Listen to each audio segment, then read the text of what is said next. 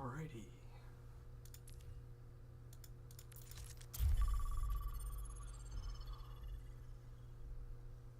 Hopefully I don't get kicked out.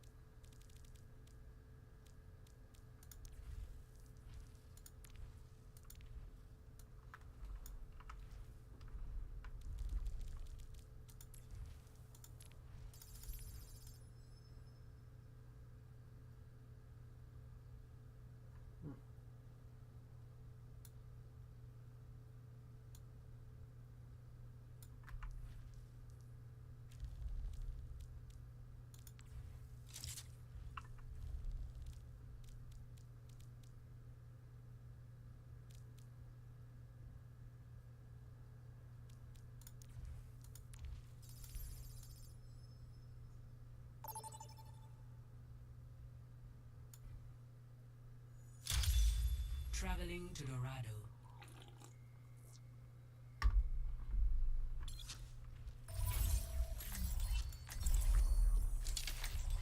It's Lacanto.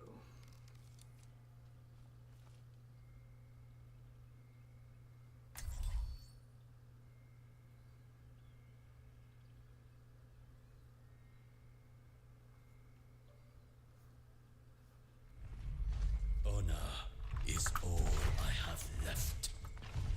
Hello, Anna. What has been going on in Egypt? It sounds serious. Just a few ghosts I'm laying to rest. It's nothing to worry about. I always worry, Anna. But I trust you are doing what is right.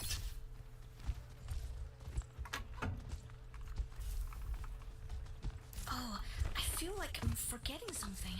All you need for battle is your heart and your head. What about a hammer and shield? Bonus! forces! 5, 4, 3, 2, 1. Attackers incoming. You can't hide. Stop the pain. Time for a fight! Make me proud!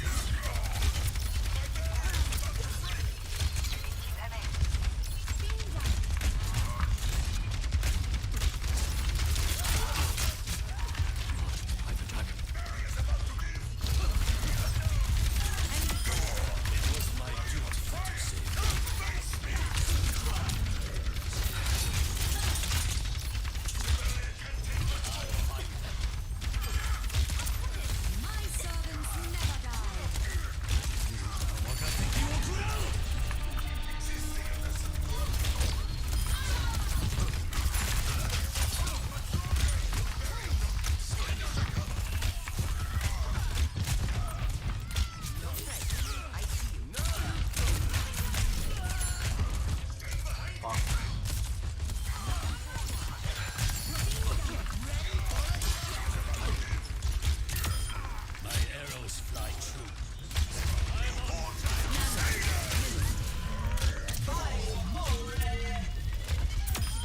The surge breaks upon the shore. We're healing somewhere. Valkyrie's charged. You can't hide. Turn around, Anna.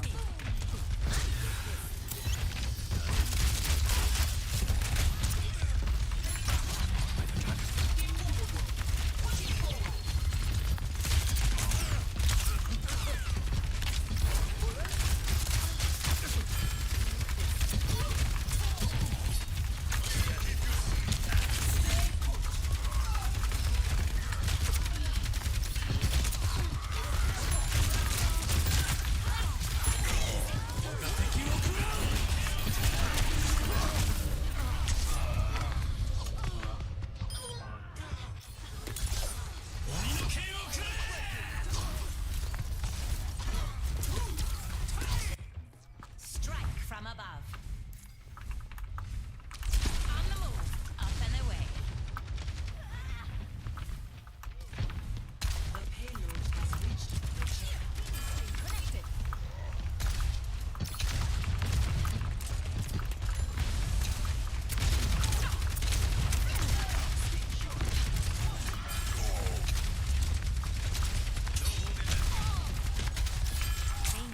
Establishing area position.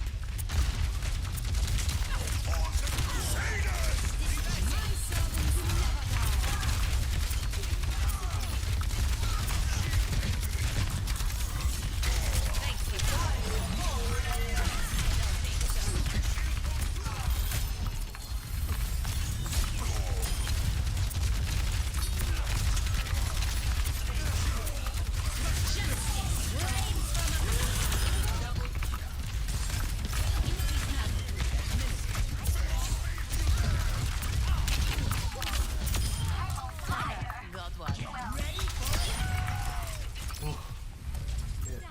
I'm here to support.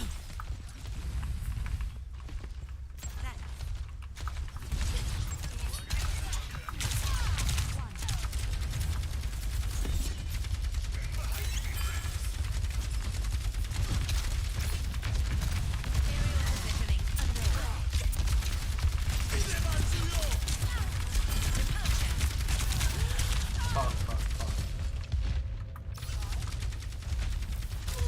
Oh, mercy.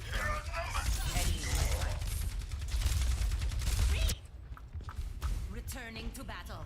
Gotta be careful. They switch to soaking. En route. Taking off. I need this.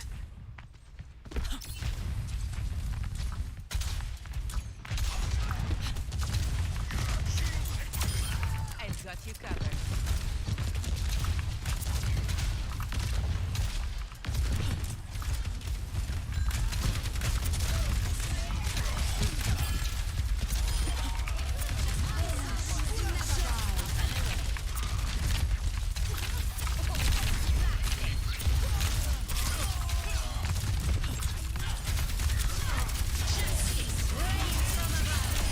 I will not waste this opportunity. Dispersing. 60 seconds remaining.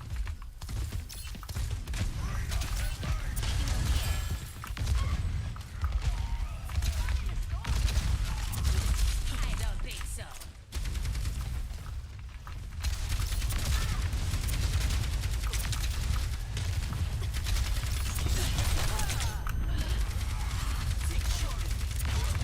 I could use some scatter. 30 seconds remaining. Dispersing.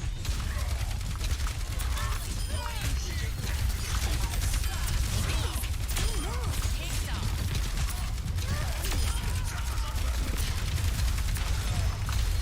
10 seconds. We're almost through.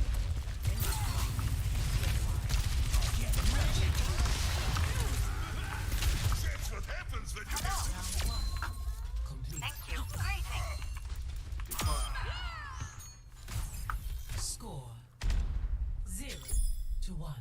Switching sides. Prepare to attack. Select your hero. Definitely Farah.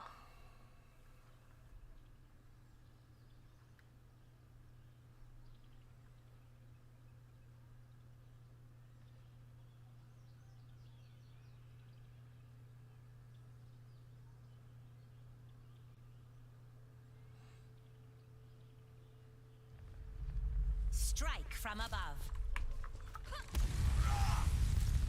No unnecessary risks.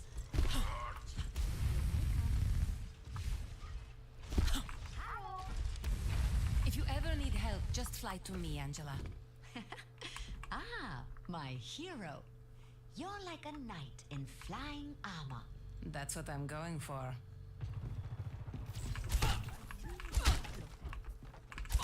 Helping those in need is its own reward.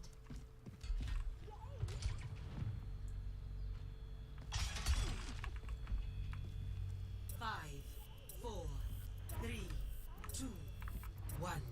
Attack commencing. Escort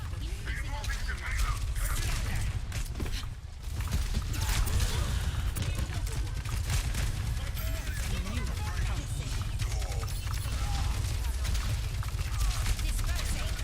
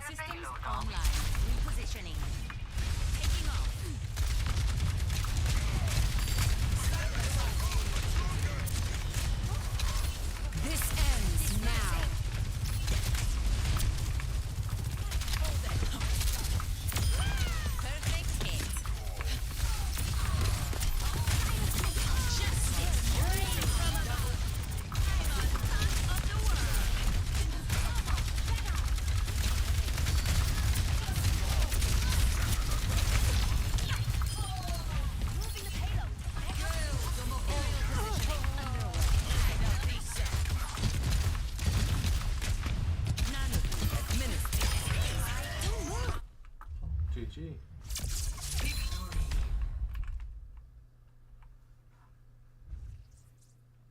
Definitely might play the game. 100% me. Play of the game.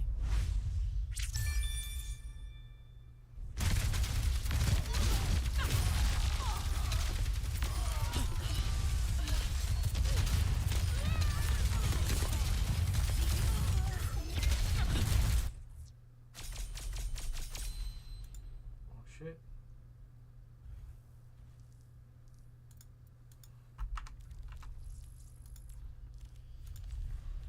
What's my rank?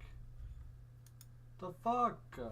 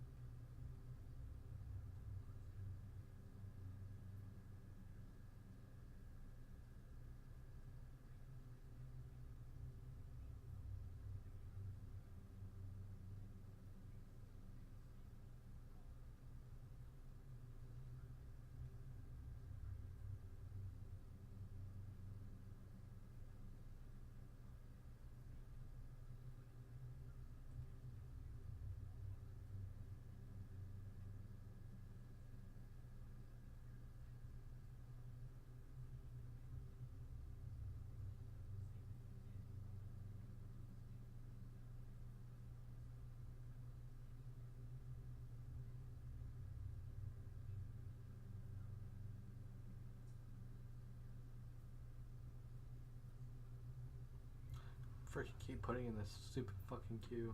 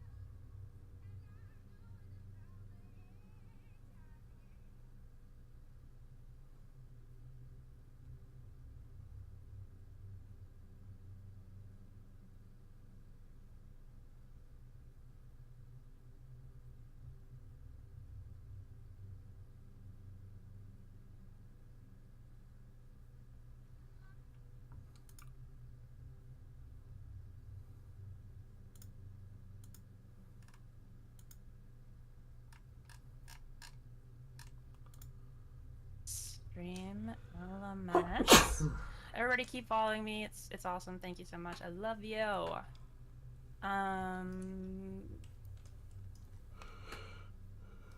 Streaming tools. Smile face. You're not in a rush, right? Nobody's in a rush here? Are we in a rush? Is there a countdown? No, I'm okay. Alright.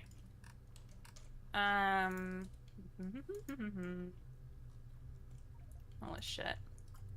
Follow alert. Edit. Alert box. Okay, I'm turning it off. Whoa. Now there's like several going off at once. Several alerts. Okay, I don't know if it worked, but let's just hope it did. Am I too loud for you, or is everything fine? You're pretty loud, but I manually turned you down. But you might want to do that in the future. Change that. You know that I'm live and all that, right? I do know you're live, and it's chill that I'm obviously live on Yeah. YouTube. Nobody's gonna get mad at me for doing that. Okay, cool. Well, they might get mad at you, but you're not gonna get banned or anything. Then beat them down. In digital interfaces. Okay. Hello, everyone. What's up, DGG? Welcome. Okay, let me open. I have a couple things to open here. I have the concepts that I want to talk to you about, and then I have my very rushed document that I threw together last night. Which, yeah, is basically all the research that I've done in the last little period about some feminist shit. But, Wow. Okay. Yeah, but we don't have to get into that. Why do you keep freezing on my end? What the hell's going on here? Okay, you're here now. Listen. Yep. I'm 34. You're doing it, dude. You're figuring I'm it out. doing it. Okay. Okay, thank you for the encouragement. I needed it.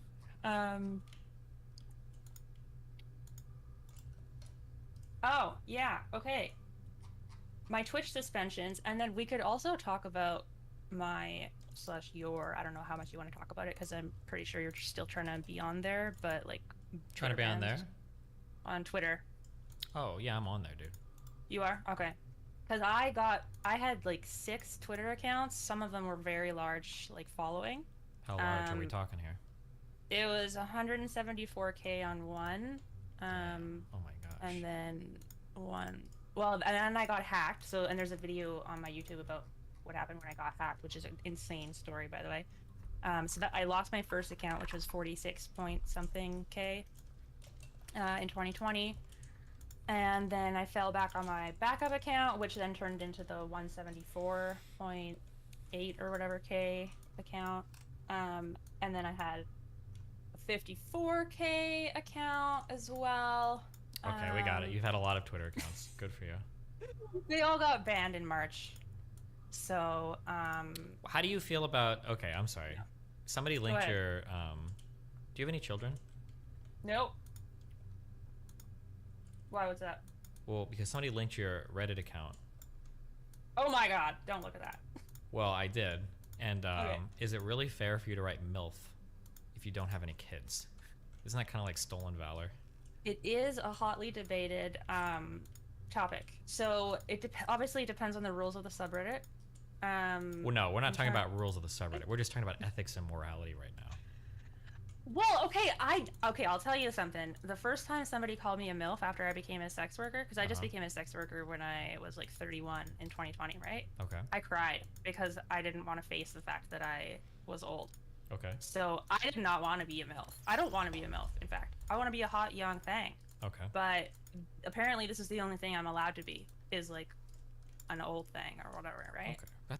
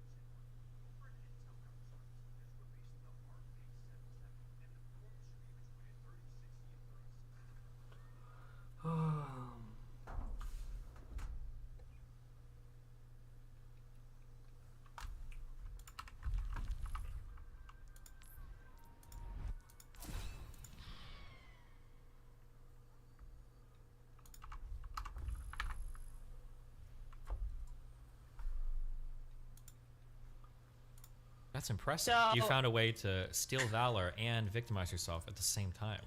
You're doing Sure, great. if that's how you want to take it. That's Let's just do it that nice way. job. All right. Okay. Cool. I respect the Right. grind. All right. Exactly. Damn, they found it that fast. Holy shit. I should Well, be more you gave careful. us all of your socials. I would hope it'd be pretty easily findable. No. But okay, go ahead. Continue. What did you want to talk about today? Well, okay, so yeah, I lost all my Twitter accounts, and so I just stay off Twitter. And interestingly, I find this kind of like coalesces into talking to you, and I watched your video with Lavloon, Oh yeah. and we can talk more about her later. But Mm-hmm. the end of the conversation basically amounted to her like interacting with Twitter people, who is like, you know, who the non-binary people that she struggles with or whatever, was really just like Twitter people.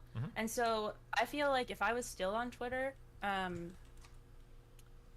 I would be Miserable. made that, but I would also be made to act in a certain way on, like, you know, when I say act, I mean like tweet in a certain way that makes it like I would have to conform to, you know, if I was like, oh look, I talked to Destiny, here's the link, I feel like people would be in the comments being like, oh, now you're a Nazi, right? Yeah. Yeah.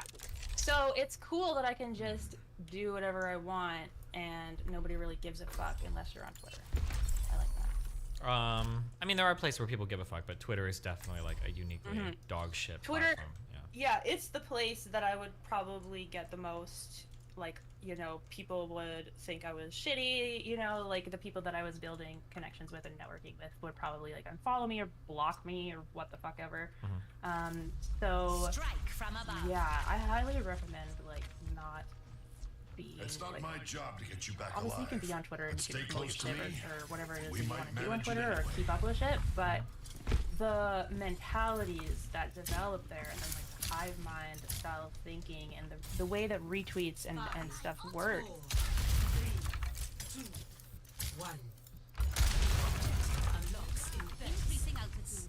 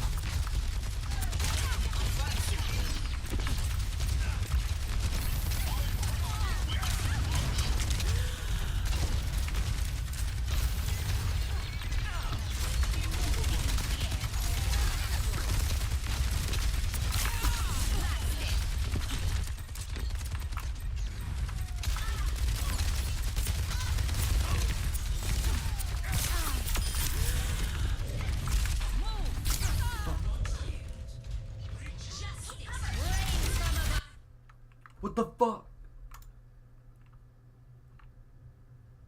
My God. You know, especially like if you look at like the whole Keffel situation, it's just like it's like the place where like humanity loses all its sense of cooperation and things accelerate so fast and go so radical for like really no reason, just because that's kind of like the way the system is set up. Yeah, a little bit, yeah. So, I mean, yeah. like you're locked to like a limited number of characters. It's highly incentivized to draw political people, and then yeah, it's the platform lends itself to dog shit intercourse. No, sorry. I love that. Discourse. I'm logging off. My bad. I love that so much. Yeah, that's, yeah. you know. Okay. Right. So anyway, stay off Twitter / don't, whatever, I don't care, but I'm just glad I'm not on it. Like, I kind of, like, there was a period there where I was like, now I've lost, like, all my promotion, pretty much, because that was where I was biggest. You know, those were my biggest accounts. Did you already have Reddit But- accounts when you were on Twitter, or? I did, but, like, I've left and come back to Reddit so many times that, like, you know, my followers are, like, really inactive, and I'm not really very, I don't get, like, a whole lot of action there. Gotcha. Yeah. So, yeah, I don't know. There's more to say about other things to do with that later, but let's jump. Oh, yeah, the Twitch suspensions. So I started doing the pools category, or hot tubs, or whatever you want to call it. I had done one stream when I had spoken to you previously, and then I started like making that my main focus because it was summer and I had just bought a pool, and I was like, this is gonna be great. The experience was interesting. I definitely thought it was going to be like a lot more lucrative. If you're a smaller creator, like, because you know, you hear about, and even when we talked about like the Twitch people, that whether or not they should be making the type of content they are in the pools category. Like, if you look at the big creators who are making like a shit ton of money and get like a lot of viewers, it's like, okay, I can see how you would think about some things to do with that, but there are so many smaller people that are just trying to make a fucking living. And, yeah, this is true of almost all platforms. People will be like, I want to be a YouTuber that makes so much money, and it's like, no, like that's like saying playing basketball makes you so much money. Like if you're in the NBA, yeah, but everybody else makes shit. And it's the same thing with like anything in entertainment, for sure. So I don't know. Anyway, so it's the first time it kind of made sense that I got suspended. I mean, I don't want to say that I don't think I did anything wrong, but I did get drunk and it was just, you know, if I was gonna get suspended at any time, it would have been that stream. Okay. My bikini was less covering than other bikinis could be. Okay. And yeah, so I got suspended. I was like, oh no, like everything's horrible. And then I was reinstated after that. And then the second time was really weird because I was doing a cosplay stream, and my cosplay was like, it was not like a sexy cosplay that's just like a tiny bikini and like a thong. It was like an actual cosplay that like covered my butt. And I was trying, because you know there's that rule where you're not supposed to do certain poses, because if you do sexual poses, that can be seen as a reason to suspend you. So I was trying to just do like neutral poses, and then since I was cosplaying a fighting game character, I was even doing like some like fighting game, you know, idle stance things. And then I got suspended from that, and that really pissed me off. So I think it's just like, you know, like people reporting me and being hateful, and I got so many like there's like creeper comments and yeah, Twitch is really weird sometimes when it comes to like why yeah. people get banned for some things. Like you'll see some streams and like somebody will get like dinged for like a cosplay and you're like, damn, that really got banned. And then you'll see other streams where it's like yoga streams with 7 different cameras up their asshole, and it's like this person is streaming for like weeks on end. It's very, very, very, very, very weird. But yeah, and I talked to this one streamer who I think is pretty cool. And she had just gotten suspended too, but she's partnered and she gets like way more viewers and stuff. And so she was like, well, if you're partnered, you're fine. And I was like, yeah, I'm not partnered. And she's like, that's also absolutely not for true, you. But yeah, hey? it can help, but it's not 100% a guarantee. But yeah. Right. All right. Well, that's all I have to say about that. Yeah. Next topic. Did you win at D&D? Yeah, we always win at D&D. Sick. Okay, Sneako's Pokemon take. Okay, so yeah, I just saw this last night. I don't remember which video it was on, but essentially the take where he's like, I guess you could just say like simp hating, or he wasn't even hating the simps, he was hating Pokemon. Which one? What? I've heard so many takes from Sneeko and Pokemon and everything recently. Which one was this? Remind me. Refresh my memory.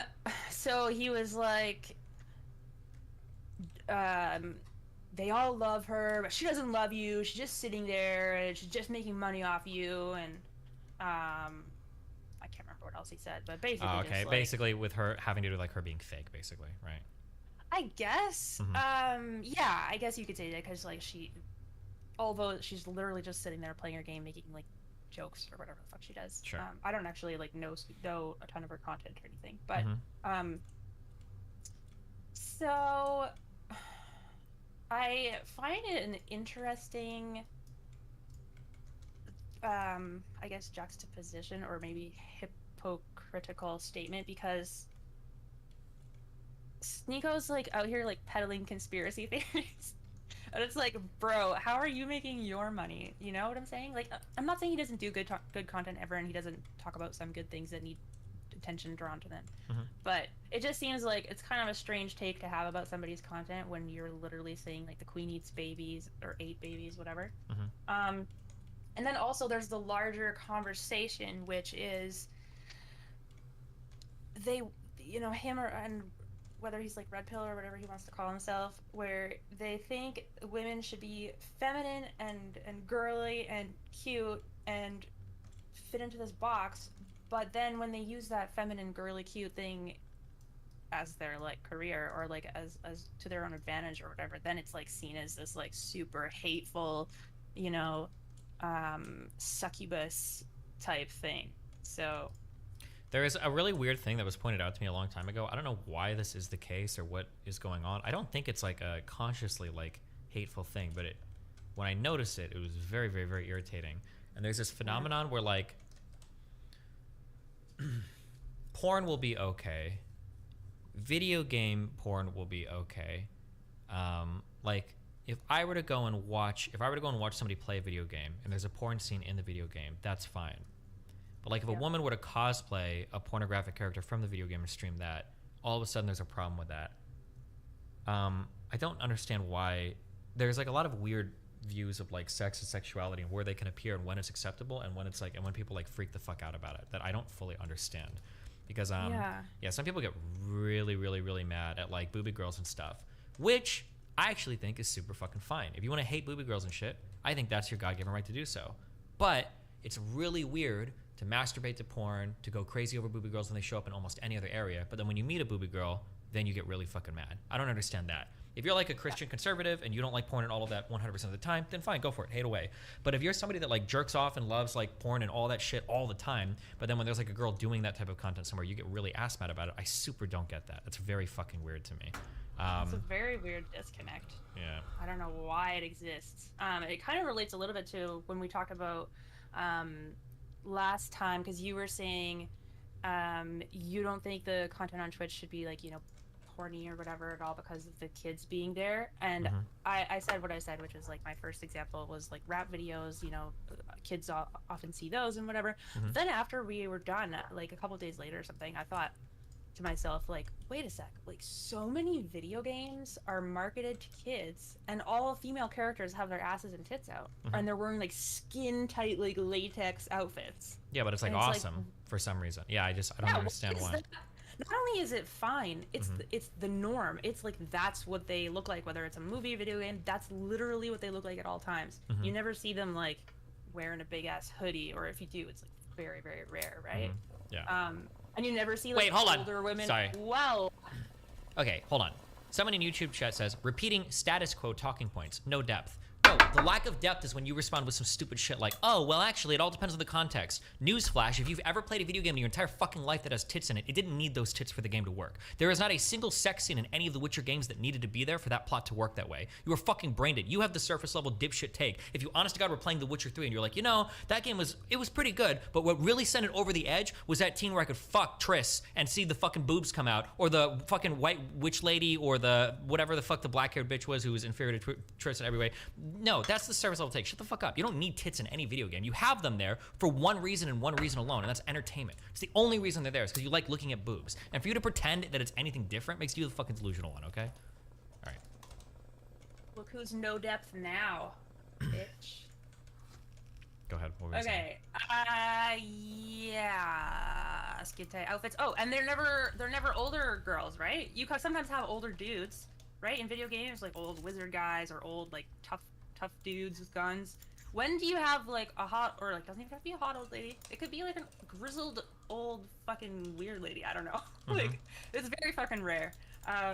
Well, that's kind of like, that also just goes along with like the dating norms, is that like men are considered attractive up through their 60s, almost 70s now.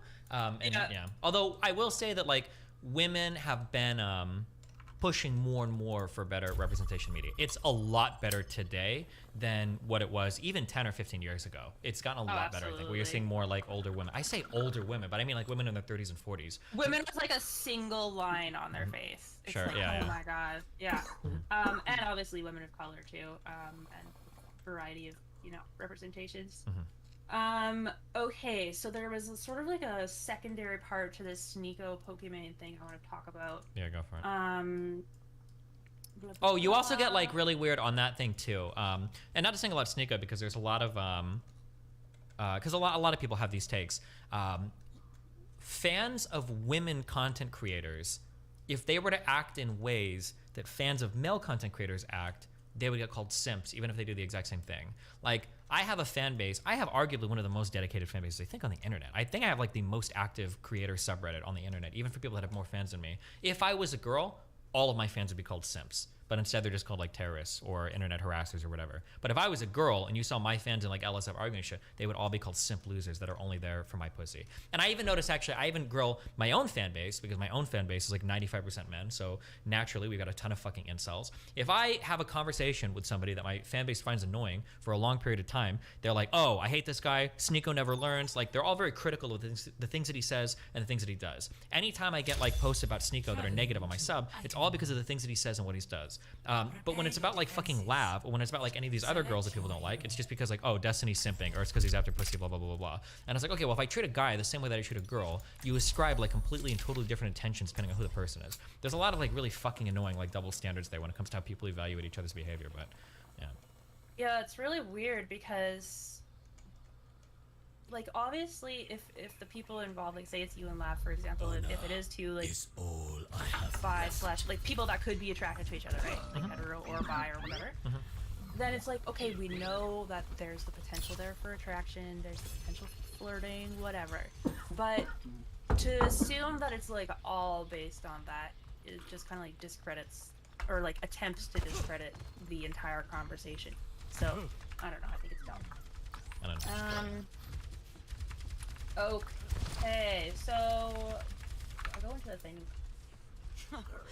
Just one more mission. 5, 4, 3, 2, 1. Attackers incoming. Defend objective A.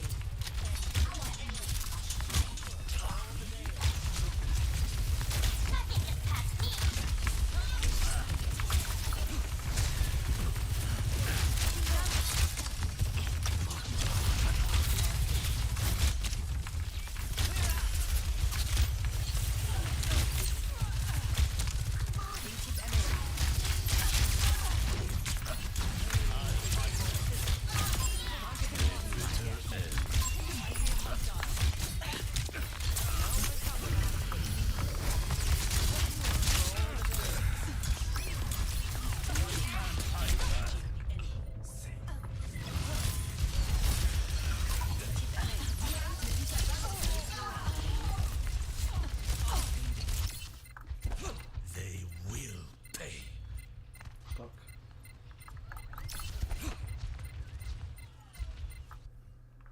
My fucking god. Reach here for some reason. Oh yeah, okay. Basically, let me just do the Avon Preach thing real quick. Go. So Avon Preach, or what was it? Is that video which was like those women who were they all in their 20s? I feel like I remember. Oh, saying it was something it's about- the video where they were like talking about like dating preferences and stuff or something. Yeah, like what kind of man, and they all like want like guys with really high incomes or whatever. So I think some of those women must have just been like I know that everyone in chat thinks it's just like crazy fucking women, blah, blah, but I think some of those women were young and hadn't worked before. That's the only thing I can think of, because there's no way that anybody that had ever worked before would have been like, I want a guy with like an okay income. I'd say like $400K a year. There's no way that somebody that's worked a job before it would ever say something like that. I don't believe it. Like, I don't think it's because they were. Idea. Yeah, it wasn't because they were insanely fucking stupid women. It was because they were just people that hadn't worked, I think was the thing. Yeah. But Or just like have no experience with people in the workplace, like and what like career trajectories look yeah. like. And I also think it's important to know, and I said this too, it's important to know what the status of these people are as well when they're making like certain demands. So like a girl saying something like, I want a guy that like is doing okay, that's like making 6 figures, that sounds like really privileged and entitled. But it's like, well, where are you pulling these girls from? Because if these like if you're pulling like 5 girls from like Columbia Law or some shit, or like, you know, if they're going to like some UC school and they're in fucking like decent programs, like, yeah, these guys are these girls are like top like 5% earning women probably, who are going to be looking for like top 1 to 5% earning men. Like that, it makes more sense, as opposed to if you're pulling them out of like a state school in Iowa and they're saying stuff like that. Well, now it's a little bit more ridiculous, but it's kind of important to know the background. And it's an online internet show, so my guess is a lot of these girls are being pulled from like fucking LA or places like that. So it makes more sense depending on where the geography is. But Yeah, agreed. Right. Okay, and then so at the end of that video, I think it was Ava who was like, said something like, times have changed. Women are out studying and out earning men. It's scary, or something to that effect. And then like hearing that, I was just like that is not that recent, right? So then I looked it up, which is like what I've got here on my little document, and it says, so I grabbed a paragraph from this one website. It says, by the early 1990s, the labor force participation rate of prime working age women, those between the ages of 25 and 54, reached just over 74%, compared with roughly 93% for prime working age men. The share of women going into traditional fields of teaching, nursing, social work, and clerical work declined, and more women were becoming doctors, lawyers, managers, and professors. As women increased their education and joined industries and occupations formerly dominated by men, the gap in earnings between women and men began to close significantly. So that's like already the early 1990s, which is like 30 years ago, right? True, So but that's a trend that isn't- like started then, but it's been continuing and going further and further and further, I think, right? Yeah, I just think it's a bit odd for, I can't imagine ABBA's that much older than like mid 30s. So it's like his whole life, this started at basically when he was 0, and he's still trying to like catch up. I don't know. Well, I think the issue is that we have pretty conservative dating standards still in terms of how we relate to each other, but we have a highly progressive society when it comes to income structure. This is what I was thinking of. There was like a perfect video that encapsulated this. I don't know if you're aware of this, but the biggest feminists in the world are oftentimes conservative women that are doing careers like in entertainment, like in like pundits or whatever. So like Tommy Lauren Southern, right? These people will talk about like traditional values, blah, blah, but it's like, you guys are hardcore feminists. You're strong, independent. You have your own careers. You're famous. You don't need no man, et cetera, et cetera. Like, you guys are like doing the feminist dream, whether you like it or not. You really are. Yeah. There was a video that Tommy Lauren put out that was really interesting, and basically, she was screaming like, I don't want none of these lazy fucking mans. All these fuck boys, these guys have no jobs. They're fucking losers. They haven't moved out yet. They don't have houses, blah, blah, blah. And she's like ranting on some social media, TikTok, or maybe it was fucking Vine. I don't know. This is several years ago. But yeah, she's ranting. And the only thing that I was thinking was like, on one end, I'm like, yeah, sure, I agree. Go off, queen. But then on the other hand, hold on. On the other hand, something that I thought up was, it's interesting that women have stepped into traditionally masculine positions when it comes to the workplace, as in they're pursuing careers and they're earning a lot of money, but men aren't allowed to step into traditionally feminine roles like taking care of the house. Like, if you went into the world as a man and you were like, I want to be somebody that just kind of like takes care of the house, maybe takes care of the kids, you're a fucking loser to like 90% of women. Like, you're gonna be a fucking loser, even if it's like women. Yes, even if you're like even to like feminist women, most of them are gonna look at you and it's like, you're kind of a fucking loser, okay? But women used to do just that, and that was like the epitome. That's what you wanted. I want a really young, hot housewife that can have a kid or two and take care of the house. And that was like the apex of what a woman could be. So women have stepped in traditionally masculine roles, which I think is great. I love that. I think that's fine. But men aren't allowed to step into traditionally feminine roles, which I don't know if I would want them to, but the dating standards for women have been a lot slower to adjust than their workplace status. So while women are earning more and more and more, they're still also looking for men that are earning equal or out earning them, which is getting more difficult when, like, if you go to colleges, it's like 60-40 now between women and men. And every time we have like a new fucking like pandemic or a new recession or whatever, the people that end up having to stay home and take care of the bills and shit are usually men. So they fall even further behind and shit. So yeah, that's basically, it's like queens are out there looking for their kings, but like now the queens are becoming kings and they're looking for like mega super kings, and like the ex-kings are like now like paupers and shit, or knights, because they can't even fucking work as much anymore. Because so that's just like, I'm not saying that anybody's to blame there. It's just like complicating like dating standards that are hard for people to kind of catch up to. Yeah, that's an interesting point. It kind of actually relates to like a point that I had a little later on, which is the whole concept of like the red pill people who think that society or the left has been feminizing men, because they think it's, and maybe it's not the exact same thing that you're talking about here, but I'm curious to hear what you think about like who is feminizing men and how are they, and is it just because like we're basically letting like we're letting guys know it's okay to cry, or is there something else going on that I don't know about? I think progressives are absolutely feminizing men too much. I think that yes. I think that there are aspects of masculinity that are absolutely fucking toxic. And I think it's really good that we've called those out and we've gotten rid of those standards. But I think there were aspects of masculinity that are incredibly positive, and it feels like we're really kind of scared to show those role models now, or we don't talk about it as much as we used to, or at least people on the left don't. And that's why if you're looking for like positive role models for masculinity, you've got like fucking Kermit the Frog, who almost OD'd on fucking benzos, Jordan Peterson, or you've got Ben Shapiro, or I guess like the red pill community. Like nobody in the left really wants to be a voice for young men. right? It's basically just a bunch of people saying like, oh, you're a man? Well, let me help you here. I'm going to tell you the 15 ways not to rape a woman and to make sure that you're giving space to like intersectional women of color who are trans. It's like, oh, fuck, dude. Like, why are there no more just male role models on the left? Like, why does it, you have to look to the right for it? Yeah, and I feel like they've mishandled a lot, like the idea of like, what does it mean to like be emotional as a guy or show emotion? It's strange because like in pop media before, I feel like there were really good examples of it in like Disney movies and shit, right? I feel like I've heard in like 15 different Disney movies, like it's not about not being afraid, son. It's about doing the right thing even when you're scared or whatever. Like shit like that. Like you hear these, and that's like an example of like positive masculinity. But it feels like we've scaled back a lot of that on the left of having any representation for men, and now everything is like girl power, girl power, girl power, which is fine, which is great. I think that's awesome.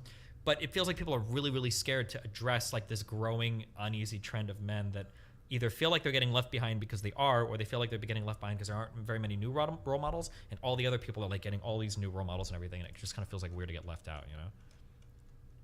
Okay, so I hear what you're saying there. Mm-hmm. I don't think you're wrong per se, but like, why? How is a lack of representation meaning that you're feminizing them? Wouldn't feminizing them be like that they should like start doing more feminine-y things? I shouldn't say feminizing, I guess, because that's actually got a really negative connotation to it. I should just say like making them weak and worthless. Oh. It feels like I'm generalizing so much from my perception of reality right now, so I could be wrong. This is just like perceptions that I have. Here is like one thing that I think has happened, and this probably applies to men and women. Children today seem to have very little tenacity. I feel like we stress is not always bad. You just have to have the tools to deal with it. And rather than empowering people to deal with stressful situations, it seems like our goal in life has been to remove all stress from a person's life, which is not good. And the way that I see people acting on social media, especially Twitter, YouTube, Twitch, and the way that I see kids acting in schools, dude, I just saw, I don't know if it was a fucking troll or not, but I just saw a trigger warning on a thread on Twitter earlier where some girl was like, trigger warning, and then people were like, she was like, trigger warning, and this girl's really hot. And people were like, why the fuck did you put a trigger warning on that? And she's like, well, wait, the trigger warning was that the fact that she was hot? No, the fact that she was Chinese. Wait, what? Yeah, she said I put a trigger warning on because this person was Chinese. And her excuse was, can I explain the trigger warning to everyone, please? Some people with OCD and autism can be triggered by certain races, so that's why I added the trigger warning. I'm personally not bothered by Asian people, but some of my followers might be. Sorry if you might be offended. Just like, and I see stuff like this. Wait, Yeah. What was the thread about? It was initially just her retweeting somebody saying like, "Oh, you look like really hot. You're so gorgeous," but it was like trigger warning: East Asian, maybe Chinese. That just sounds racist. I know, but like, it's just, and I'm not saying that that's necessarily representative, but yeah, like you see so much of this like weird shit pop up like over and over and over again, and then like all these videos from like all these different college campuses with these professors getting kicked off, hearing about like this crazy like progressive orthodoxy of like you have to believe this thing or else you're gonna get excised from campus, or I'm kind of veering off or whatever, but like it to pull it back, it feels like we have a very difficult time giving stress to children and having them learn how to deal with it, and we're removing their ability to deal with any stress in the real world. It's like a very scary thing. Yeah, I think. So I think I'm hearing what you're saying, and I think what you're kind of like building here is you're saying rather than like guys being feminized per se, we're like removing things from them, potential parts of their character, and then we're also doing that to kids as we're raising them. Yeah, I shouldn't say feminized. Or like we're allowing them to be more weak or whatever. Yeah, weaker. Yeah, less able to deal with like conflict, basically. Yeah, less confident, and also maybe not relying on their natural instincts as much.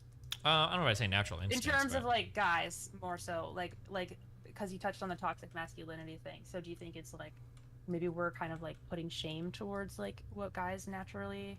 Yeah, maybe a little bit. Like, it's hard to balance it. It's hard. It's always hard for everybody to have balance. I wish people could have balance. But like in some cases, like you do want a really strong stoic figure to lead the way and to take charge and to figure out an issue and to be able to put like feelings and emotions and fear aside to like handle issues. But the problem is that the way that would play out in the past is guys would do that until they would go postal and murder their roommates and then go and shoot up a place because they've got PTSD and they can never talk to anybody, right? Which is obviously bad. But it feels like yeah, it feels like those like positive, I don't see those positive representations of male masculinity as much, Or I feel like people like demonize men so much. It's just kind of scary. But this is just my perception. Maybe it doesn't play out as much this way in the real world, and it's just what I see a lot on social media and in college. Yeah. But I mean, if I see it everywhere, does everybody see it everywhere? In which case, does the perception kind of make it true? Like, it's hard to say, but yeah. No, I think you're right. Like, there definitely is those online spheres, which then sort of trickle into real life, but they definitely, like, calcify online or whatever. So, yeah, it's kind of unfortunate. And, like, I've definitely, I've been in various stages of feminism. Like, when I was a young gamer teenager, I used to, like, hate anything that sounded kind of feminist because for various reasons that were like toxic to myself and women, but and then so I went the other way, and then I got more, and then until I saw a lot more stuff that was like, oh, all men are stupid. And actually at this feminist conference that I went to when I was 21, I believe, there was an older feminist there, and she was just like, we were just doing something very like chill at a table. I think we were like, maybe we had some like a clipboard with names on it that we were like checking off or something. Yeah. And every few moments she's like talking about like how useless men are, and men are just like, and so then I don't know, it's pretty weird, but like I think those people are the minority. I think they're just really loud online.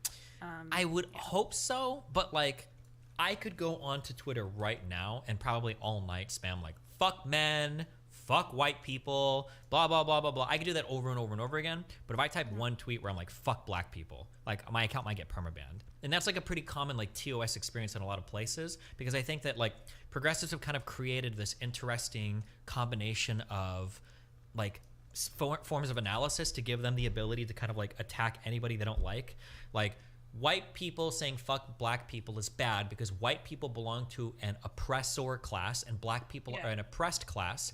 And if white people make fun of black people, that's a form of punching down, which is bad.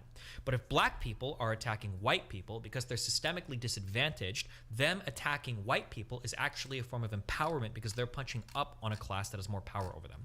And like using these like forms of putting together like our hierarchical way of viewing society, you end up creating these environments where it's like, oh cool, you can basically be infinitely racist towards white people or infinitely sexist towards men, and that's actually okay. You get a free pass for that. But if you do it the other way around, you get instantly fucking nuked, which is bad. Like one of the, I don't know if how much you read Reddit. Do you read Reddit a lot?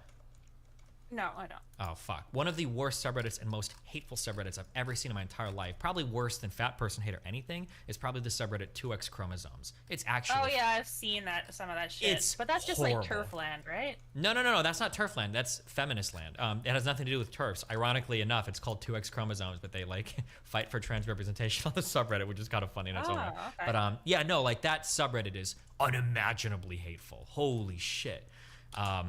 But because it's like shitting on men constantly, and like you'll just get posts where it's like, does anybody else just like fucking hate men? Does anybody else hate all fucking men? Anybody see men? And it's like, I remember one popular post that was like, it's not enough to say not all men. It is all men. Because even though not all men are rapists, all men support the men that are rapists by saying hashtag not. It's like, Jesus fucking Christ. Like, yeah, I don't know. That shit Okay, as well. so what do you think? I feel like there's a thing going on here where it's like, I can kind of understand, like, some of these people, whether it be black people or feminists or whatever, when they're saying these extreme statements, it's almost like I can see them just needing, like, a space to vent. Yes. Like, they need, like, a safe space. to, like, yeah, where they can yell stupid shit, like, I hate all men or whatever, or white people. And it's like, okay, that totally makes sense that you're feeling like that, and that you're totally free to express yourself. But I feel like, yeah, it shouldn't be in the same place.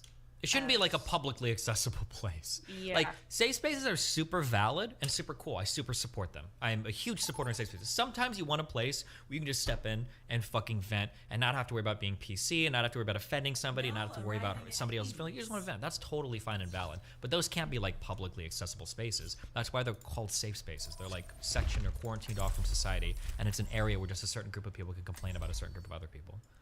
Yeah, I wonder how that's gonna ever be a thing, though, because as soon as you try to do that, they're gonna say that you're just, like, making them shut up or whatever, or move somewhere else. So. Yeah, probably true. Yeah. Alright, well, okay. From above. Knowledge is its own reward.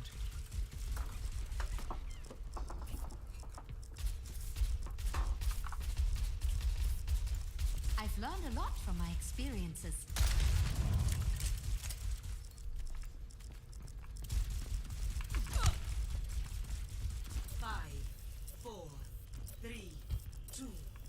1. Round 1. Capture the objective. Establishing aerial position. Don't be too restless out there.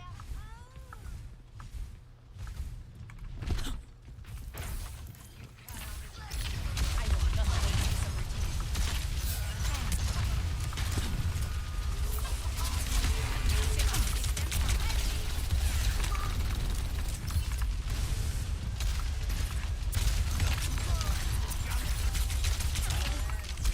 The objective is now Up and away.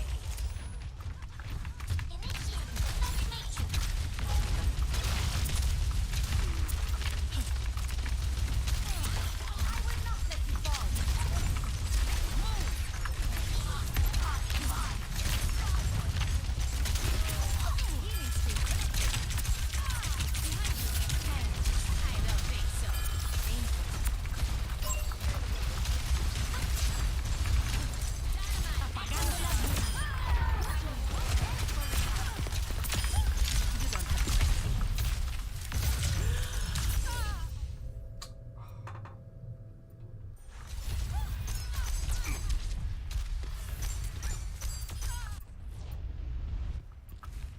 I don't stay down. On the move. Increasing altitude.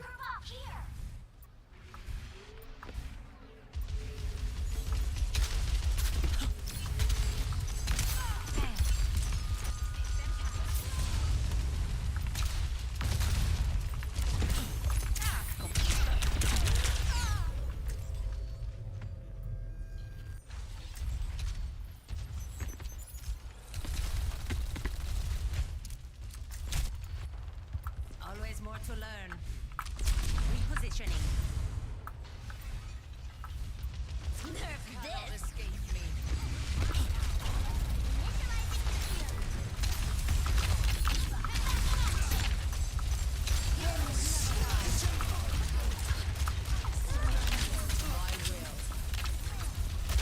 Justice reigns from above. double kill.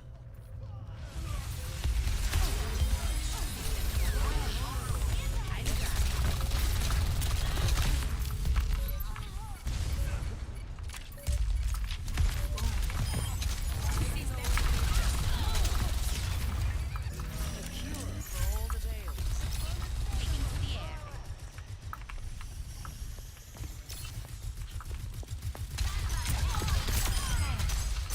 I don't think so.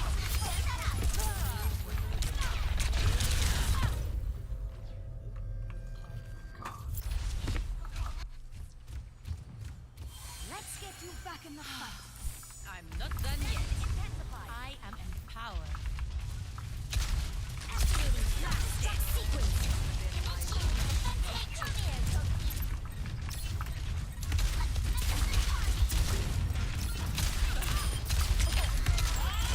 Do something!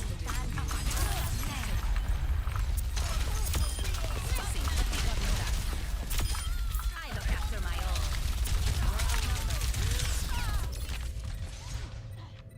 Team. Best round lost. Ladies and gentlemen, start your engines. Score 0-1.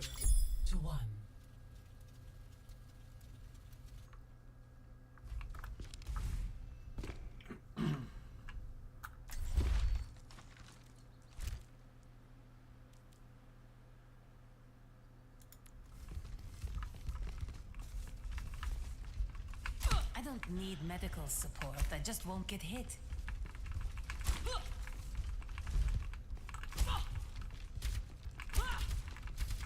5, 4, 3, 2, 1. Round 2. On the move. Capture the Establishing objective. aerial position. Don't let that get to you. It's time to focus.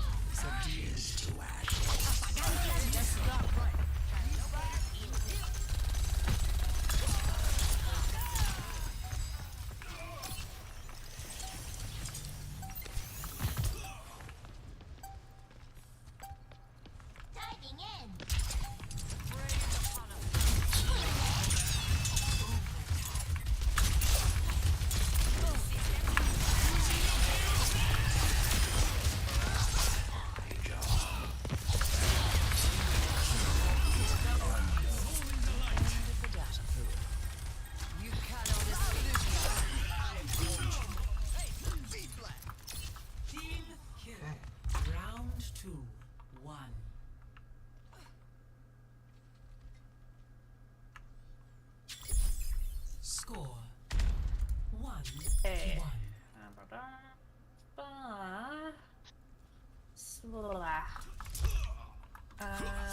Okay, I kind of so. You seem different. Oh, Arisa? That may be. I'm trying to see if this actually is what I think it is. Hey, we're Gil all is super growing. close to feminism. Just don't forget who you are. And there are Okay? some Never, guys out there that Monsieur. share these triggered reactions. Okay, well, you're kind of explaining a little bit to me why people might be so triggered, and I feel like so. And we'll get into this a little bit more in a bit, but Capture. since joining the Zerka Royale podcast, Yeah. I have come into a space where there's this. It's a conservative Twitch space that I didn't expect for the team to know existed. And so I wrote this kind of referring to that, which is there's this group of women. It's not a group, but there are several women that are in this space, and they are. I don't know if they would say they're like anti-feminist, but like they're against abortion oftentimes, or they're you know, they want to like nurture men, be upset at things about men.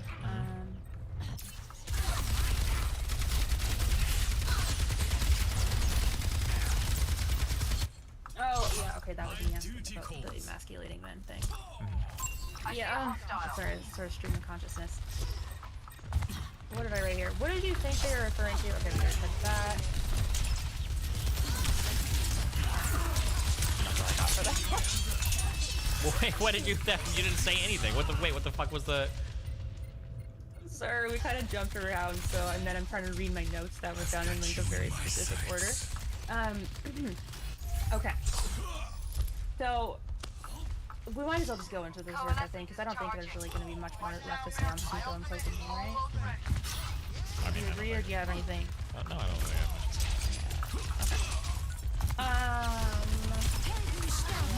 So it's been kind of interesting going into this little like conservative enclave, and I'm not even sure how small it is anymore. Because at first I was like, oh, it's just these people that are on this podcast. I wouldn't. So this is something I kind of identified a long time ago, and it's kind of making a resurgence. I wouldn't call them conservatives. The way that I addressed them in the past is I would just call them like I call it gamer bro politics, or maybe you can refer to it as anti-SJW politics. So like usually they won't be conservative, like they don't have like strong economic positions or support like Republicans or anything like that. So they do support Republicans, or like they hate Joe Biden and they love Trump. Sure, but not because of like I don't like the social or economic policies of Joe Biden. It'll just be because like Well, no, Trump they're is not nearly that intelligent. yeah. It'll just be because like Trump is based and because he shits on like feminists and like weak losers, right? Yeah, It's very much like a cultural thing, not like policies of like the government or fiscal policies or foreign policies. It's no shit like that. They're just basically like whatever like. Besides the abortion thing though, they're down with that policy. Or, like, Yeah, maybe the abortion thing that might come from like red pill shit now, where women have too much like sexual freedom, so we need to like curb that. Maybe is where that's coming from.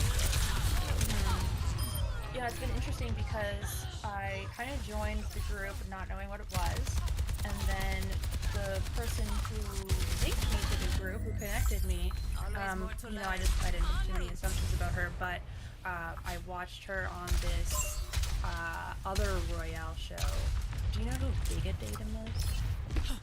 I don't know. Wait, girl or guy? No, this is a guy, Giga Datum. I know. He's like, okay. Yes, I know who Giga Datum. Okay, and this is actually another thing, is like, now there's all these guys that are trying to be like alternates to like, I don't know if they're trying to be like Zerka / Katie kind of guys. They've got massive muscles, and they sit in their, like their camera is just like, it's like a full muscle pic, right? Like it's like, or like video really.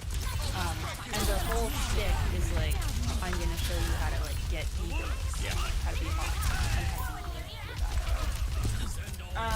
and yeah, so it was his show, and she was on, and so I was just watching it, somewhat interesting, maybe I'll get on the show at some point. And there was some political questions, and then, the question was like, what would you change in the world if you could change anything? And, she was like, blah, blah, blah, that's what the rest of the answer, and then she's like, and I would make abortion illegal. And I was like, damn, like, I didn't realize there was this, it's like, would you still call that gamer bro if it's like a woman who's like, straight up just anti-abortion? Well, like, I think that the anti-abortion stuff isn't coming from a true defense of like old classic like family values. It's coming from this weird like red pill place where like women but then they also involve God a lot. They talk a lot about God. Yeah, and this is what my fan base is gonna rebel against me because my take on this is very nuanced, and then people just like re-out.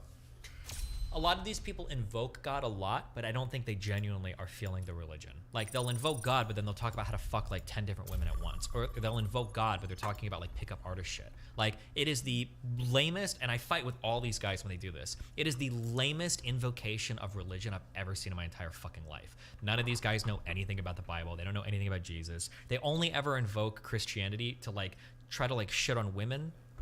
Like, they're unironically doing with religion what people used to accuse the old evangelicals, I think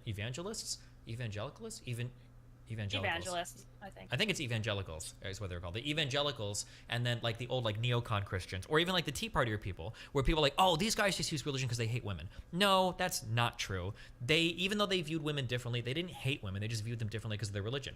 But I think a lot of the current like red pill guys do actually use religion just because they hate women. Because when you start asking them anything about their religion, they have no fucking idea what the fuck they're talking about. They're totally fucking lost. Like, how are you gonna like say Jesus' name and traditional family values in one breath, and then in the next tell me how you wanna have like one-sided open relationships where you're juggling 10 different women at once who are all 15 years younger than you? Like, it's the dumbest fucking thing I've ever heard in my entire life. So yeah, it is weird they invoke religion and they're anti-abortion, but I don't think it's like traditional conservatism. It's this like new wave of like red pill, kind of shit. It's just, yeah. But I understand like it's confusing, and maybe in some ways there's a lot of crossover, but it is confusing, and like sometimes they don't specify whether it's Christian or not, like, because I thought, oh, maybe there's some people that are like into Islam here. Yeah, right? Some of them will invoke like Islam as well, but they know equally little about both fucking religions. Like yeah, I don't know, it's really strange. And then they believe, like, this one individual that I was talking to, you can't really tell, and if you ask them about God, they say it's like, oh, it's just God. Oh yeah, actually one of these guys, he'll only have sex at marriage, so he's like a ball cell or whatever until he's married. Volsa, yeah. And so yeah, he only wants to have an orgasm, basically for God's purpose of reproduction. Okay. Which Base. is a little different. But then this other guy that I was talking to, because yeah, if that's one of the things, if you masturbate, then you're losing your virility or whatever. That's one of those thought spirals. Then this other guy, he loves God and stuff, but he does want several women to have sex with, and he views the women as impure if they want to have sex with more than one person. But yeah, they can only lust for him. They can't lust for anything other than him, but he can lust for anyone. But yeah, also loves God. Because they have like a whole red pill way, like using kind of weird evo psych shit to try to define why it's natural for men to want multiple women, but if a woman wants more than one man, you failed your job as a man, or some like really stupid shit. Yeah, that's weird. Yeah, it's been interesting. So I did meet Lavloon. I spoke to her on the Zerka podcast. And that was kind of an interesting environment because I had something I wanted to talk to her about, but we were in the little waiting room before you get dragged into the show, so we weren't like live on his channel at the time. But I was thinking like, oh man, is this gonna be my only chance to talk to her? So, and I was in, you know, when you're in the pool with those people, especially if you're a woman, people are just shitting on you left, right, and center. You like come in and they're like, just start shitting on you. Like the guys will shit on me, basically. Like I asked a question, and then this guy, he's like, who asked that? And I was like, me. And he's like, you're not worthy of an answer. So I was like, you know, you're just in the vibe where it's like attack mode, right? It's like an attacking zone. So I decided to go for my question to Lavloon, I went for the thing that I wanted to talk to her about, which was like a criticism of her presentation about leaving sex work. And she got kind of like defensive, which is fine. And then I wanted to talk to her about it later, or like again, you know, I wanted to ask her questions because I checked out her Insta and I was like, wow, she's like, you know, she's obviously talented in like design or presenting aesthetics, you know. So I wanted to chat with her like about a few things to do with like holding yourself as a woman or like being confident and stuff. And I also wanted to smooth over the criticism I had of her leaving sex work video, but she never responded to me. So now I'm just like, she doesn't want to talk to smaller creators. What a bitch. And so I know she is a bitch. And like, basically it's like, then as I watched that video last night, I'm like, dude, this whole conversation, you could have just like talked to like a handful of non-binary people in your local area, and it like you would have got the answers that you're looking for. So I don't know, I just feel like she's like just talking to people for clout, doesn't want to talk to smaller people. She's obviously gorgeous, and you know, she's smart and stuff. But yeah, I don't know, I'm just kind of like, what the fuck, man? Bitch. The non-binary thing is really hard because like there's the online non-binaries are they're just the worst. I feel so bad for even saying this, and I'm not actually fully sure if it was a troll or not. I actually can't tell.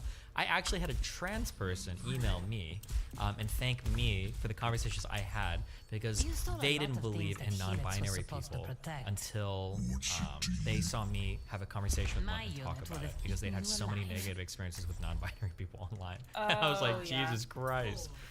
So yeah, I mean, it's a rough world out there. So yeah, and I didn't even really. I think I'm on record. I think I said even as recently as like a couple months ago, I was like, I don't think non-binary people are real. I super don't buy it. Now I do, but I didn't before because like Jesus Christ, it's so hard, dude. The online environments there's a lot of crazy motherfuckers out there. Yeah, you've now stated that you are no longer identifying as Yeah, no, I never should have. And even the people that said that I should have, like clearly nobody knows what any of these fucking things mean. My argument in the past was that I don't personally have like a super strong attachment to my gender. It's just not something I feel that strong. I don't really care. I think if I woke up as a woman, I don't think I would care. Maybe I would, obviously I can't tell, but I don't think I would. It's just not, like when I think of like my identifying characteristics, I'm like, okay, that's important to me, like it's just not. But, so a lot of the times, like my own audience, people are like, oh yeah, that means you're non-binary, dude, for sure. But now when I look at like actual non-binary, people who experience some level of dysphoria, people are identifying them as genders and they don't want to be gendered, et cetera, it's like, okay, well this is a different experience than just like not feeling strongly about your gender. Like by definition of being like trans, of which non-binary is, by definition, you must feel strongly about your gender because you're having strong feelings about it. So yeah, even the fact that so much of my audience and other audiences let me get away with identifying as non-binary for so long kind of shows that nobody really fucking knows. Yeah, or the people that do have more of an idea just are far more rare than the actually. Like That's there's another. much more loud AFAB people that are like, I'm coordinated. This is something in the sexual community is like there's tons of people like for example Twitter, you know, like 90% of my promotion rate, so I had tons of like people always in their pictures always in my face, and there would be people that were presenting very feminine, and calling themselves non-binary, and like at the time I was like, you don't need to present this or that way to call yourself, like if this is how you feel, like okay, that's how you feel, right? And I even called myself non-binary for a while, but whenever someone would include me in a trans heading, I always felt a little bit weird about that, because I never felt like I was trans. Yeah, same. So I was like, yeah, it's like I feel like, you know, maybe a little bit stronger than what you're describing. It's not that just that I'm not happy on gender. It's like I do have some things where I feel like I'm kind of like in that middle area, but don't feel like I'm trans. And then when you, I see, the AFABs, yeah, the AFABs, and you know, at first I wanted to, because I like I stopped for a really long time. dude, these are trans terrorists. AFABs are trans terrorists online with what they do for the ideology. But it's also weird too, because I think AFABs are way more dominant in real life, whereas online it's almost exclusively AMABs, or AFABs. Male and AMABs. Right? AMABs. Wow, you just like never say it. Yeah, we don't even say it because it's yeah. But like online, it's almost, it feels like online is exclusively male to female, whereas in real life, the issues that I hear, and I didn't know this until I started soliciting emails from trans people. Almost in real life, everybody's problems are with AFABs that you have. And for people that don't know, sorry, AFAB is assigned female at birth. Is you have these legions of, like when people say that like, oh my god, the amount of trans people has increased by 700%, and conservatives are trying to fearmonger that everybody's going to turn trans, the vast majority of these people are, not to be transphobic, but it's like, it's women that dye their hair blue, get a septum piercing, and then use they them pronouns to call themselves non-binary. And it's like, and these are like, and again, I didn't even know this was a thing.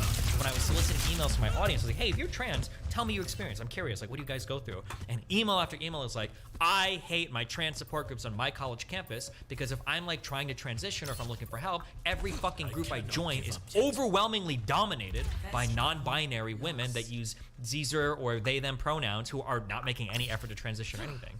And then you get like these women that are like, oh yeah, I'm non-binary with like huge cleavage and they've got like breeding fucking kinks and they're like very feminine in all of their presentations. Like, damn, what non-binary what? Like, yeah. Oh my god, we need more of you in the cleavage top with the V-neck. Yeah, sure, fuck off. In a video game. But yeah, the frustration there is, yeah, I get a lot of trans people that are very upset about the AFABs because yeah, no, actually, so I ran a bunch of Twitter groups when I was on Twitter, like retweet groups, right? That's why I got banned for platform manipulation.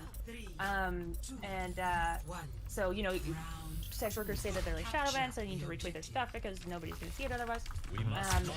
And then the trans people oftentimes will get very little engagement because like sometimes they're shouting to avoid, and you know their clients just come across less frequently than cis women's clients, right? So I made these groups for trans people, and I put out like everybody trans here, and oftentimes it would start with like a really great group of trans people, and then there would be a bunch of AFABs that would join, and so all of a sudden there's these fucking, when I say hot, I mean like according to like societal norms, like Becky type looking women people, you would call them, like normally you would say they're women, right? Yeah. Tits, tiny waist, booty, like vagine, it's very woman looking. And so then the trans people, obviously those are the non-binary people, right? They're they, them, but they look that way. And then the trans people then would slowly stop putting tweets in the group, and they would just kind of disappear over time. And nobody ever really said anything, but it was basically like, I get it. Like these people are already owning, like they're already making a shit ton of money, or they just, even if they just give you probably more dysphoria, and you go to retweet their shit, and they look like exactly like how you wish they did. Yeah. So yeah, that's kind of unfortunate. It's a nuanced issue. I don't really know how you tackle that one because, yeah. Well, the issue, in my opinion, is I don't know how this got started, but like gatekeeping is a really good thing. Like it's important that categories mean something, and somehow we got like people trick themselves into thinking that you should never gatekeep anything ever. But like it's kind of important to know what things are, right? Like if I go to a car dealership and I want to buy a car and they start showing me like old trucks, it's like I want to see a car, and it's like why are you gatekeeping? Like, well, I'm trying to describe what I'm looking for. The biggest detriment to the trans community has been the embracing of fucking self-ID. It's the stupidest fucking way, and it is the most delegitimizing concept in the fucking world. You do not self-ID as anything. You don't self-ID as being depressed. You don't self-ID as having JD. Well, today you do online, but like you don't self-ID as like being a thing. Just because you say you are something does not make you that thing. And as soon as self-ID became this predominant concept, you basically lost the ability to ever call into question or criticize anything about a given person's identity. Like, imagine if I were to go online and start posting, you know, like going into forums, start like fundraise, or like I need help because like my ancestors were slaves, I'm African American, blah blah blah. And somebody's like, hold on, bro, you're very much not black, and I'm like, well, I am black. So are you gonna like attack my identity? It's like, oh well, fuck. Now it's like now we're in like a weird world where we just have to take everybody at their word, and I think that's kind of what happened. That's why you see like the non-binary shit pop up, and that's why I identify as a trans medicalist. I think that if you don't experience any dysphoria whatsoever, you shouldn't call yourself trans. Go call yourself something else. But if you're just doing some shit because like you're happy when you do it and it makes you feel cool and you have gender euphoria, blah blah blah, that's fine and that's cool. And you can dress and do what you want. But like the experience that you're having is very clearly different than like a trans person who feels like a great level of dysphoria and discomfort and is like trying to transition or pass as something different than what they were born as. Yeah, I think that the lack of the ability to gatekeep any of the identities and being forced to take everybody at their word, I think has been an incredibly harmful. This ends now. Yeah, and it kind of displays like a lack of people who are actually impressed. Because you're just like, I'm gonna be for this too, and then you make their lives that much more miserable. Yeah. So actually, side note, did you ever follow the story of Rachel Dolezal? Yeah, I've seen a little bit, but I don't know how much is true and how much isn't true. So I'm like, Really? yeah, like because she said that she like was raised with like the full-on like black experience and everything. Is it true or I don't think she was. No, there was like pictures of her all the way up until at least adolescence, if not young adulthood, where she was like all blonde and light skin. And not, I know when I say I don't mean like light skin black. I mean like me. Yeah. Like she's Swedish, right? So she's like super white. That's even funny. She's Swedish, yeah. And Sure. when the story came out, yeah, I read the whole thing about she placed like nooses in her yard, and then said like people were like throwing nooses in her yard as some sort of racist hate crime. Oh jeez. Okay, I don't know anything about that. So Big thing, and on top of all that, she was like the spokesperson for the NCAA. the NAACP, yeah. That thing, yeah. So yeah, that's a doozy. You gotta read that one. Yeah. Damn. Yeah, I wish. So I don't know. I wish the Lavalian thing would, you know, materialize better. But it is what it is, I guess. Yeah. Well, she's going through her own experiences and growing as a human being. You know. Yeah, I know. She's like 10 years younger than me, so. Don't ever say that to. Damn, especially as a woman. If you say that to another woman, those are like fighting words. That's fighting words? Isn't it from one woman to another? If you ever tell a woman like, "Oh, honey, like you're just so young," I feel like that's like the claws are coming out. If I hear something like that. Oh, I didn't mean it in that way. I mean, I guess you could take it that way. Like I was more fighting words when I said like she should talk to an actual non-binary person and she should talk to smaller creators. Sure. No, I guess we're just, like, I don't know. You know, clearly she's in a different realm of awareness. Good one. Nice. That sounded way better. Maybe I can piss her off enough that she'll talk to me. Let's see. Maybe you do. Or I'll just give up on it. I don't know. Okay, that's about all, unless you want to rate my YouTube channel. What do you want me to rate? Hold on. Let me grab the page. I never actually saw. Okay, wait. Has Brittany Simon ever come back, or did Lavaloon bully her into a corner? No, Brittany's chill. We just don't she have back? much to talk about all the time. What do you mean? Oh, Was she okay. ever gone? So, okay, then from my perception, I saw the Lavloon being like, you're evil or weird or whatever. And then the next day, like, she wrote on YouTube that she was, like, mourning, and then I saw some YouTube posts. Oh, that she no, was, I like, thought that... Didn't she have, like, a death in the family or something? Okay, I thought maybe it was that, probably. And Yeah. then I saw some other status update that said, like, I suck, and so I was just like, oh no, did Lavloon, like, totally... I'm kill her extrapolating a self-confidence? lot, or I'm making a big assumption here, but Brittany doesn't seem like... This isn't a slight on Lav at all, but Brittany doesn't seem like the kind of person that would get, like, fucked up by somebody like Lav. I think that Brittany... Yeah, that would be my No worries. assumption, but yeah. Cool, that's awesome. Okay, I think that was all I had to say there. Alright, here is my YouTube channel. Tell me, so basically, I'm trying to follow the advice that I heard you say about uploading more.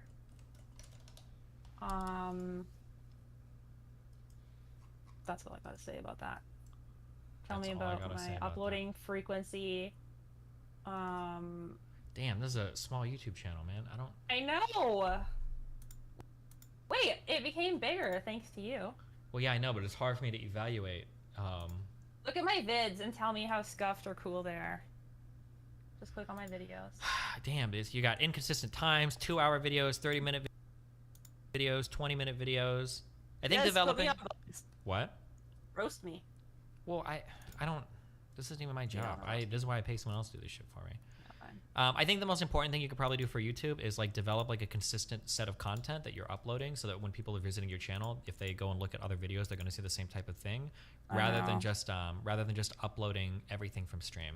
So like have like YouTube content in mind when you're doing stream stuff. I think is probably It's good. so hard to pick a lane. I can never pick a lane in life. I'm always everywhere. Do you still do OnlyFans or Reddit? I do, but it's really like like I turn the dial down on that, and my focus is much more like Twitch stuff now. I would keep the dial up on it and you always want to use other platforms to build other platforms. So if you can, although driving, I don't actually know, driving content from not safe work platforms to safe work platforms actually might introduce a And whole bunch I of... see this. I'll tell you my thought process here. It's because I always really hated being on Twitter, but I was really good at spamming on Twitter, and so that worked well for me. Although it was really time consuming. But promoting yourself online as a sex worker is like fucking mind numbing as fuck. Because like you're either spamming nudes into places where people don't want you. Like Reddit has recently tightened their restrictions. Like people's individual Reddit has gotten really... Oh, even individual subreddits now? Individual subreddits now, a lot of them are request to post, and I'll request and they just won't get back to you. Or they'll just completely ban you because they don't want anybody who's even a sex worker. They want like... It used to be... Please look at my naked body. Yeah, it used to be initially, you could basically post, here's my shit, if you want, go buy it from here. Then they changed, so you can't directly advertise, but you could have it in your profile, and now they've got it so that anybody that sells it at all... One. Objective unlocks in 30 seconds. Aerial positioning underway.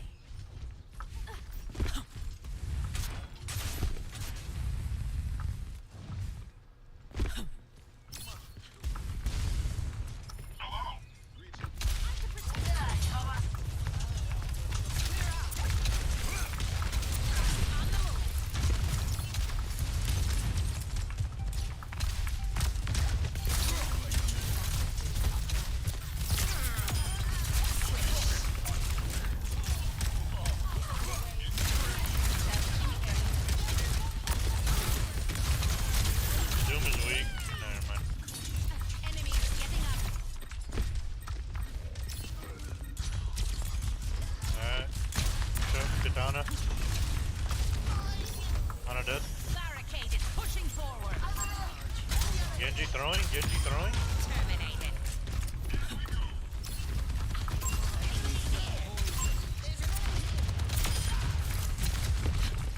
I thought he was about to wipe us all out.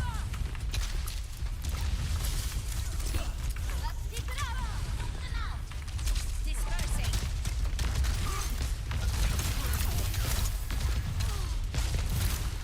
Mercy, mercy.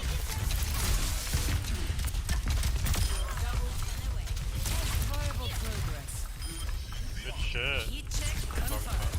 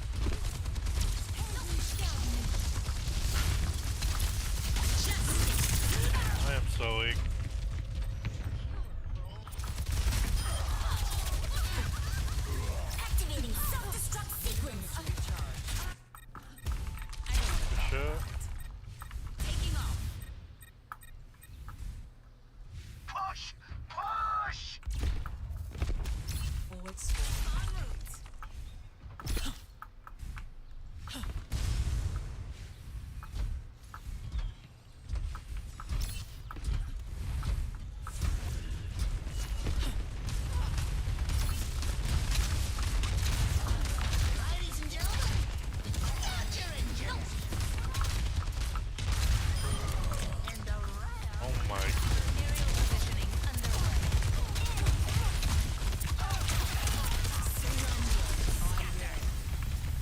Someone is fucking weak back there.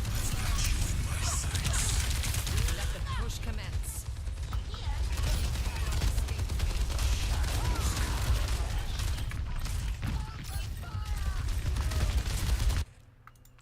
Returning to battle.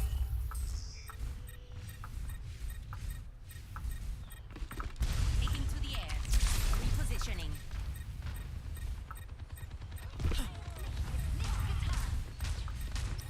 Come on, come on, come on. They're throwing.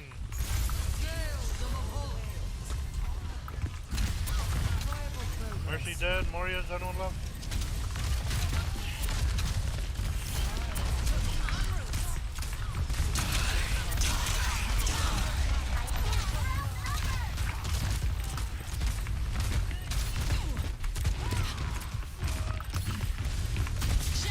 I got it.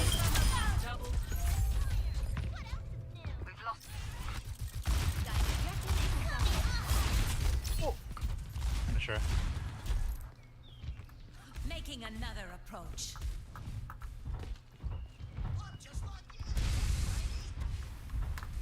Group up with me. Don't go in without me.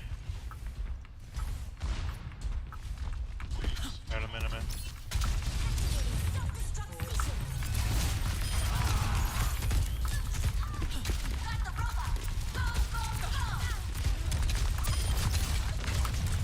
Aerial positioning underway.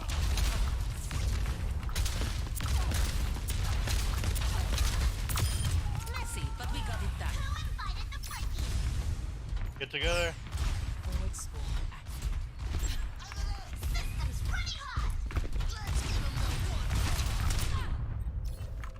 Reaper 1. Alright, never mind. Mercy on him.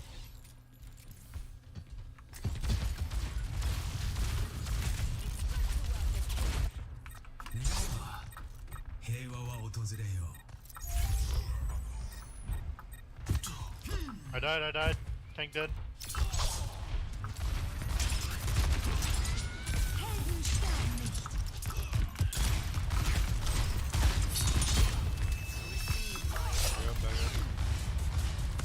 I'm with you.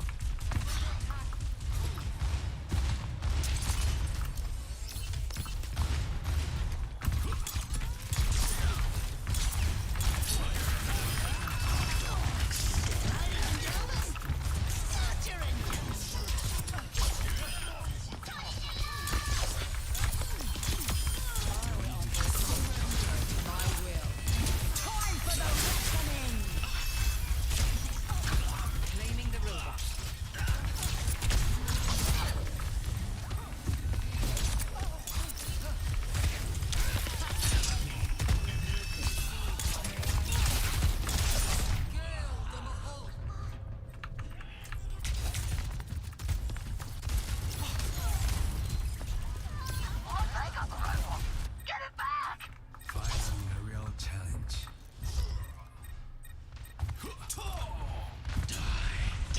Stop the enemy from advancing. Wasted that.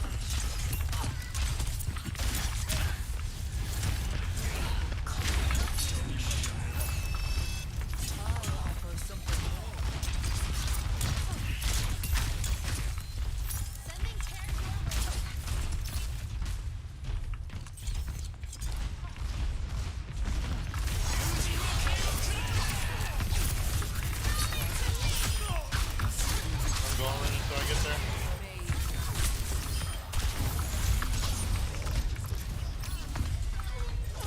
Got Moira. 3 dead, go! Good shit. Get together.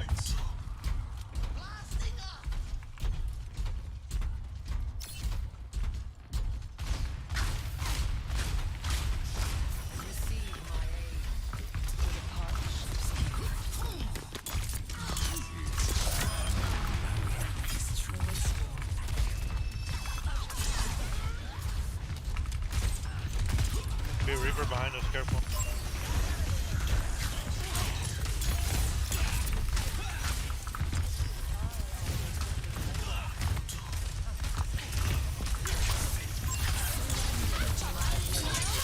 shit. If I can get my ult here, we're gonna win it.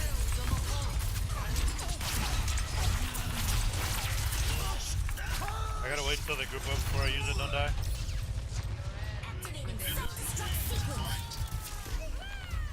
Approaching the final destination. 2 minutes remaining.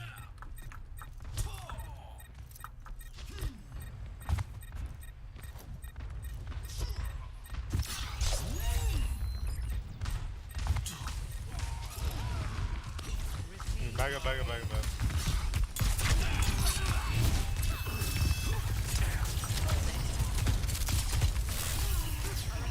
Back up, back up. So we all get together.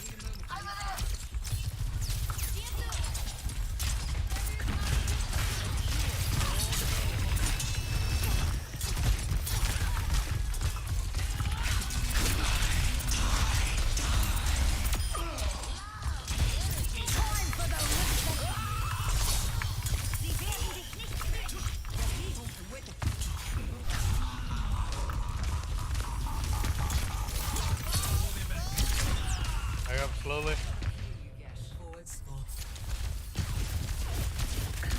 We win either way.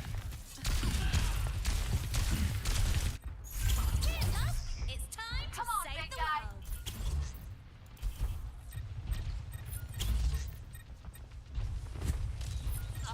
Ladies and gentlemen,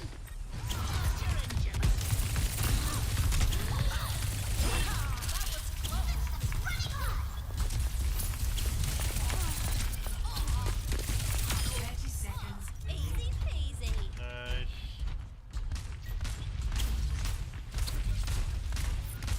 Activating self-destruct sequence.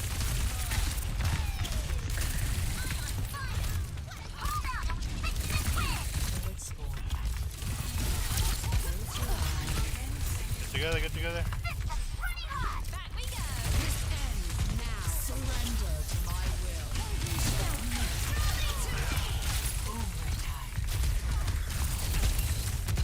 We only need to stop them once.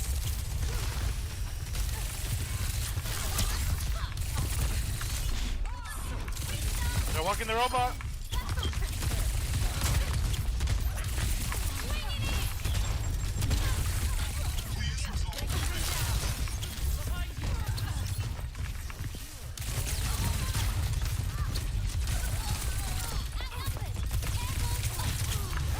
I'm dead.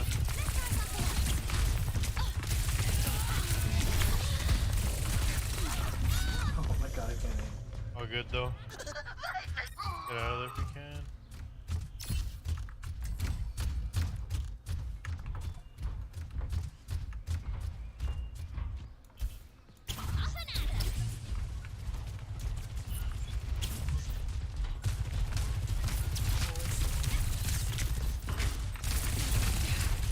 Flank them if you guys are gonna do it. About to ult, about to ult.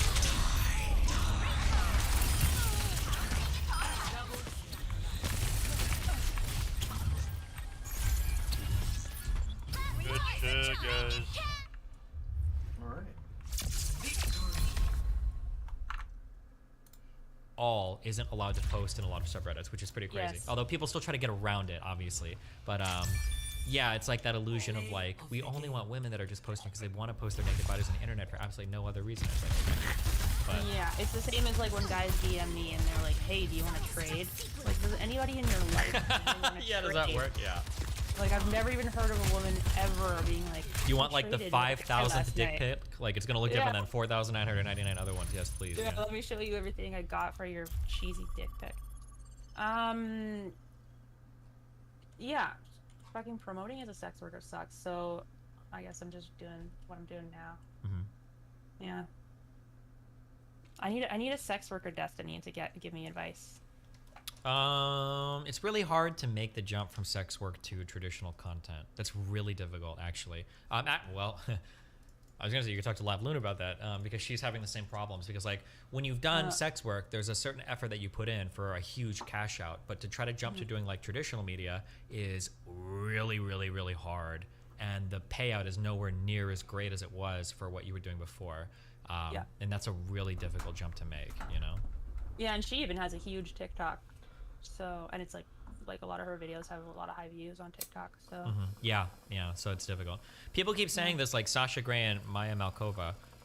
First of all, those are legendary porn stars, you dumb fucks. Well, not only that, but I don't know if they really did successfully jump. Like Mia doesn't stream much or do much online content at all. No. And I think Mia Malkova is still a porn star, and Sasha Grey streams on Twitch, and she gets about 2.5K viewers. Does she stream often? Does she stream all the time? I don't know. I see her every once in a while. Yeah, I don't think Mia has a career doing anything right now. Not to talk shit on anybody. I'm not trying to talk shit on her. Does she not do OnlyFans? I thought she still did it. I thought she stopped because her current boyfriend doesn't like it. Oh, I thought her current boyfriend was her photographer. No, they broke up and she upgraded to a more... Upgraded to a guy that made her just quit her job. Yep. Pretty fucked up, but yep. Oh man, that's the red pill. Actually, unironically, yes. The ultra red pill. Yes. Let me see the Sasha Graham curious. She streams an okay amount, I guess. Yeah, weekly or daily. She does like bi-weekly? 2 or 3 hours a day on average. It's not like the worst. Oh, that's pretty consistent. Yeah. Yeah, and she always has like roughly the same amount of viewers whenever I see her, and I'm pretty sure she does just gaming, and she always wears like a shirt like that's up to here. Yeah. Oh, hold on. I'm sorry. Mia Malkova didn't quit porn. It was even worse, actually. She quit doing only boy-girl scenes. Wait, she quit doing... Yeah, because guys don't consider, like, girl-on-girl cheating or whatever. God, it's the most cringy, insecure shit in the world. Oh, my God. But that's a whole other topic. But, yeah, sorry. She still does. There's another creator that we didn't mention yet, which is Adriana Chechik. I don't know anything about her. I think I've heard the name before, but... Yeah, she's a hardcore porn star, and she gets, I want to say, like, 3K-ish? Maybe, okay, that's not too bad. So maybe there's a couple that have done it, but... It varies a lot. But yeah, she's pretty consistent. She games a lot, and yeah. Okay. And then there's Amaranth, our favorite consistent queen. True, but she's like a warrior. She streams a fuck ton. Yeah. Holy shit. The amount of work and everything she puts in is... I don't know how she does it, man. Like, you gotta just want to turn it off sometimes, don't you think? Mm-hmm. But that booty stays popping. Yep. True. All right. I think that's about it. Anything else? Wait. What? Sorry. Traveling to Route 66. Here's my rant that I wrote about Lavloon. Oh my God, you wrote a rant about her?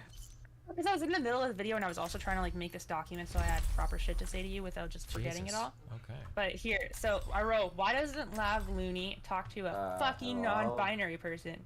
And then I said, the autogynephilia argument seems weird and transphobic as fuck. Yeah, I don't know if she... Weird as fuck?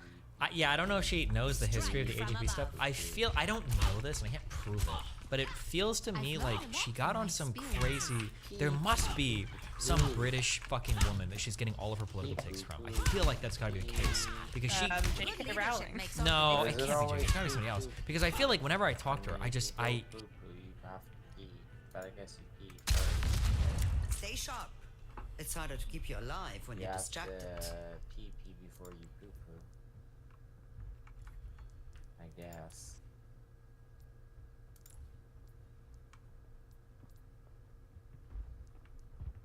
Imagine having the pee or poo poo. 2, 1. Attack commencing. Escort the payload. Taking off.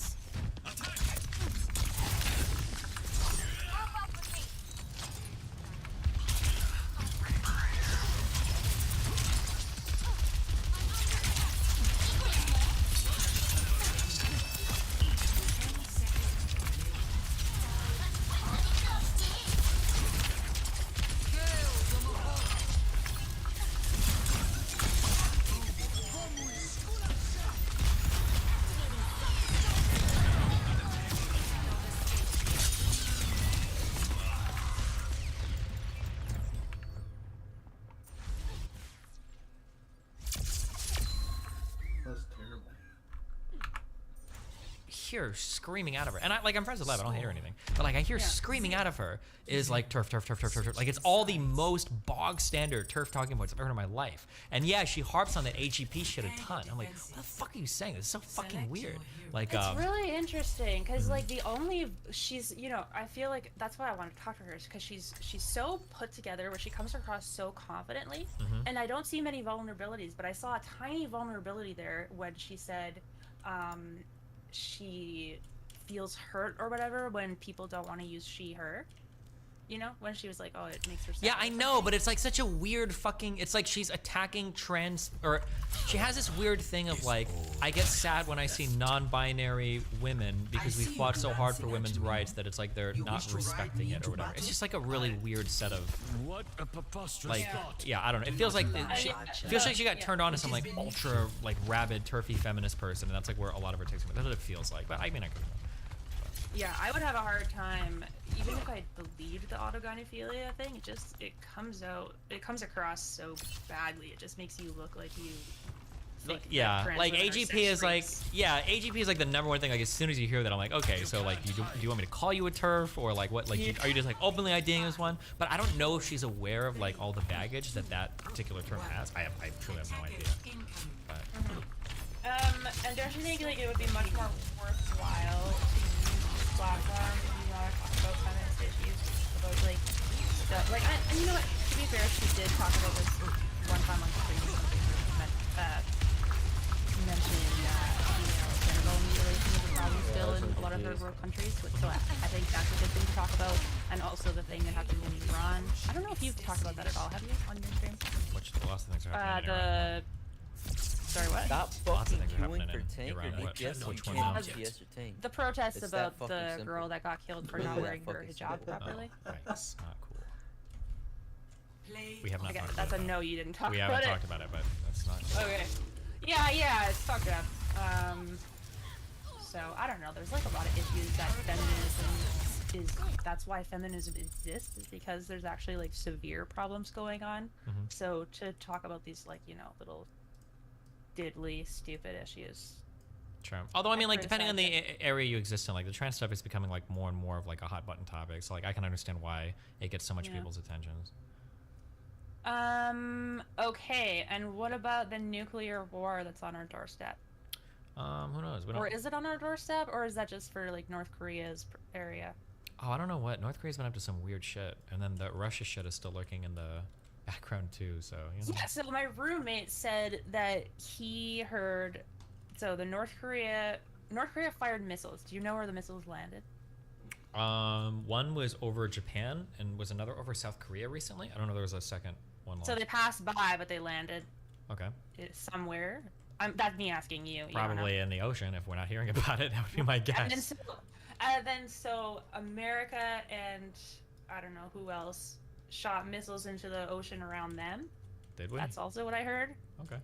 I don't know if that's true. I have to look that up, but that's what I heard. Okay. So that's fucking shitty though. Because now like all the fucking ocean creatures are getting blasted.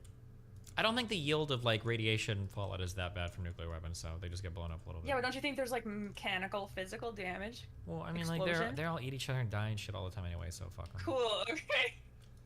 Are you fucking like a pescatarian or a vegan or some shit? I'm a vegetarian. Yeah, of course you are, guys. So no one fucking cares. Okay, outside of you guys, all right. Animals eat themselves, kill themselves in horrific ways. You know, if they died to the bombs, they probably had a better death than if they would have been slowly tortured to death by some weird crustacean or whatever. Anyway. Well, what about blowing up like the coral reef or whatever the fuck's down there? Well, that's pretty sad. But you're a vegetarian, so you hate plants anyway. So don't coral. Aren't they kind of like I hate plants? plants, yeah.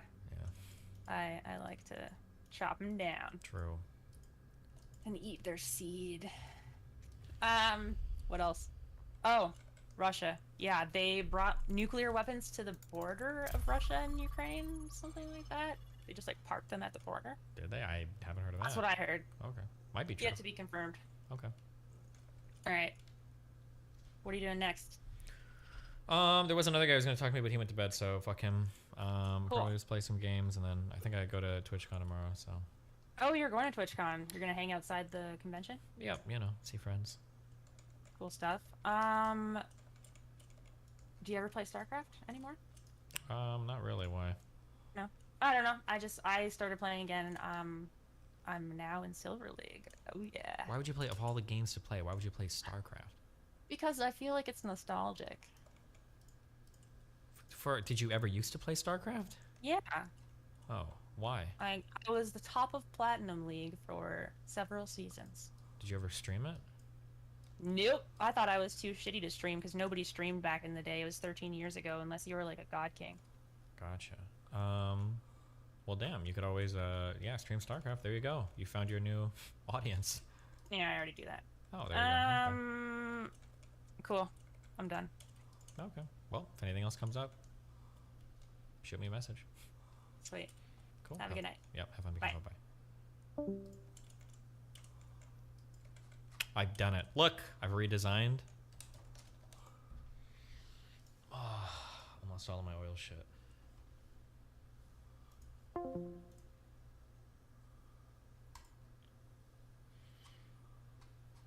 What's AGP? It stands for autogynephilia. Some people think there was some guy a long time ago. Is it Gretcher or Brecher or something? Am I making this up? Some guy theorized that all trans people are, like, all trans women are just homosexual men in disguise or some weird shit. They just want to, like, look at themselves in the mirror and touch themselves, or they just want to, like, fuck women by being weird. It's like some weird shit. Oh, Blanchard? Yeah, I don't know. Some weird shit. It's, like, really old opinions on, like, why people are trans, and it's basically because they're all perverts.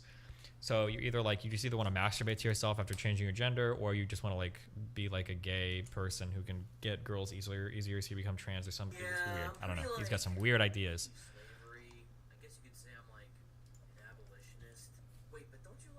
Oh shit. There's zero context here. Yeah, exactly. And it may have actually, I'm not sure how that happened, if it was a swatting or if it was just police coming to where Keffels was, because it's possible someone alerted the police to what she put out or he put out. I don't know what the pronouns are. I'm sorry. Keffels. I'm trying to just stick with Keffels. Mm-hmm. No, I don't know. That's much easier. Yeah, I don't know if it was actually a swatting or if it was that people Rakita got because this Rakita got nuked off of YouTube. Yeah, Jesus. Rakita got, like, deleted from the internet in the past, like, 3 days. Like, unironically.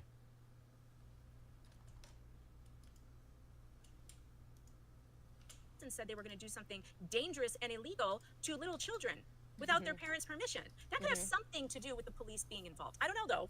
Oh, and not even that. Oh, these people don't even know what they're talking about. Billboard on your Twitch stream and on your Twitter saying, kids, even if your parents say no, I will help you. I will like, even there was, I think, one point where, don't quote me, but she even was talking about where she would personally bring these kids to the doctor's appointments, or she would set up it personally so these kids could be taken to the doctor. I mean, that is, you know, she's in Canada. Okay, I'm glad we can watch this at least. So when you guys are like, Destiny, why are you a fucking liberal? Like, look, conservatives are way better, blah, blah, blah. This is, they have no idea what they're talking about. There are so many legitimate criticisms of Keffels to be made, but what is this? I don't think Keffels or anybody ever offered to go with them to the fucking hospital.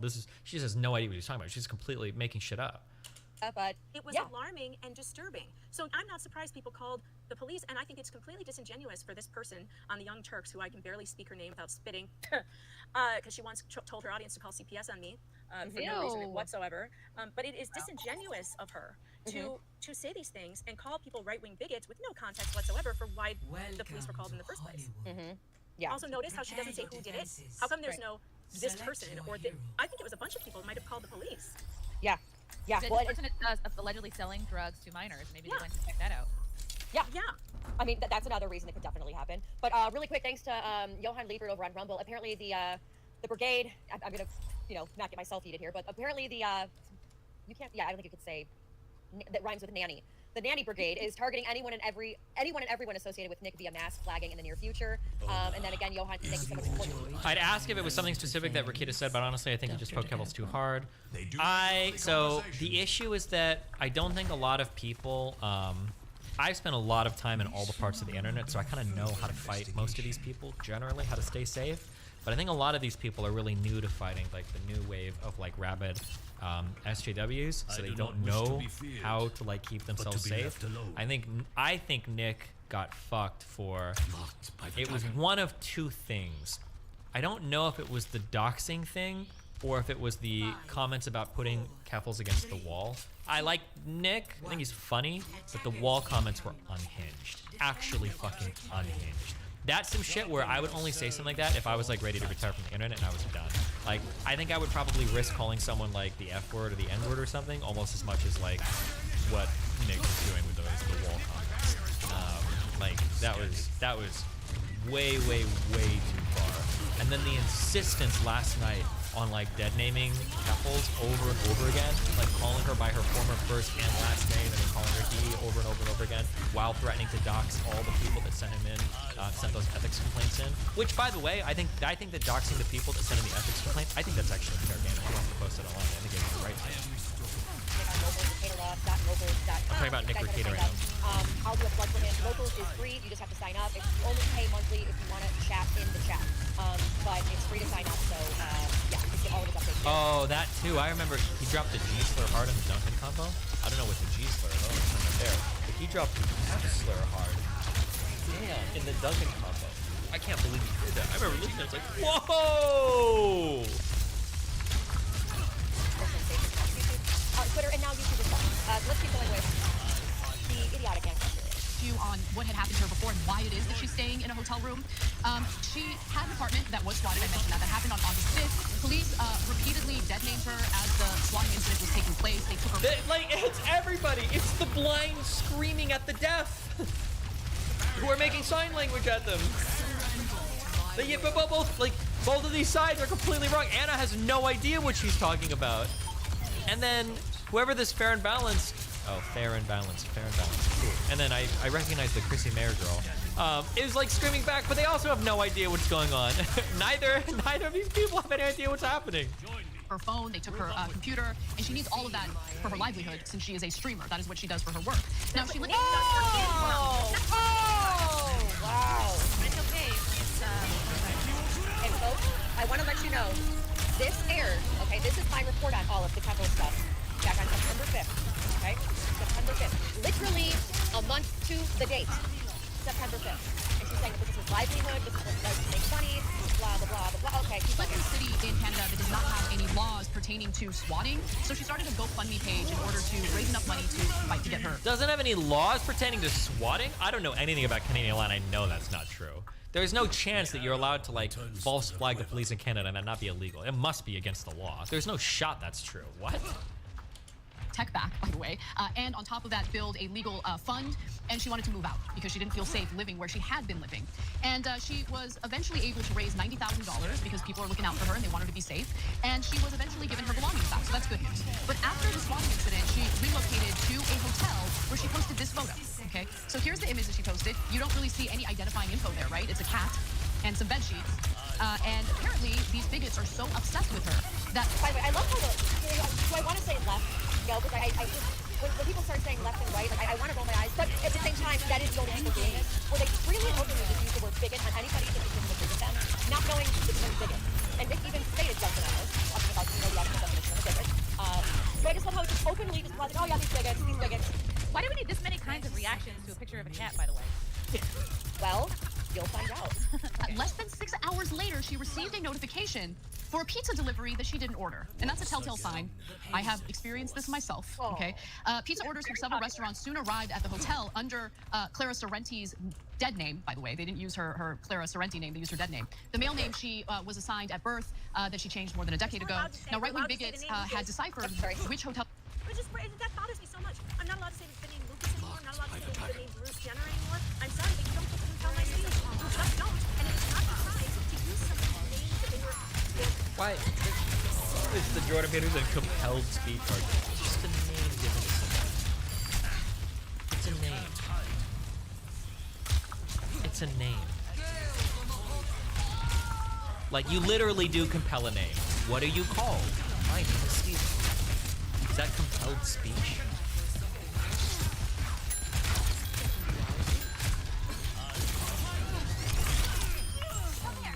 I'm gonna call you something different. Tell me what your name was 10 years ago. Call me an F. Call me a Right, people call me fat all the time. Not true. Yeah, people have old fat shamed me. Yeah. Oh God.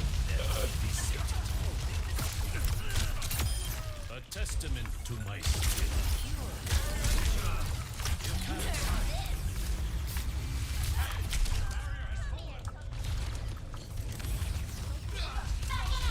If I join a Nick Rakita stream, do you think my YouTube channel would get destroyed?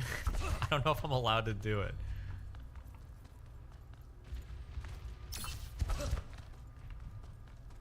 Oh, I guess I could just turn off my stream and go join him for a bit. 60 seconds remaining.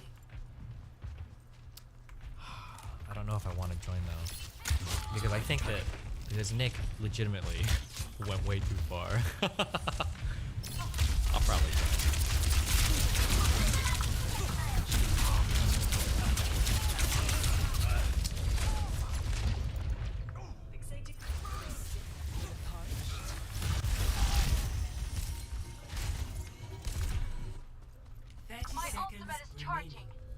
Fuentes was so much worse than anything Nick did. I'm not sure actually. I might join. Down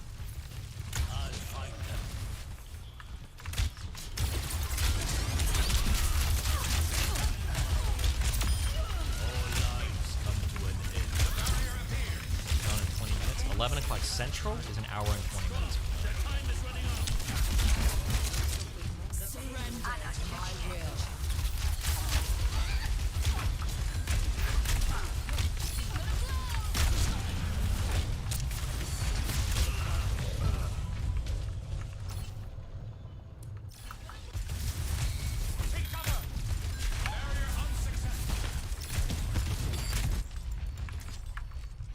Every soldier needs a cause.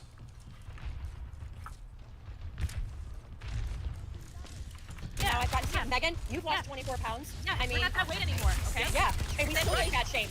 Yeah. Dead rating. You cannot, dead rating to get Signed at birth that she changed more than a decade ago. Now, right-wing bigots had deciphered which hotel she was staying at because... Well, I mean, look at here, she's about to laugh. I wish I just loved her makeup so much. That's the only thing keeping me like a little bit invested. I'm like, oh, how did you do that cat eye? I know, right? Probably the makeup person. I will say this. I hate all of her views pretty much. But I mean, I do watch them first just because I watch everybody to get, the temperature of what they have, of everything and whatnot. Since she's gone blonde, I think she's cuter. But yeah, she's always, her cat eye is always on point. I'm jealous, I'll say. Blonde hair, especially when you're beautiful.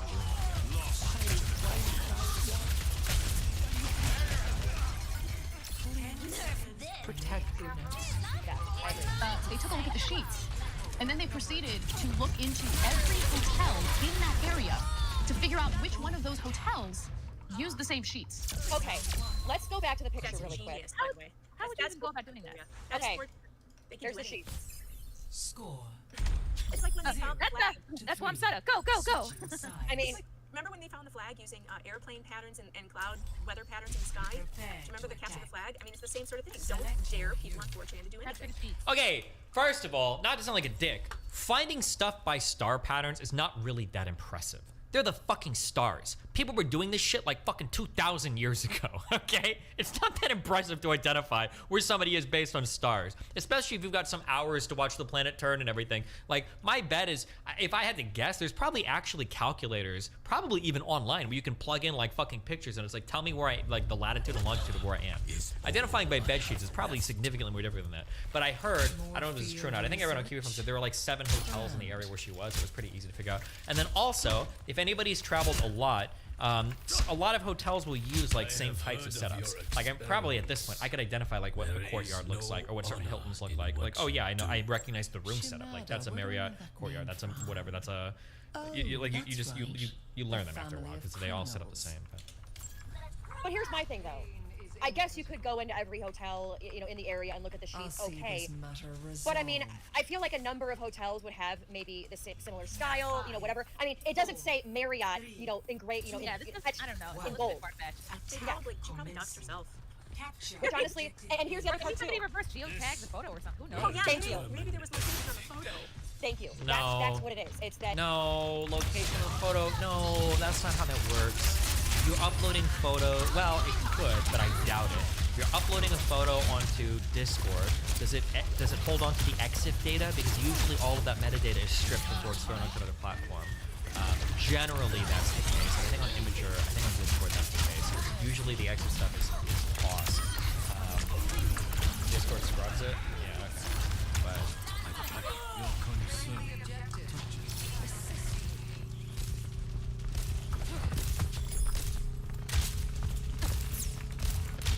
And also, if people were to find it from like the exit data, they would have said it. And you know, she doesn't think that anything can be geotagged. You know, you can easily reverse look it up. I mean, it's just. No, stop. What are you talking about? Just myself, okay? Pizza orders from several restaurants soon arrived at the hotel under Clara Sorrenti's dead name, by the way. They didn't use her Clara Sorrenti name, they used her dead name. The male name she was assigned at birth that she changed more than a decade ago. Now, right-wing bigots had deciphered which hotel she was staying at because they took a look at the sheets. And then they proceeded to look into every hotel in that area to figure out which one of those hotels used the same sheets. So she picked up after she was getting these pizza deliveries. They know where I'm at. That's why they're sending me these pizzas. Kind of topping in there. I feel like overlook a lot. Double pepperoni. I feel like Yeah, and not to mention, when the guys were at Matsuri, I tried to figure out what hotel room they were in to send them 69 pizzas because I had somebody do that at my sorority in college as like a fun joke. Money. Well, the thing is you can kind of, yeah, it is. But like if you can get like a deal or something like that, or it's like you send them $69 worth of food. Either way, you want the check to be like 69 or something. I couldn't figure out what their room was because apparently now, even if you say that you're their wife, they won't patch you in. But you know, I mean, this is like you said. Pizza, you got pizza sent to your room. I'd be like, thank you so much. Like, That animal got something. This is something that I do. They're the only ones ever in life trolling, real life trolling, or swatting. I had to call my local police station to make sure that I was on the list. It was like a gutted bunny. Are you sure you don't have a cat you don't know about? No, I don't have a cat. All right. No, I don't have a cat. No, these people, you know, they do this stuff. I've been doxed and harassed and all of that stuff. And I hate the way they pretend like they're the only people on earth this ever happens to, because they're not. That's kind of true. Yeah. How many times has Nick had the SWAT show up at his house during the stream? I've seen it at least 3 times. The quartering, they held him at gunpoint and his wife. They put her in handcuffs on the front lawn. Not the bunch time. and you want to talk about at the highest level? We had Justice Brett Kavanaugh, who had to, they were threatening him to be almost murdered, assassinated. Yeah. With a suitcase full of torture devices. Exactly. But nobody talks about that. Yeah. None of that. None of that to hear about.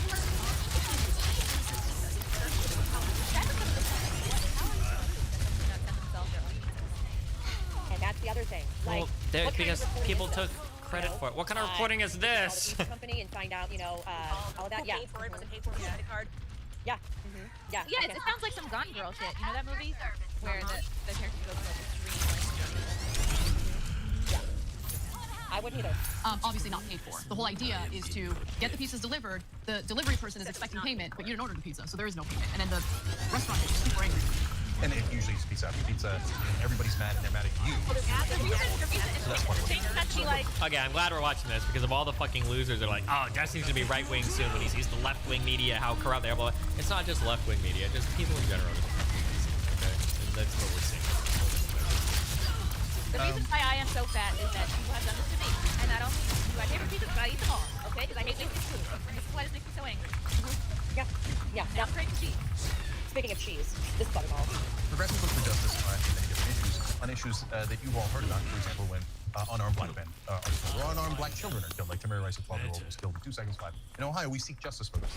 The right wing, on the other hand, go, oh, that's a trans person. It's an opportunity to hate her, harass her, and maybe get her killed. Let's have fun. Let's do that. But wait, are you worried about injustice? Did you do anything wrong? What did Taylor Lorenz do? Yeah.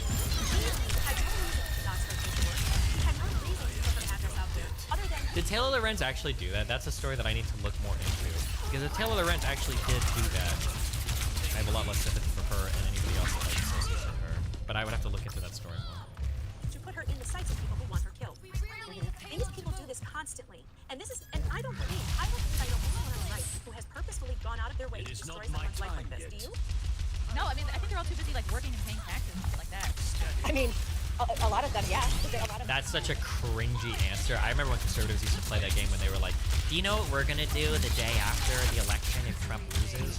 Nothing. We're all going to be working. Meanwhile, they're literally chimping out hard fucking toward the Capitol because they're so fucking mad that their god emperor lost. Like, okay, dude. It's not that too. Like, maybe some of them already do have a presence online or already do this online themselves, and it's one of those things like, hey, I don't want you to do that to me, so I'm not going to do it to them. That's the other thing that I don't understand in all of this too, okay? Let's just pause for a quick second so I can shut the door, okay? Like, we are at a time right now where inflation is up. People are struggling to not only put gas in their cars, put food on the table, make sure their kid has a lunch when they go to school, make sure that they can keep their job and their company's She went to live with TikTok's house? Jesus Christ. Meanwhile, keep sending money to Ukraine because, you know, fuck us, right? And it's one of those things where when you mess with it, it's like the Italians are always like the Italians, like, so the Mexicans are like, when you mess with somebody's, the way they can put food on the table, you mess with somebody's livelihood, it's gonna come back to you. It's gonna not only come back to you, but it's how you are the lowest of the low when you try to get between a man and his and the food on the table. Adaptive circuits engaged. And he's doing girlfriends up like what he's saying. And you don't like his show? You can change the channel just like we do. I don't want Keppel's taking off whatever it is Keppel does on Twitch. I'm not hosting a campaign to cancel Keppel's. I do question why Keppel said the things about the prescription drugs that were said, but I have no desire to launch a flagging campaign against this person for any reason. If we could just all leave each other alone, like we're leaving you alone, you need to leave us alone. And this idea that you want to take us offline, you want to take our dissenting voices so that our audiences actually enjoy what we do and tune in. Like, we're not trying to come after your audiences, like you're just literally tuning in because they like it. You can't leave that alone. There's something wrong with you. We're not doing the same thing. I think this is all totally ridiculous. I want everyone to go out, like get really rich and chill out. Yeah, and I'll even add to that. Do I think what Keppel is doing is lawful? Absolutely not. But would I die for her to be able to say whatever the hell she wants on Twitter? I don't agree with it, but I would. You know, I'd fight for her. I'd fight for her. I defend that right also for anybody who's saying whatever they want about the law on social media. Free speech is the true issue. People do not believe in free speech. And we do. We're like, we can say whatever we want. It really was. Well, I was going to say, See the pizza guy? We believe that this is one of the frogs that turned gay.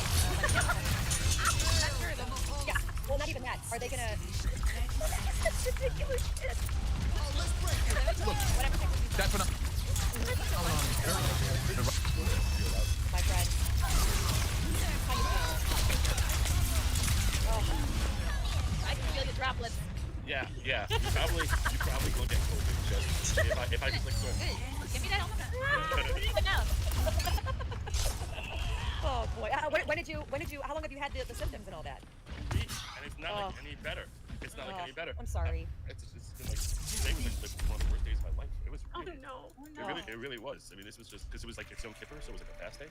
So like, I wasn't even able to like eat or drink. And I think you're allowed to eat and drink though when you have COVID. Yeah, well, there are certain exceptions. I didn't want to get into the whole thing. There are certain Does eating even count if you can't taste it though? Yeah, true. There's no loophole. There's no yeah, no, seriously, for like serious illness, you're allowed to go. But it's like really, I don't know. The day just seemed as if it was taking 48 hours. I was just today, like 16. I was looking at the clock, and I'm hearing like tick, tick, tick, tick, tick, and I'm like looking at the clock, and I'm like, how is it a minute earlier? It can't be. How did we go back in time? Life savings again? It can't be. It was, yeah. Anyway, I was really hoping to do a show tonight for the first time in a week, and I'm like, no, you know what? I'm just gonna jump on here. And I was so sick. I was like, I wasn't gonna do anything. But when I heard about Nick, has YouTube, is that what you mean? Yes. You're totally insane. What they do with your trans person because they don't.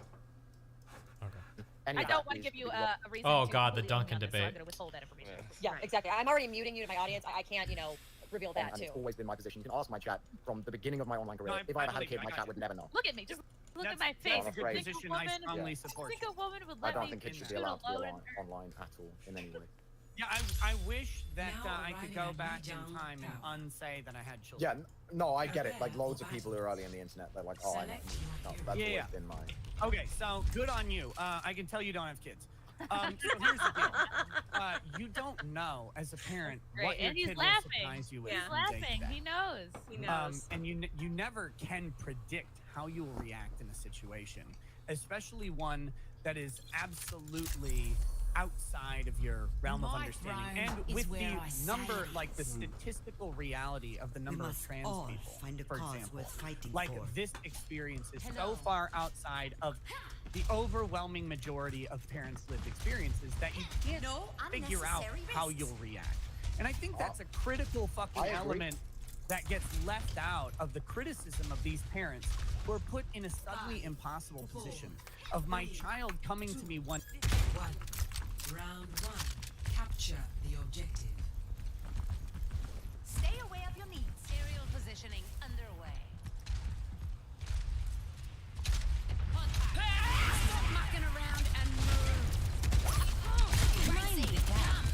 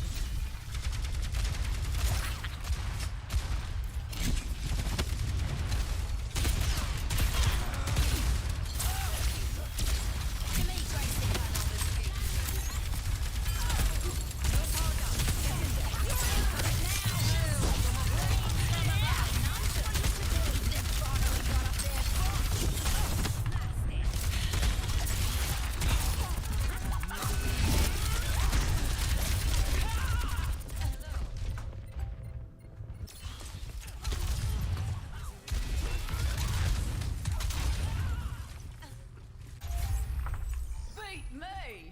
Oh, hell you will.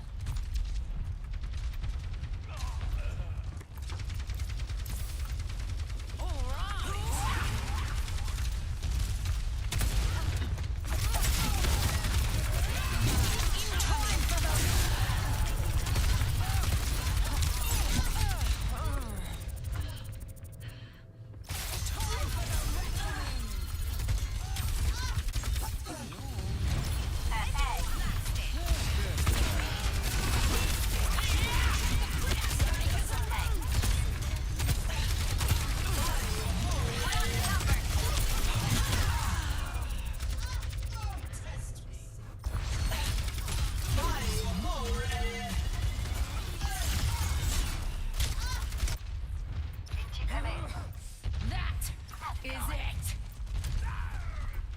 Stop mucking around and move.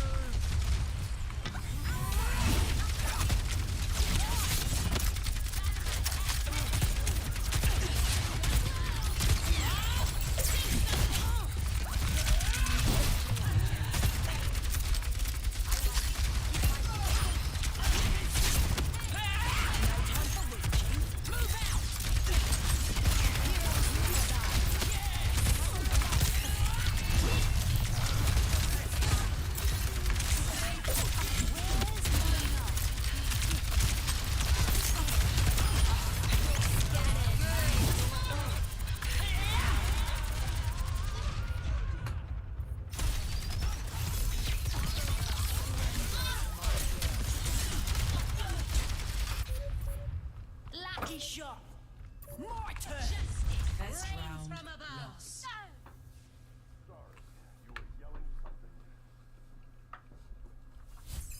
Score 0-1. Monday and saying I'm not the right gender, and then you having to go through the list of fucking weirdos that they have talked to in their life. And Are this you does lot ready not for mean some Keppels, bloodshed? although if that's a possibility, please get your child out of every Discord server that Keppels is in, for the love of Christ. But that being Got a said, good I'm cigar talking and a about big literally iron, anybody. Their What more coach, does a man their need? teacher, some random Maybe something to visiting drink. art director, anybody on earth, their priest. Who fucking knows what anybody has talked to your child about? You by definition can't unless your kid tells you. So like parents are suddenly stuck going through all this stuff, and here is the problem. And this is what I know you've glossed over because you like to use the minority as the evidence of the fallacy of the majority or whatever the fuck you want to call it. But the reality is most parents know their kids, even shit parents know their kids. They just end up making bad decisions on their kids' behalf, and it really, really sucks. But here's the problem. The worst decision made by a parent is infinitely better than the same worst decision made by a government or a doctor. All right? That's if it's the exact same decision, no, listen, if it's the exact same decision and it's made by a parent, that's better than by a third party. But that being said, not all parents make great decisions. Some parents beat their kids. Some parents kill their kids. Obviously, some parents are bad. But they are in the extreme minority. The overwhelming majority of parents are fine, and they do know their children. And say that a parent doesn't know their child enough, that when a kid comes home and says, I'm going to go, well, let's just give this a reason. And it may be this 12-year-old weird bad, or maybe Give it a week. Give it a week. Give it a week. That's fine. Well, it depends if it can start running. Have to reverse it. I don't know. Oh god. It's supposed to be reversible. It's puberty. It's I natural feel human development. I feel like my Okay, so estrogen unfortunately- is going up listening to Sorry. I had like 3 different things going. Trust me, we've been trying to get funding. All right, like I'm gonna be honest. For everything, no, for anything and everything.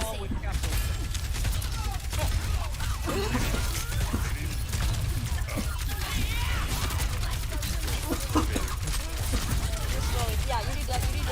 Oh god, is this gonna be another conservative that like dies to COVID? Oh Jesus. Robitussin it up, Vicks it up. Vicks on your face. This guy sounds rough. You need some chamomile tea, some honey, Chamomile tea. a hot bath, Epsom salts. Yeah, go lay down. Get yourself in a hot bath, Epsom salts. All right. Feel better. Write it down. Thank you so much. I look forward. This was the first time I actually got to sit with. Look down! Look down! I'll show you my moves! Look down! Look down! Look down! Anyway, please message Destiny something. What do you guys keep talking about? Holy shit! Destiny's still screaming. Lab is fake. She literally followed Destiny. Destiny, the shit where he's just screaming couple stadium over and over is redeemable. You joining them is just because you want to self-destruct. They aren't. Okay, screaming back. Okay, got you. Jesus. That's the lawyer that was on Adam and Stitch video. Okay, I don't remember, but okay.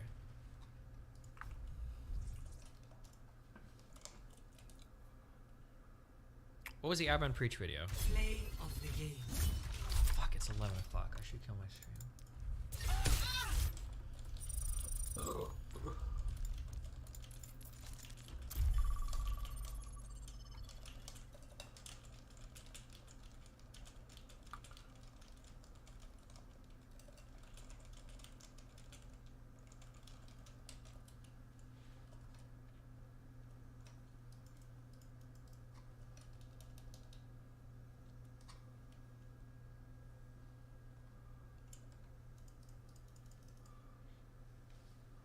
Clearing up fake news about Destiny. Random asks me when video comes out. I let them know current schedule, but better material comes up, so I put it on the back burner because it's a low priority. A lot of comments get backlog and a conspiracy. I just hope it's make it publish.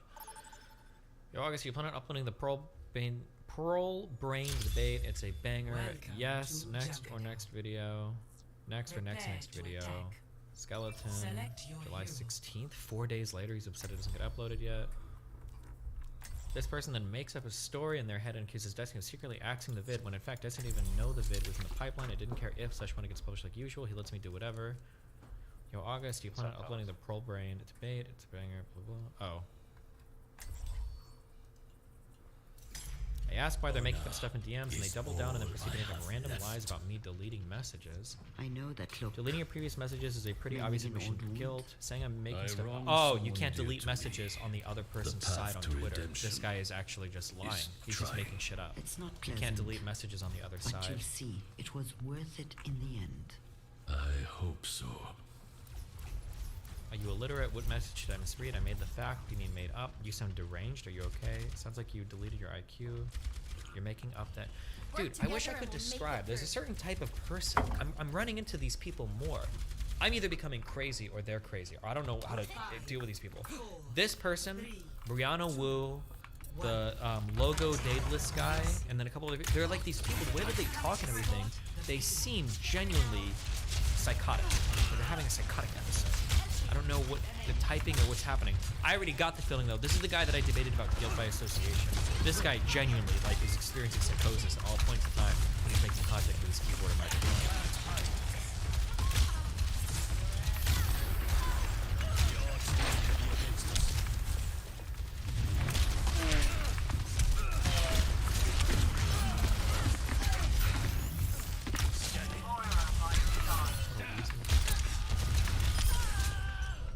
Turns out it's actually this person Destiny debated before and they're super mad, so that's why they're deliberately making up a double down lies now. Link to the video, enjoy. Problem, sir, is you fundamentally misunderstood. 210,000 This video is. Oh, I think.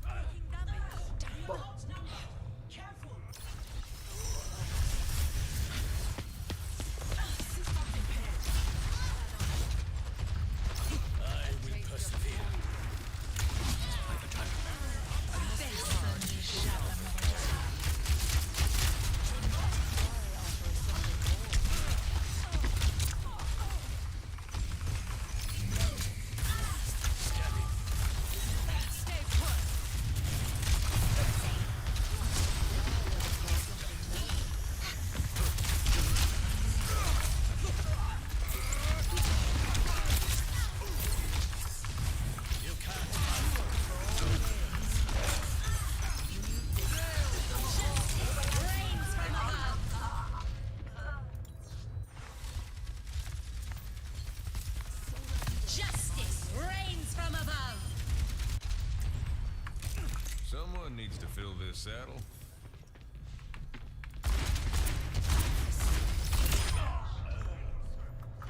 Have all. Surrender to my will. Not exactly what I expected.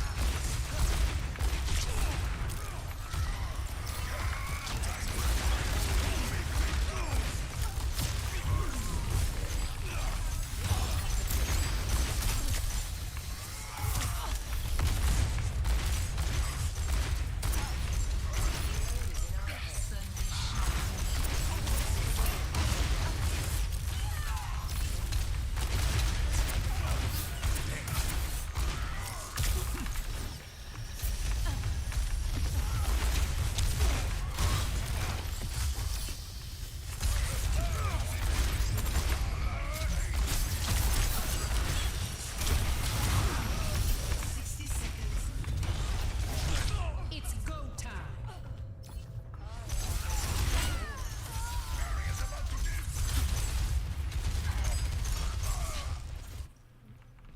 Come on, Cole. Try a little harder.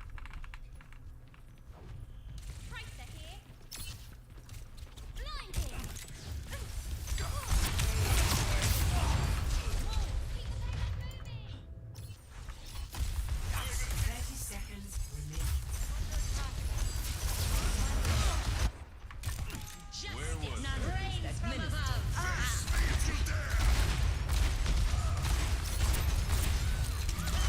It's time.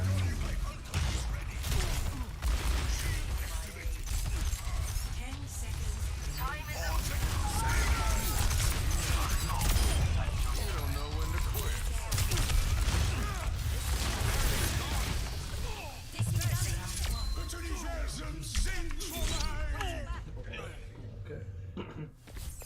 Score 0-0. Switching sides. Prepare your defenses. Select your hero.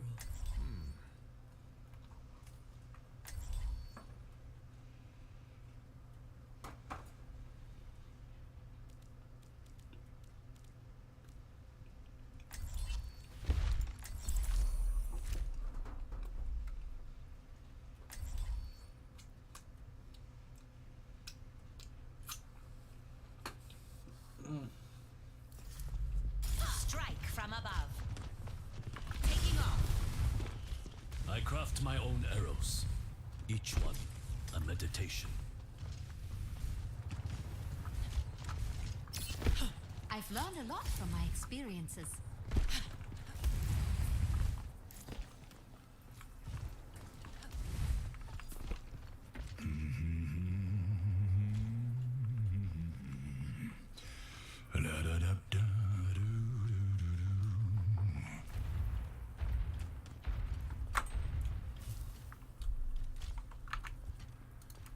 I think I brought in Pisco to argue with this guy.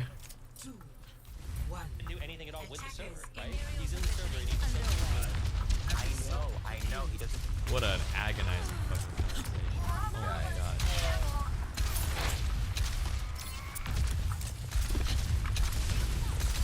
Okay, real quick. If I wanted to...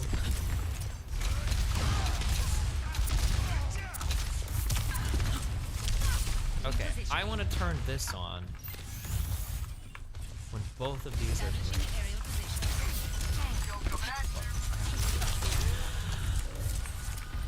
Or when either of these are clear. Oh god, how do I do this? I don't remember. Condition. Oh no, I have to use two different things. And then I've got to use... You can use the same color circuit for that. Play of the game.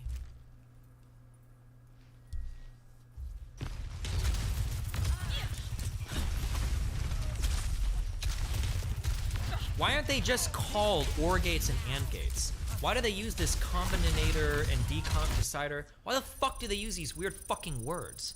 Why not just use like AND, OR, XOR, NAND?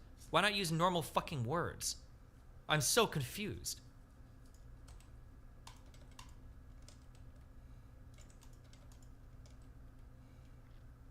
Because they aren't just gates?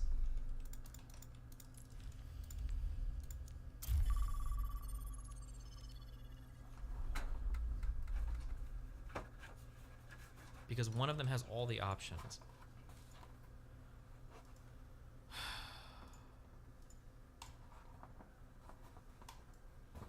I don't remember how to do any of it. I feel like the logic gates in Oxygen Not Included made so much more sense. So here's the goal. The goal is that if this is over a certain amount or this is under a certain amount, either or, I want to turn this pump on. So I need something that can take in, performs arithmetic operations on network signals. I think that's my final one. Compares circuit network signals. Okay, so I think I want to have this, and then I want to hook this, and I want to hook this. Put 2 pumps back to back. Well, I could just do that, but I'm trying to be logically correct, not...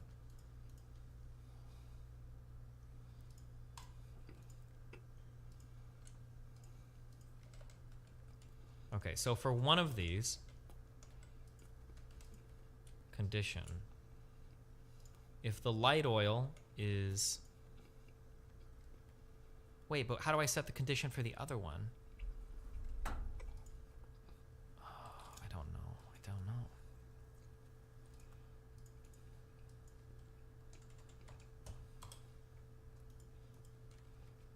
Or do I have to do 2 of these different ones? You need 2 decider combinators. Cringe. Okay, I remember it all now. I remember everything.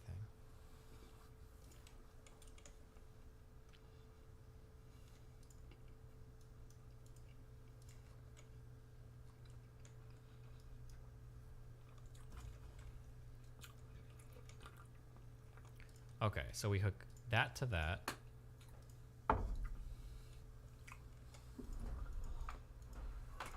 Then we hook this to that. Okay. If orange, okay, if the light is above 15K, we'll crack. Output green signal.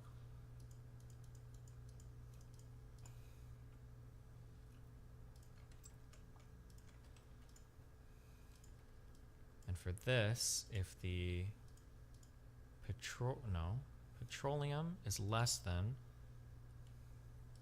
15,000,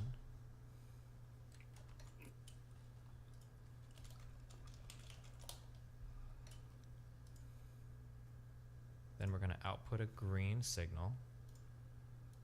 Yes.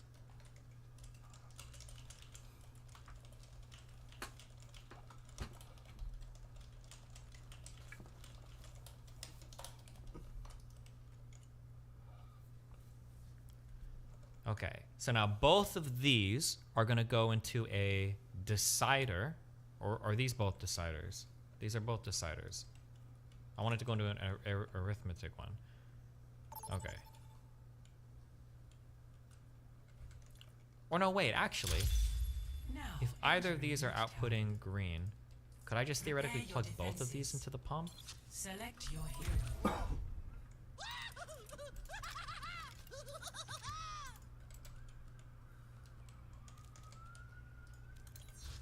And then as long as I'm getting any green signal at all, more than 0 green signals. Strike from above. Just to warn you, I don't have a lot of experience healing people who fly. Just hit me in midair. How can I tell what the output signal is? Oh shit, wait, it's... Okay, never mind. Let us see to it. Let's try. So I'm gonna flush this. The output is working. Okay, that's it. Oh my god, I'm a fucking genius. I'm so smart! Okay, we got it. 5, 4, 3, 2, 1. Attackers incoming.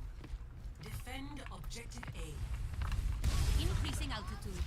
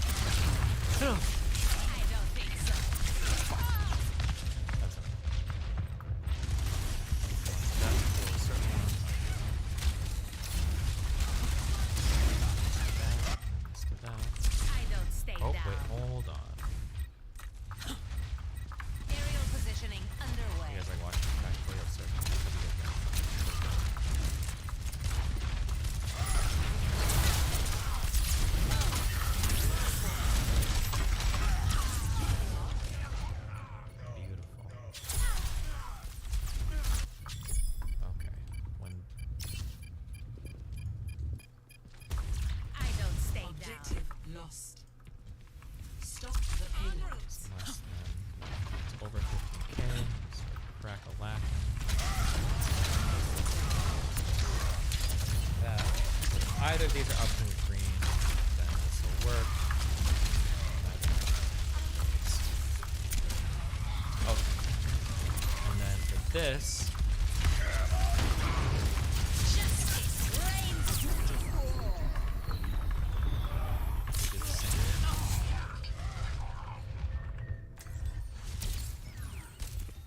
When's the last time you drank regular water? Yesterday morning I drank regular water. Returning to battle. Go up a bit. Repositioning. For the glorious What's up, Nick? I am the queen. Nick Tebreck.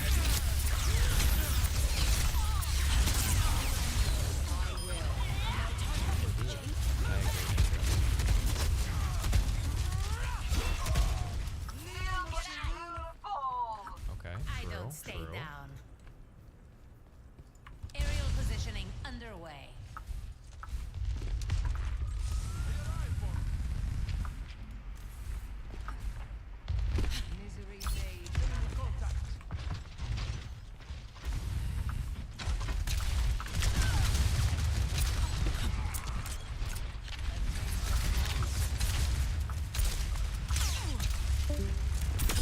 Annoy yourself.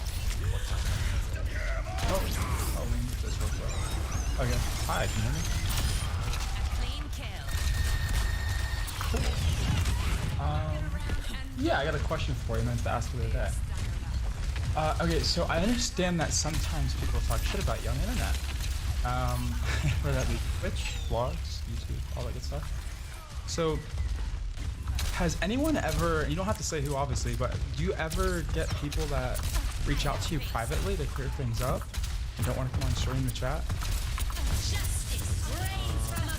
People that privately reach out to me. Yeah, because obviously, so if somebody got something wrong, maybe they wouldn't want to come on stream and be like ripped apart to shreds by you. But I'm thinking maybe, hopefully, maybe it's just copium. They would want to talk to you privately to go, oh, okay. It happens, but very, very, very rarely. Returning to battle. Okay. Huh. Okay. Well, that's funny. The other thing, by the way, you mentioned that you wouldn't want Nathan to do YouTube unless he, I guess you said, is doing college, or could you? Yeah, I want him to finish his like college degree first.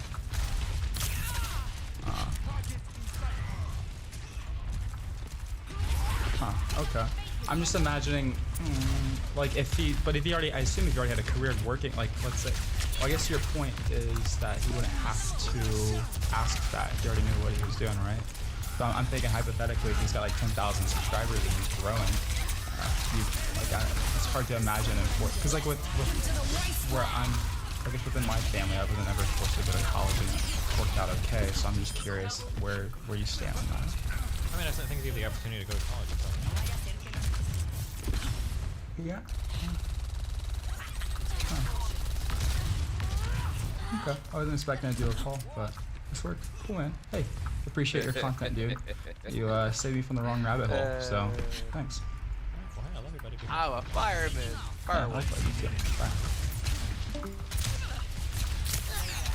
This is just showing the outfit, right?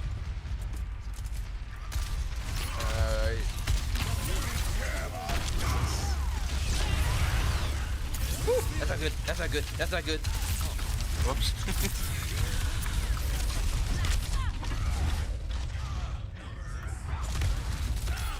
You think you can boop me?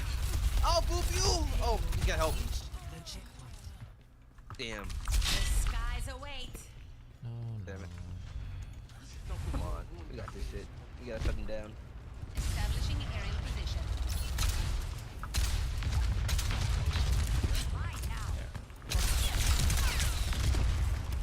This all should work now. If I'm ever low on petroleum, this will start cracking. If I ever get full on either of these, it will start cracking. Yeah. Ambush time. I can just provide the bet. Well, I have to get back here, boy. My refined Where products. are you going? Refineries otherwise I won't get to use it anymore. Are you going over here? Time for a pig visit. If I had to get, it would be a lot of Not that I don't mind those people. It's fun. Got me a big one. I don't think I want to get so destruction or the implosion. Stay around her. He's low. He's low. He's low. He's low. Stay on his ass. Yeah. Hey. That's how we do shit. More just uppercut him across the room. So do it again. Follow. Oh. Nah, son. You're in for a world of pain. That motherfucker had an ult. It's all good though. Where you going? Oh. So you're a virgin? A little crowd fall back a little bit farther. So you haven't had your... Let him stream out of there. He might not. I'm gonna ult him soon. I want them to be clustered in that room.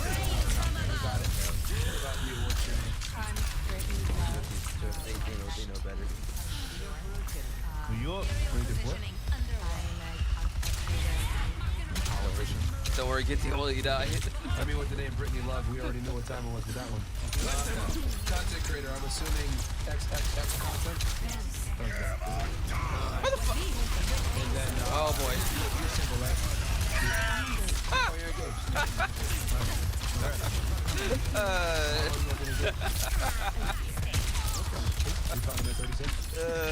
I mean, yeah.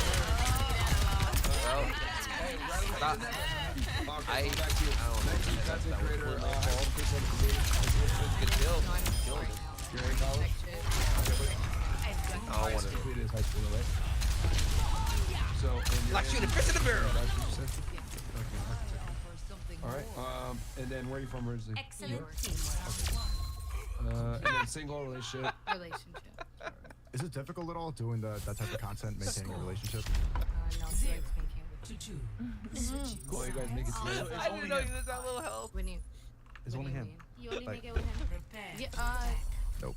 no. Other people with him. Wait, like other dudes? Damn.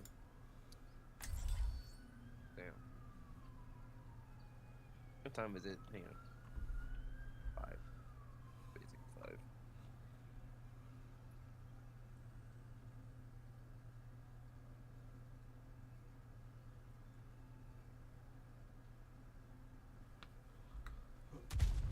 Strike from above. Shit. Healing and hurting. I guess we're not that different. I assure you we are nothing alike. Mental bearing, not skill, is the sign of a mature warrior.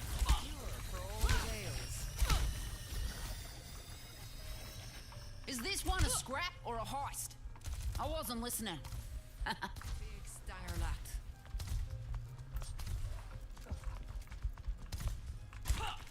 Five, 4, 3, 2, 1. Attack commencing. Capture objective A. Get ready for fight.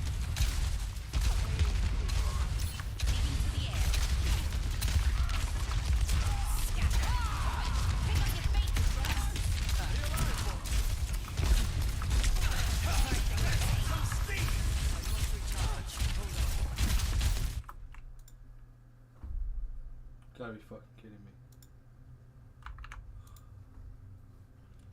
Yeah, don't do that. So watch us. All right. With other dudes. Well, I don't know. I'm not mistaken. At least it wasn't on camera. Don't do it, chat. It's not worth it. That's gonna be a problem later on. He's pretending like he doesn't care, but that shit fucking hurts. And your body count? 2. What? No, she's right. 200? Yeah, 200. No? Wait, 2, this is the girl that says she does porn? Fantastic. What about you? What's your name? Karenina. What? Karenina. Karanina? Karenina. Okay, Carrot Nina. Fantastic. Not carrot. Karenina. All right, how old are you? 20. 20. Okay, where are you from? Bolivia. Okay, cool. Oh, exotic. Okay. And then highest education completed? High school. High school, cool. And then single relationship? Single. Okay. As fuck. Do you want to add the as fuck to it as well? No. Okay. Good. So hot. So she's talking to a couple guys. Okay. That's what it means. Single as fuck is like, I got no options. No options. Or they all suck. What was that? No options. No options. Ouch. Yeah. No, you have options. You just don't like them. Oh. Every girl has options. No. Come on. At all? And then. At all. Cool. And then go ahead, Sneeko, your favorite part. Body count? I'm not saying. 3. Why is everyone lying? No, one girl's been honest. I'm banned. I don't give a fuck anymore. Can we have some honesty on this panel? How do you know we're lying? Shut the fuck up. Shut the fuck up. You don't know. How do you know? How you know, Sneeko? Because you're afraid to say it. No. If it's 2, if it's 1, if it's virgin, If? take it. What's your problem? Take a shot.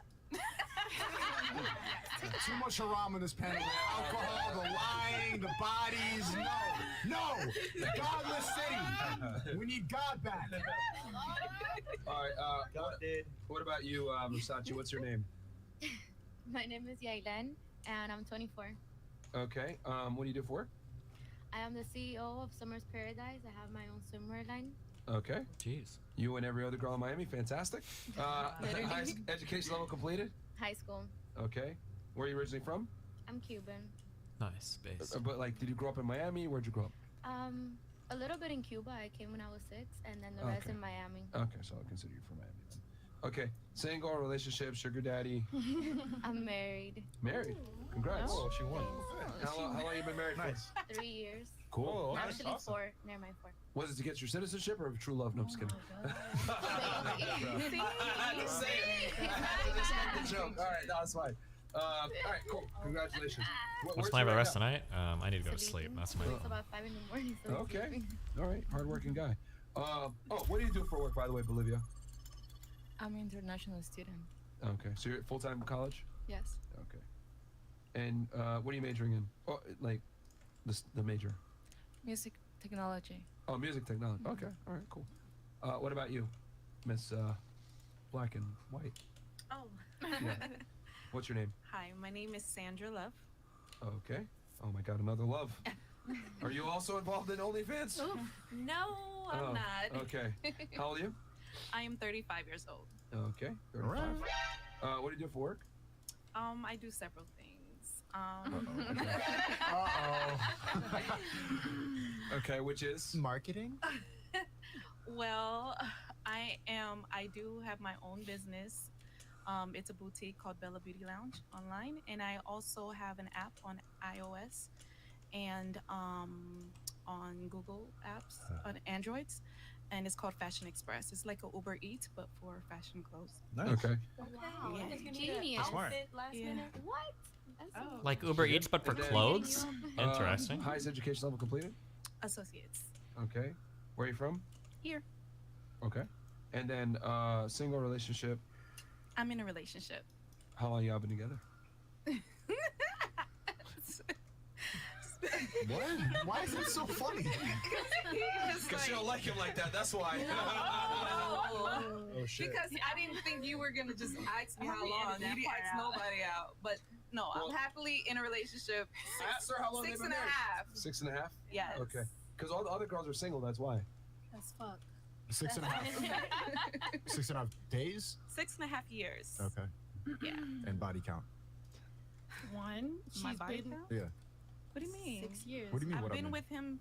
That's my body count. That's my body. That's You're- my body. You're older than 6.5 years, though. That's my body. What? So you lost it with him? Wow. You lost your relationship with him? Yeah. This is very telling, by the way. Very, very telling. That was easy. This experiment. I like what you're doing here, Sneeko. Setting me up for a question. What about you? What's your name? My name's Jackie. Okay, Jackie. How old are you? I'm 27. Okay. Where are you from originally? From Boston, Mass.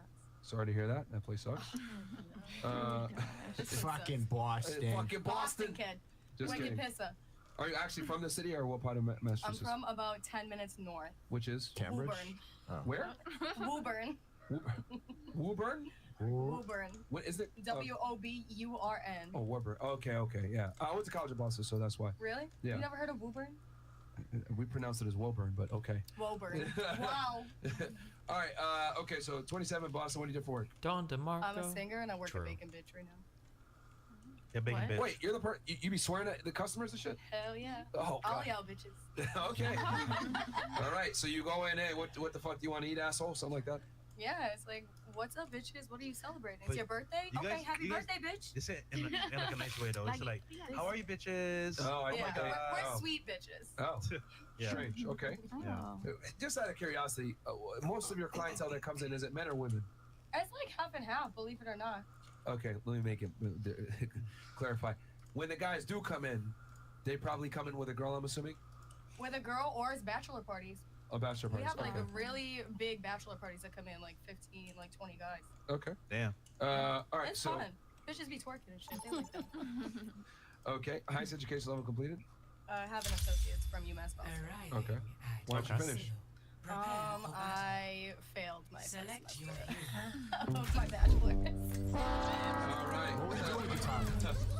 Huh? What were you doing at the time? Partying? No, my boyfriend broke up with me, so I was like, what the fuck? Oh, you're And I crying. just never went back to class. Damn. Emotional. Damn it. Chris is waiting for a minute to use that one. Career, Okay, and then single relationship, what are you, heartbroken? I am in a relationship happily for 2 years now. Nice. Okay. Body. Oh yeah, go ahead. Oh. Hello? Listen, it's a lot. Oh. Yo. Hello. Hello. I have left. How I do goes it? not wish to be feared. Not To be much, left just alone. chilling. It's fucking 5 a.m. Got cotton mouth like a motherfucker. Just one Oh, more I mission. feel that, brother. Same. 5, 4, 3, 2, 1. Objective Ooh, look, we're together. By the dragon. Nope.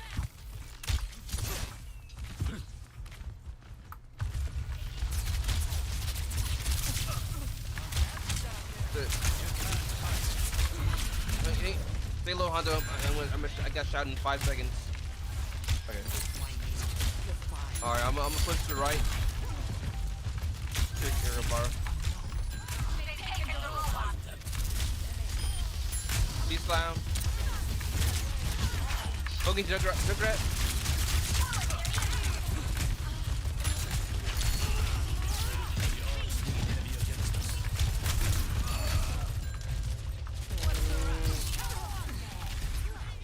They're pushing ahead. Soldiers mid. On me. All back regroup. You're by yourself. Ah, fuck. Damn it. What? What? What?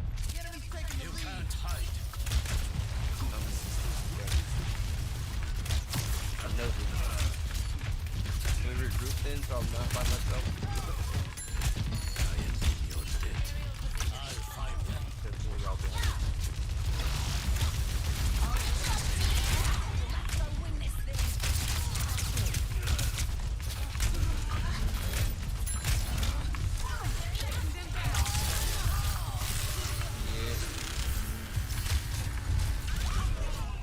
Their forces outnumber our own. Ah, boy.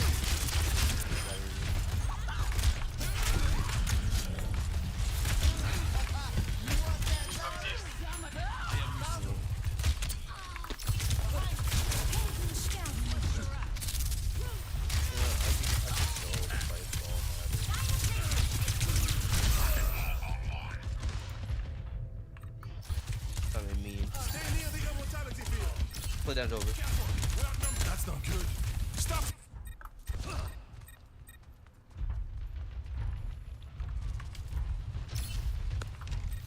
I'll find them.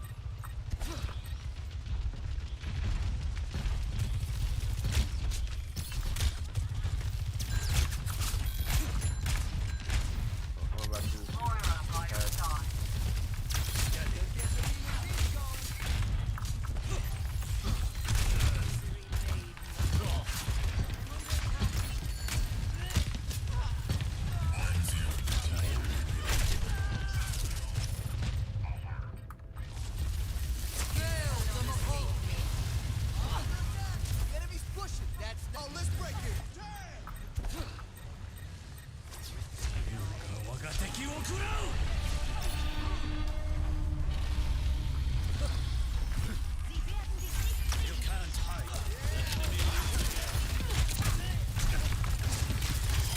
heals. God damn.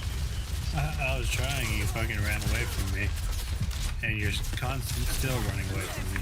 I'm just trying. I can't hold this alone. I'm a giant target.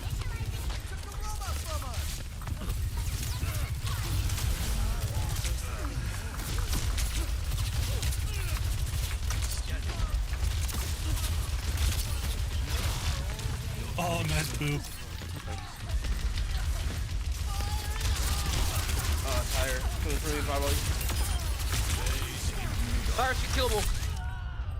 Ah.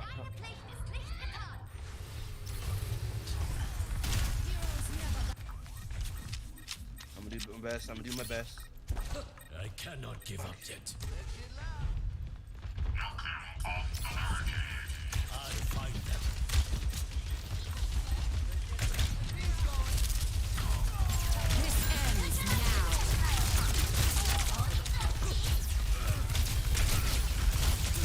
Damn.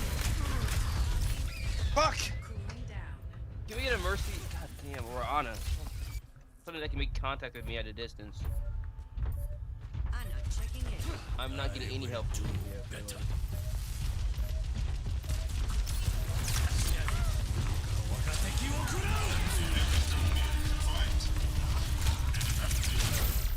Well, your healers aren't getting protected. That's why you're not getting heals. You're not getting protected because I can't rely on defense to kill or make contact. I'm having to play front line.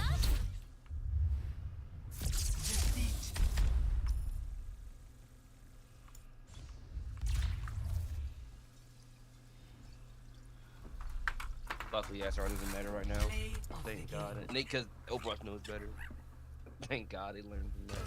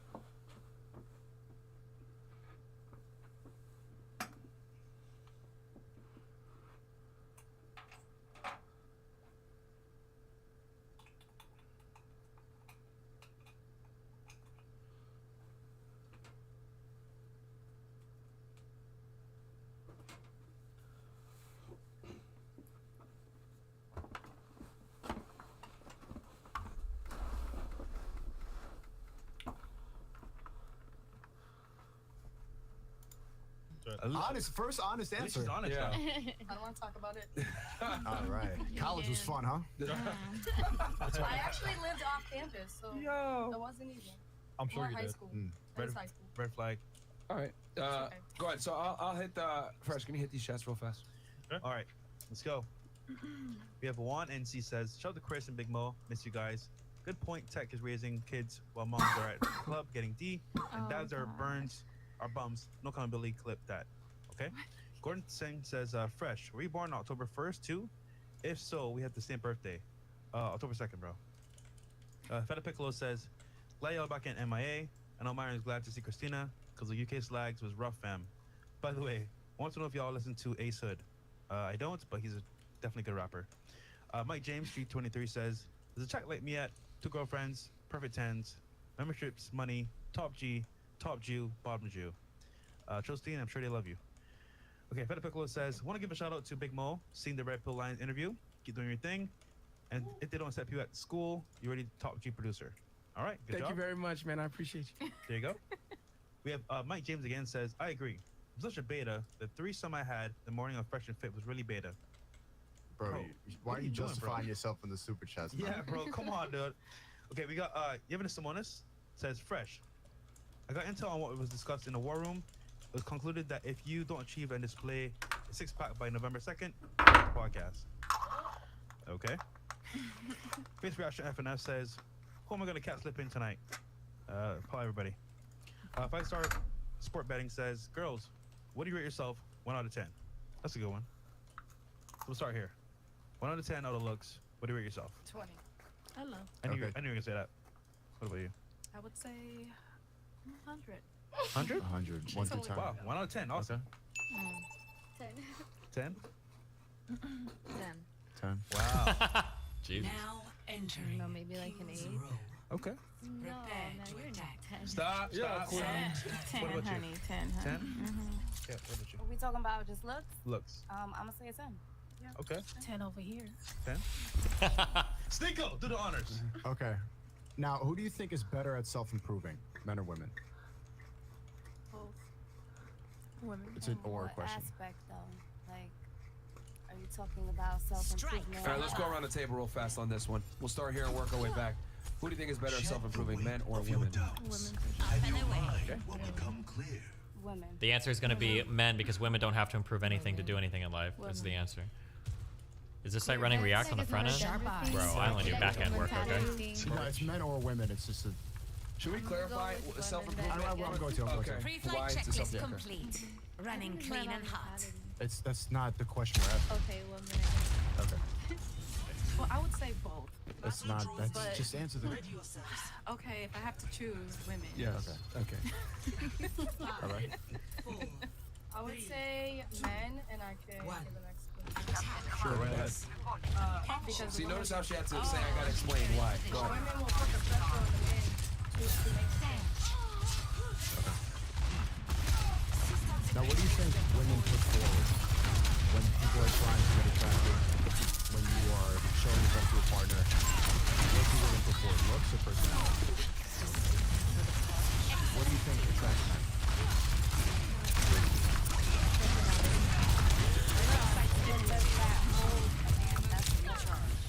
It won't initially, like, that's what attracts me. Not just the looks. Who said 100 again? She did. I did. 100. Okay. What do you self-improve? Yeah, how do you self-improve? Do you think that women self-improve? Well, I can you. But as far as you said looks as looks. Nah, this Yeah, 1 through 10, yeah. of course. But when it comes to self-improvement, I would say, of course, they're all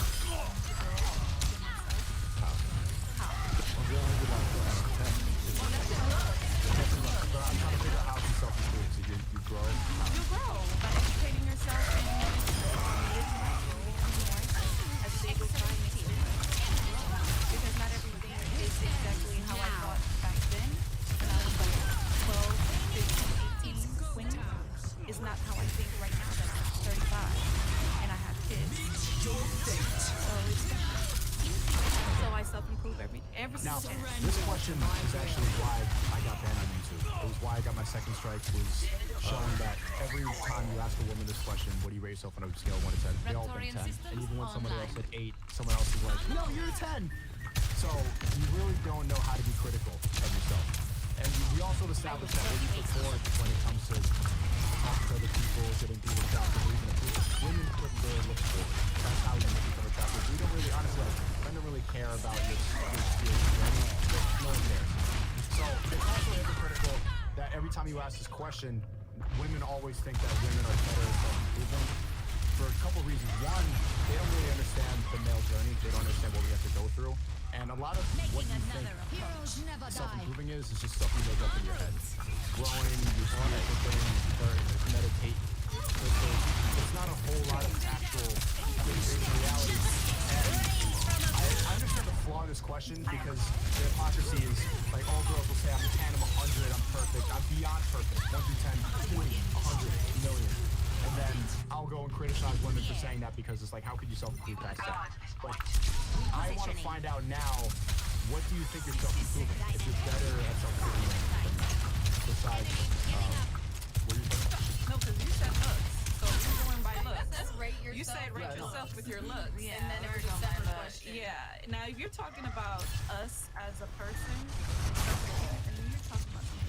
That's what I want to find out. Why do you think that women are better at self-improving than men? You know, all of you said that except for Patient Bitch. That was nowhere near me. Rihanna Loud. I think we mature faster than men. What about self-improvement though? Because now you're 30 something, you know? Maturing with like puberty. But like at our age now, 20s and 30s, how are you self-improving more than me? Okay, doesn't work.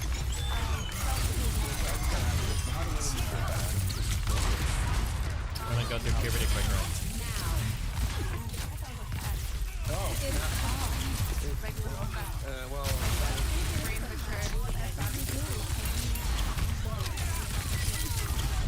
Fuck, where's the study? Somebody told me, I think like, isn't it something like 25-year-old men have the same impulse control as like a 13-year-old girl, I think? I feel like I just read this recently. I'd have to go find this or whatever. But like, I'm pretty sure women mature faster than men. It's just like a developmental thing. Stuff why men don't. Would it be fair to say that it's not necessary that women mature faster, so that you guys have a shorter time clock, therefore you look for certain things quicker in life because you don't have the same amount of time? I can semi-agree. You guys caught that? She's trying to say. She's trying to say. I can semi-agree with you a little bit. It's not necessarily that you mature faster; it's that you want things in life that you need to. You know, you need to move on quickly because you don't have the same time clock as a man. Yeah, I agree. So, would that necessarily be maturity? Really? I'd consider that more selfishness because you have a time clock. What do you mean? What? That's not maturity. That's just wanting to settle down. From a biological standpoint, that's a fact. Yes, we have a time clock. Yes. But however, like the end goal for I do not wish to be feared, not every woman but is to be not left alone. marriage and having children. So what about the women who are not trying to have? That's a minority. What's your end goal? Majority of women want that. We're not here to talk about my angle. We talk about. Okay, so in general, okay, because you're saying you don't care about what your end goal is. Okay, cool, that's fine. In general, most women want a relationship and/or marriage and children. So knowing that, you have a time clock to do that. So I find it very funny how women say, "Well, I want that. That makes me mature." But the reality is not necessarily that you're more mature. Make you mature. She just argued that. She did, but I don't. So can you tell me what are you arguing about? That doesn't make you more mature because you're rushing to get into marriage because society set these rules that you have to be married and have children. Yes, biologically it is true that we, after a certain age, become less fertile. But what about the women who are born infertile? What about the women who are not able to? This is just a non-argument. It's like, it is an argument, though. Who here's like? Okay, I'm gonna go into the medical part. Just FYI, working in medical field in Thailand. Once you're 35, it's just Thailand. So we do have fun. Okay. Let's not talk about the 0.01%. The women is ladies, let me just make this rule real fast. It's not necessarily a rule, but it's just a typical. Myron's getting triggered. You can't make an arson for a small percentage. Okay. The exception doesn't make the rule. We're speaking in generality. So what you're referring referring to as women are infertile, etc. This is still a minority of the population. That's less than 10%. Okay. But they still count, though, no? No, women, right? They're statistically insignificant. Statistically, but we're talking about women as a whole, right? Okay, but the world operates in generalities. When you walk around, do you see Braille everywhere? Well, in the U.S. you kind of do. By the way. I know. Okay, so do you see that everywhere? What is that? Okay, see, some people don't even know what that is. We don't create even though there's blind people out there, they're a minority. Therefore, we don't change society around minorities. That's my point. Outliers. Yeah. There's no point in talking about that because it derails the conversation. Overall, I want to find out. Anyone who said 20 out of 10? Can you tell me? Well, you think that men self-improve more? Yes. So you established why. This is like a relationship podcast, right? So, sorry. I feel like merch.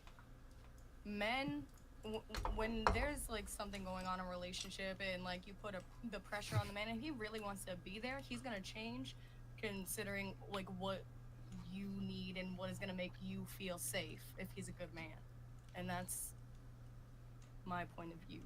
Okay. Okay. Can someone tell me? Can somebody explain to me why you all think, besides Bacon Bitch? Okay, I'm bored now.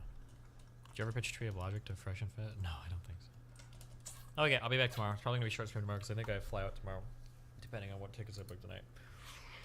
Oh.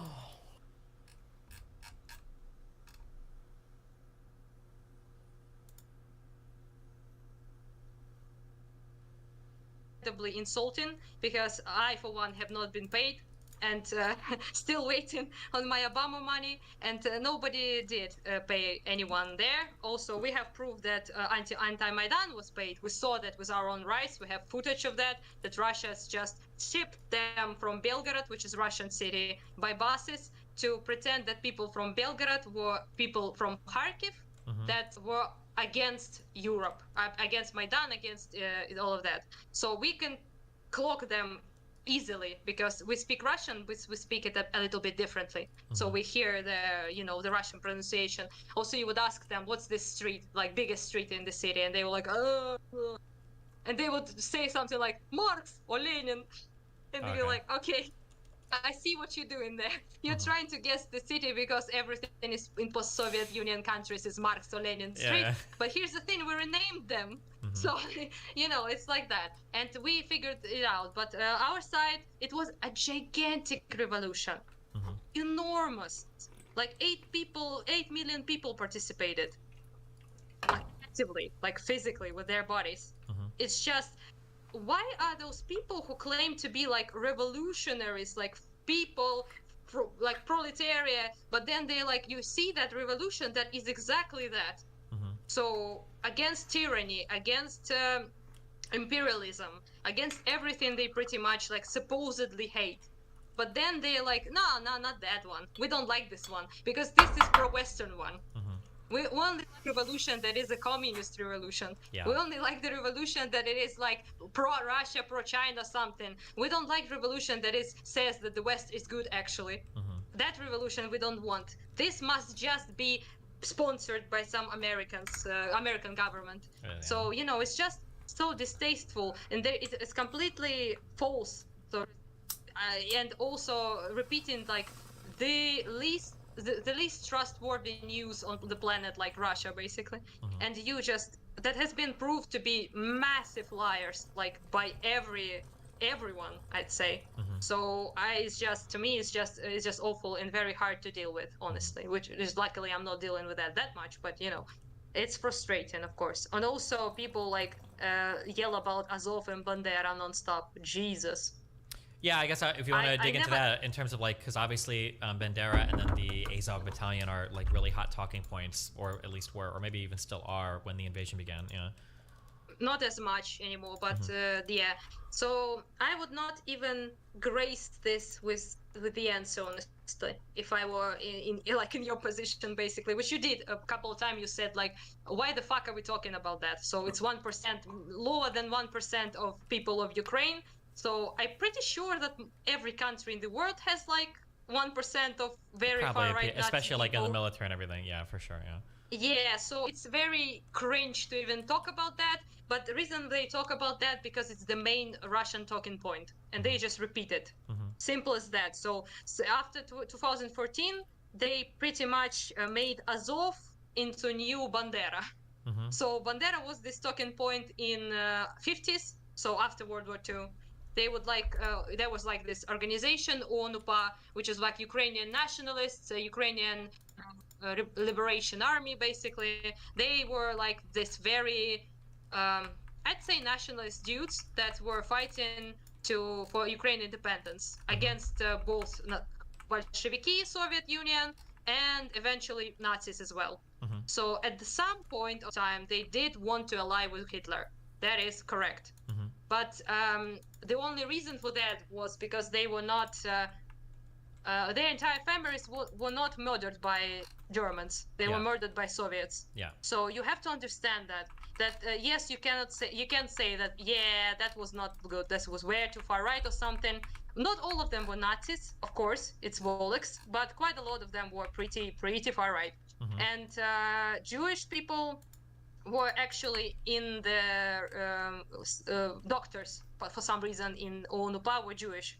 So in that organization, there were like a lot of Jewish doctors who healed the wounded soldiers from Ukrainian nationalist army, which kind of makes them strange.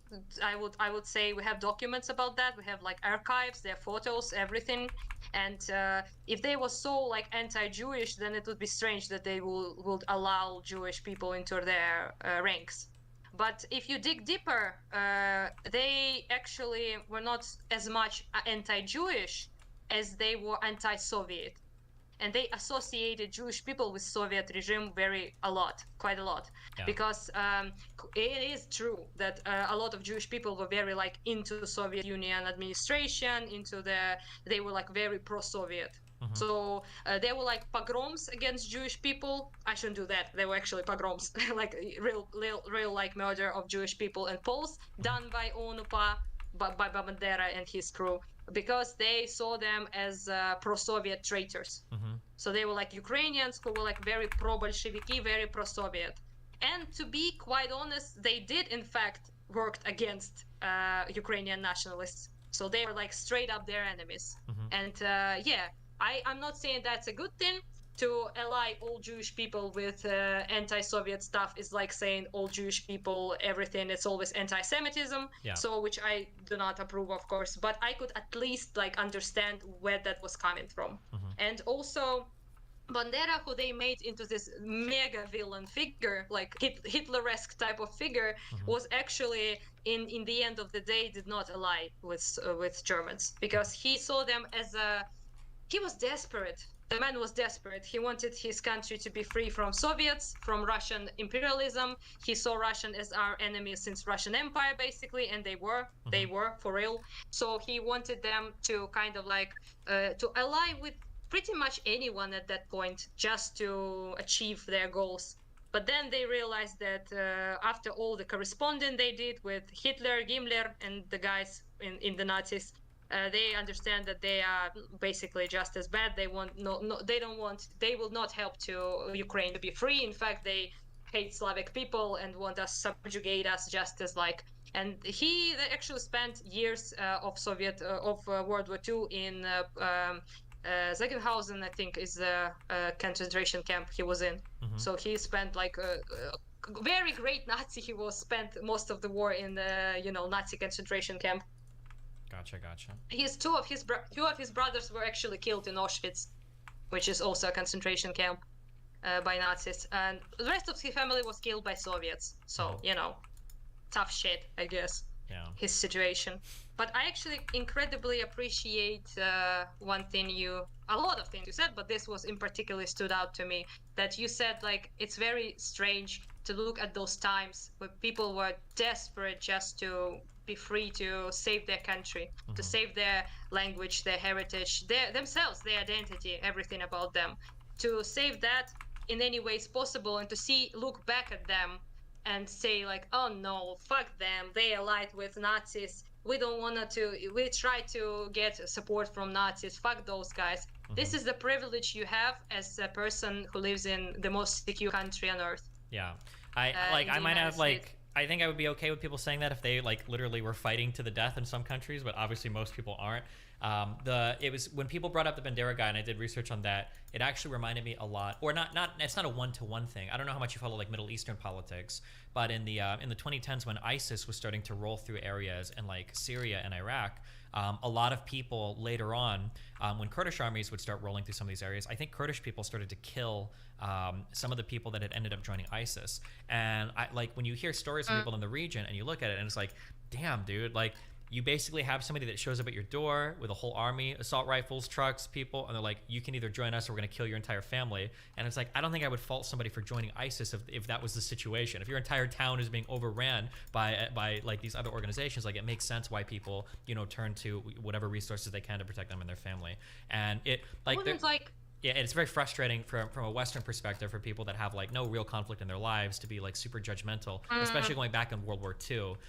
It's just, it's a very, very, very frustrating thing. But there's like a lot of like pro-communist sentiment and everything in the West, or at least in the United States among young people. So they're very favorable to like the Soviet Union and like very weird about like fascism and stuff.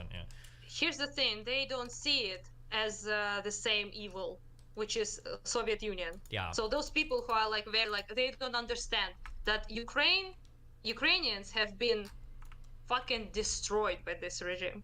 So Holodomor, which is like giant famine, 4 million people died, horrible death from starvation. They would like literally, there was this rule of 5 wheats, like Zakon Pяти Колосков, which is I think translate like 5 wheats, like wheat grass, like like wheat that grows bread and stuff like that. So they would just this law was to shoot everyone who tried to get the food from the fields in Ukraine. Yeah. This is a real document. It exists. So they would just pretty much... You weren't allowed to flee your town either, I think. If they caught you trying to even flee your city, they would shoot and kill people trying to run from the cities as well. Pretty much this was a genocide, straight up. Some people don't recognize it, but it was, people died, horrible deaths. They were not allowed to live. They were still working on the fields because most of the core of the wheat of the edible like growing stuff, I don't know the word, like on the fields was grown in Ukraine. So Russia is like a barren wasteland, most of it. So most of the food was grown in Ukraine because our earth, our soil is very like rich. It's very fertile. So most of the Soviet Union was fed from Ukraine, parts of Belarus and Georgia as well. So those were areas where the famine was the worst. So not only they were the ones who feed in the entire this whole shit show that Soviet Union was, but also they were very against Soviet Union as well. So there were like a lot of fractions inside who were trying to fight against the Soviet oppression. And accidentally they were the ones who died. So and people were just stories like in my own family, like the grandmother was like just trying to get some food, and soldiers would come and take everything, like literally take everything, and she was like, please, I have like 5 children, and they would like beat her with their shoes half to death and take food, like Russian Soviet like soldiers. So it's that Russian Empire, like I said, we fought against that as well. We didn't want to be part of that as well. But it's just infuriating to me that people, I don't know, like don't give us like any empathy, which is like very sad, because I just don't understand, especially those people who claim themselves to be leftists, and they're like, we fight for disenfranchised, for like marginalized, for the suffering, for those who were like colonized under imperialism, but they seem to only like have these blindfolds that only like, I don't know, America colonizes shit, or like British people colonize stuff. So it seems like they cannot even imagine that we are way too white to be genocided. I don't know. Yeah. Well, they would just not admit the horrendous suffering that Ukraine have been dealing for centuries, and just how much this whole Holodomor thing killed the spirit of Ukraine. Nobody wanted to fight after that. People were just way too afraid. And when the World War II happened, and people again stopped fighting against Soviets because they were just, oh my God, I just want to live. I just don't want to deal with the shit. Do whatever you want with me, like prohibit my language, just eliminate my culture, just let me live. So this now I think is the rebirth of that spirit right now in Ukraine, like unity to fight against this again, which is I'm glad for that we are unkillable, it seems, in terms of our culture and our identity. So people tried, I'd say. So our country has been pulled apart like many empires, not only Russia, like Austro-Hungary, like Polish Empire and stuff like that. So people became parts of all sorts of empires and countries, and still our country always returns to this idea, to this dream of united Ukraine and of our independence. And it just seems to be like an unkillable idea here. People give up for like 5 decades or something, but then they start fighting again. And this happens every time. And now I think is the time to win. Because we are united, very united, which was a big problem in Ukraine, all this, because people were very like democratic, very independent, and they also all fought with each other. Different fractions could not agree, and that's why we always lost, because we were like very, like not united. And there's this term like Makhnovshina in Ukraine, which is like Makhno was like this anarchist dude. He was pretty cool actually, but he was. This term just means that we cannot too much of an anarchist, too much of a cannot be a united front, and you have to be when you find like the superior force. Yeah, I was gonna say one of the ironies of like Russia being so militarized and then being so like hawkish, or there's a word I'm looking for, but like everything they've done around the world has basically reinvigorated everybody to kind of be a little bit more unified against them.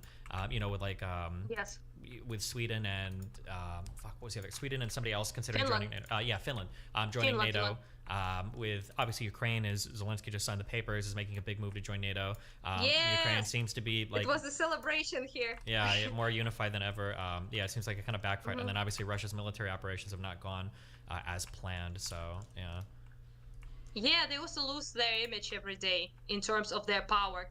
So people were like very terrified. It was like second army, will roll over Ukraine in like 3 days.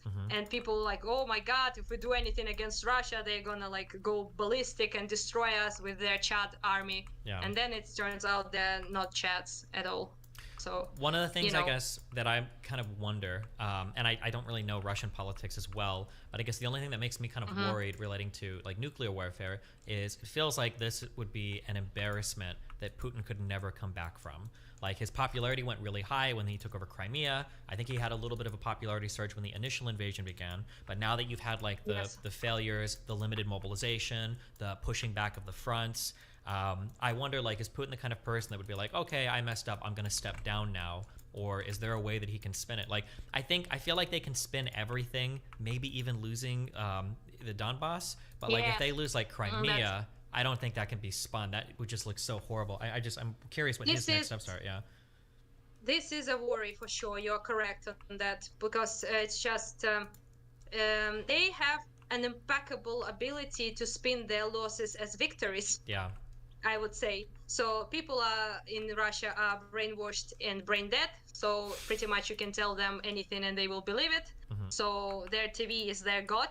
So so you would, like I said, talk to your relative and tell them they bombed my yard, and they're like, no, TV says we don't bomb civilians. So but they have that brain dead. So they will believe anything. For example, war of Soviet Union with Finland.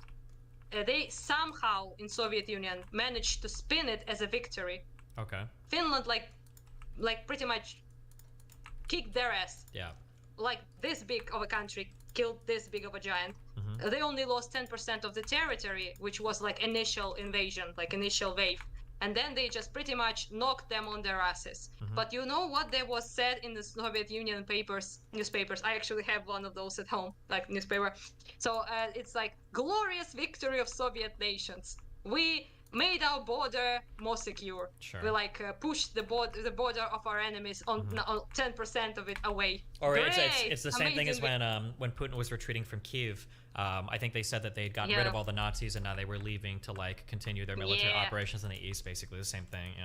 All them Nazis, of course. So it's they always spin it because they are very aware. They know that this is very important. So this to be victorious is very important for their people to continue to support them because they're fascist. I mean, their ideology is fascist. So people are like, yes, our glorious strong man leader, he's like very victorious. So if they lose this, they lose support. They know that. So they can potentially spin this somehow as a victory.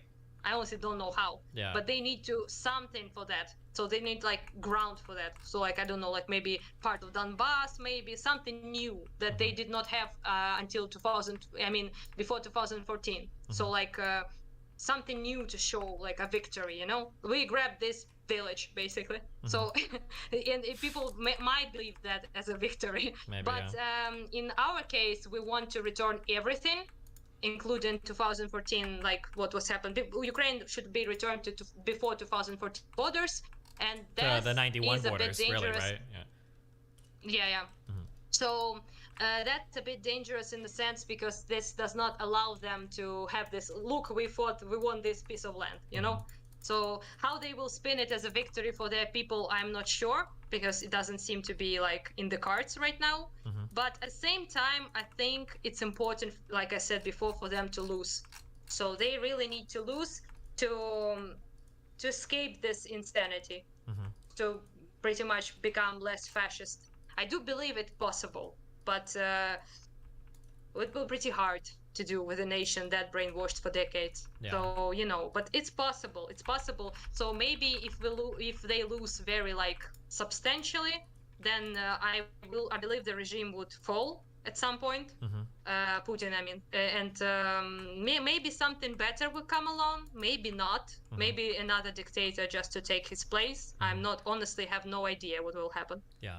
And I think it's kind of pretty much people are like historic people who are like history, sociology, like policy scientists and stuff. They say like maybe they will like split into different like countries. Russia will be like split to different pieces. Maybe they will like have like liberal government or something, you know, like Russia style liberal, I guess. And I am very afraid. One thing I am afraid of is that the West will just basically like remove the sanctions. So if Putin will be removed and they will be like new like president, and he will be like, oh, it's all his fault, it's all he's doing, like we didn't do nothing wrong, and the West will be like, all right, let's remove the sanctions. I'm very afraid of that because this will only give them time to attack us again. Sure, unless they get like a Gorbachev style president or somebody in there. Yeah, but again, I'm not sure it's in the cards. I don't know, honestly. Most people, I think, really don't know what will happen. And it is a concern, of course, but it does not mean that we have to like give in to let them have something to...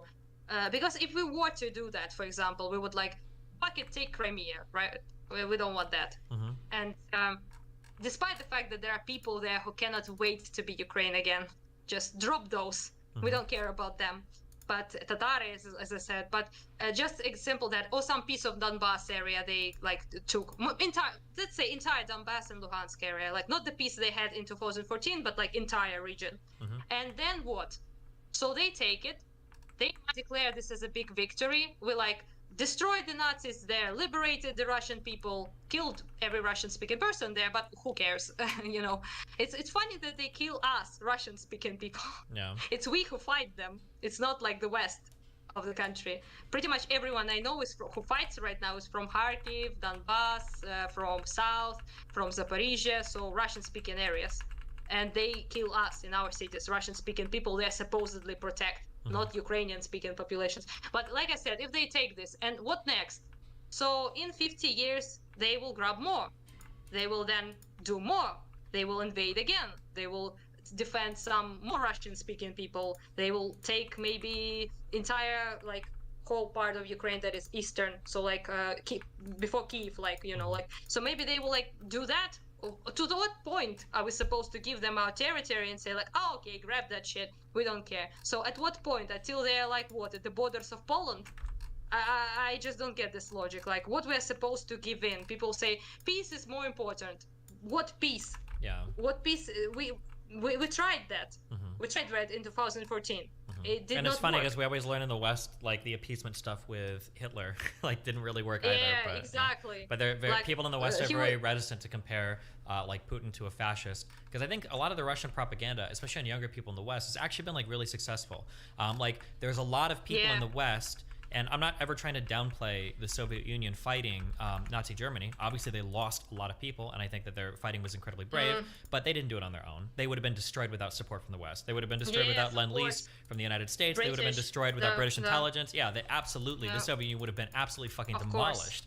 But I think that a lot of people have heard that talking point so many times. They have been demolished until they have been getting demolished until United States actually, you know. Yeah. So it's and true then we what hear you're so saying. many. Yeah, so we hear so many sayings related to like Russia beat Germany on their own. Russia was the one that stopped fascism, and then we hear these other sayings for young people that like liberalism gives way to fascism, and liberals are the reason why Hitler rose to power, and liberals are like the worst type of people or whatever. And we hear these things over and over again, despite what despite the Soviet Union being helped by liberals, despite the Soviet Union being the ones that were drawing up the basically the alliance agreements with Germany to split countries in half, and despite all of that. So yeah, all of that propaganda is like filtered down to where you have like, it's very strange, but people on the far left kind of make these pro-Russian arguments, although they don't as much anymore as the war has gone on. I think mainly because they've gotten so much pushback for it, thankfully. But yeah, it's pretty disappointing, I guess, to see all of that. But what are you gonna do? Yeah, that's true.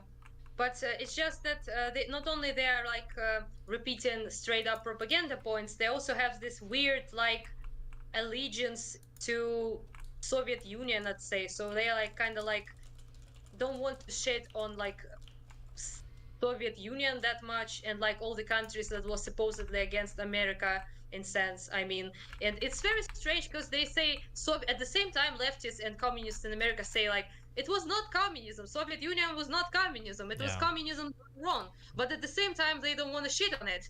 So explain that to me. So you like don't want to so basically anyone who is anti-American is good to you. Yeah, So basically, essentially, yeah.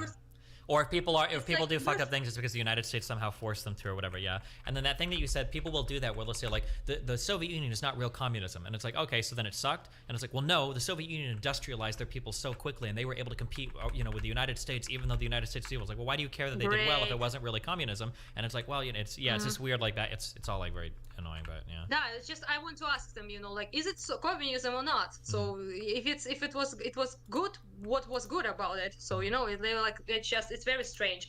To me, like it seems like they would like say North Korea is the shit, even if until it's anti-American, Yeah.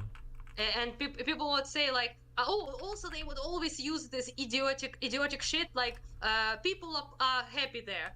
So people in the West like complain. There's like they are like unhappy, and people in those like lefty dictatorships they're like very happy. They know that. Do you did some polls maybe or something? In North Korea, you'd be happy if you're not fried by a flamethrower if you did not cry hard enough on your dictator's funeral. So it's how do you know that people that complain it's good? Yeah. I want that. I want people in Ukraine to complain. I want them to talk shit about their government. I want them to disagree. I want them all of that. That's what I see as value in the West. That's what I want. That's something to emulate in America, for example. That's something I admire in the United States. That you have like free speech. That you have this ability for people to badmouth their government is something that is good. It's not bad. If someone says like, yeah, a dictator is so based, it's not good. Yeah. It's not nearly. So I just don't understand that, and for me it's very confusing, and I was not prepared for that shit, honestly. I just wanted to see what people say in the beginning. I mostly watched all of that in February and March, to be fair. So afterwards I just fuck it, but I wanted to see what people who are potentially our allies, like we need them to win, to win. So I wanted to know what people say, and I watched like CNN, Fox News, stuff like that, like big news things, and then I stumbled upon the infamous Hassan and stuff like that, and I saw like I forgot what's he's Hungarian, not American, but he does videos in English. It's not Adam something. It's Yeah. Yes, Adam something. Adam something. Okay, that was his name. Gotcha. Yeah. So he was amazing in his, like, he did like video essay stuff. So he was like very good at what he covered. I was surprised that a person not from Ukraine was that well versed on everything that was going on. But then I figured out he's not American, he's European, so it makes sense. Fuck you, but okay. Yeah, sorry, but just had to. But from the American peeps, you're pretty much like the only one, I think. Gotcha. All right. Oh no, well, it's yeah. already also Wash. I saw the guy. He does okay. He was also pretty good. Yes, there was some troubling stuff, but mostly I really appreciate his coverage. And he also, I think, did a fundraising or something for Ukraine. I think, if I'm not mistaken, which is kind of cool. Dylan, of course, as well, but he's like a little bit smaller. So yeah, and I only hated that bit when he said like I don't remember exact words, but he said like Azov needs to put guns in their mouths and shoot themselves when they were in Mariupol. Wait, who said that? And I was like, was that a Vosh thing? Vosh. Oh yeah, he's a yes. he tries. He basically. He tries his He best. was very good at like I would like to comment that he was like very good in his coverage, and I very appreciate it very much. But in this bit when he said like Azov people should just put guns in their mouths and kill themselves because Ukraine deserves better defenders.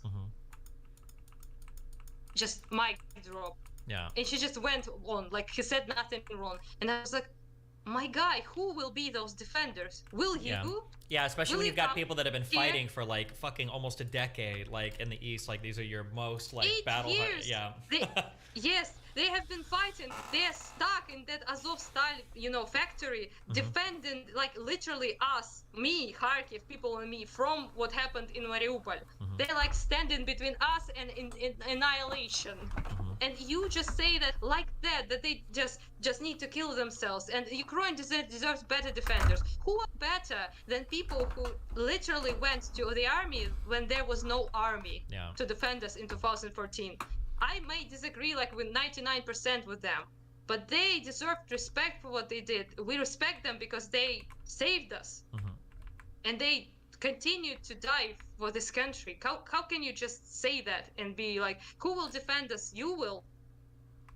It just to me was a bit, like a wake-up call, I guess. Other than that, I think I saw a couple of his like videos. I think he did a good job, but that bit just showed me like how easily it is to dismiss people for him if they have this like different ideology or something like that. How easily it is to make nothing of their lives, of their sacrifice, and it's sad. Honestly, it's just upsetting. I would not want to hear something like that. I even have a friend in Mariupol who was in Azov. So he messaged us, our group chat, that he said that it's very sad for him to die the word thinking he's a Nazi. And I was like very touched by that, He was a nationalist, he was a right-leaning person. I would say like a conservative in America, something like that. But he was not a Nazi, obviously. He was a Jew. He was half Jew, half Greek, which was a lot of people in Mariupol. And he was just so upsetting. He thought that I was like, fuck the world. We love you. We care for you. We know you're heroes. So that's what inspired. So, it's just like that. But the rest, I think, I really appreciate what you actually did in terms of coverage of Ukraine. I saw a couple of very infuriating debates with you. Oh, there's two tankies, Jackson Hinkle and Infrared or Haas are like very much like Russian stooges, yeah. I'm sorry I couldn't deal with that shit. I just turned off. Although when you were like, there was like this one semi-attractive dude and this one like very strange creature, like dude. You're talking about Jackson Hinkle and Infrared in that order, yeah, respectively. Yeah. So no offense, but so I offense to him. Fuck him. He said some horrendous shit about my country. Fuck him. So like, and you started to calling him like Gremlin. I think. Yeah, that was. Man, that was so good. I felt like rejuvenated, like brought back to life. That was a debate. That was a fun one, yeah. Yeah, but I couldn't like watch the entire thing. I'm sorry, it was too much. No, yeah, I can understand. Yeah. So yeah, I think Yeah, is there That's about. if people could like throw money at like a particular Ukrainian charity or organization, or like what would you recommend, or where can people follow you to find like updates and stuff and everything? Yeah. So there's just this, if you want, like there's this big fund called Повернись живым. You can throw your money there. I can For the throw you a people, link or something. some people in chat might not be able to spell that. Could you spell that out for me? Oh, that's one thing. But I would very much appreciate if you could guys maybe help me and Igor in Polyanitsa, is like a volunteer center in Kharkiv. We buy stuff, medical supplies, hemostatic dressings for our soldiers, vests. You can ask Dylan if you want to like confirm that we are the real deal, and help Dylan for sure if you can. But if you can, just I send you a PayPal link. This is my PayPal. I order stuff from American websites, some medical dressings, stuff like that. Yeah, and I deliver them to Kharkiv battalions, Zaporizhia as well, and a little bit to the south. So if you please can, we would very much appreciate it. One, this dressings is $10, which is pretty expensive, and to order them like in a huge amounts is very expensive. We do it mostly from our own pocket, and our medics say that they are superior like technology. They are United States made, I think, and they are just incredible at stopping even little bleeding. So saved many lives actually in Ukraine. And I would very much appreciate if you could maybe, I could send you the PayPal again if you want to maybe. Yeah, I think people are saying it's if you just can. the anesthesia. Oh my Peros. God, that's all. Say your name one time. Wait, say it one time. Anastasia. That one. Yeah, I'm not gonna try to say it, but that's whatever that one. Yeah. But yeah, I think people are linking that at gmail.com in chat. I see that PayPal link if people want to throw some money at that. Okay. Yes, yeah, like PayPal, maybe you can do that. I will like show you like screenshots of me buying stuff if you want. Like I've been doing it for like this entire half year of the war right now. So I would very much appreciate that, because you know, like we care for our dudes and girls. They are saving like our lives. We want to save theirs. So it makes sense, I think. And I really appreciate you talking with me. And it was not as scary as I thought it would be. Yeah. Yeah. So yeah, I really like thank you a lot. Yeah, truly. cool. Well, thanks a lot. I really appreciate the talk. If anything else ever comes up, or if you see anything relevant, yeah, feel free to shoot me an email or a Discord message or whatever. We can chat again. Okay. Thank you. Yeah. Thanks. Bye to everyone. Talk to you later. Bye.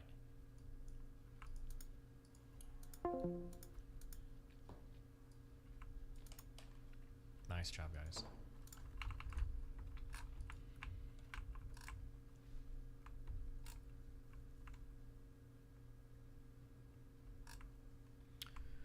Would you be willing to talk to a Russian to get internal perspective on the war, the state of the country, and its regime? Yeah, I think I would if a Russian wanted to hop on and chat, sure. I wonder if that would be safe. I would feel bad if I brought in a Russian and we spoke about some like dicey topics and they end up getting like disappeared. I don't know if that would happen. I'd feel really bad. Do you know, once you start making space shit, are you making like more blank cards than like functional cards? I feel like I have way too many of these fucking things.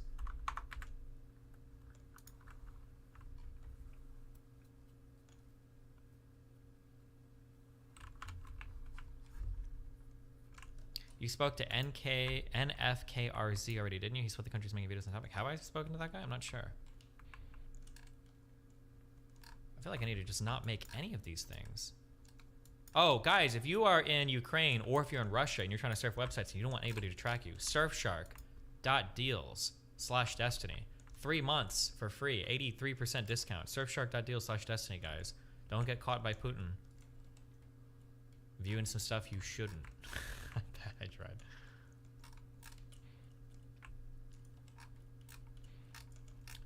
Okay, these are junk data cards.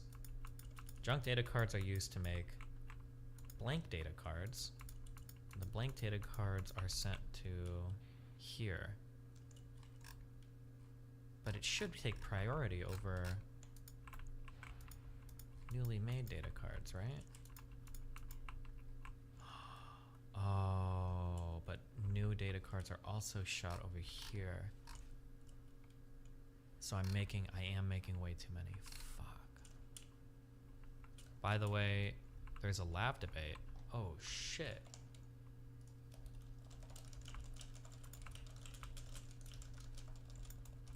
Wait, link me.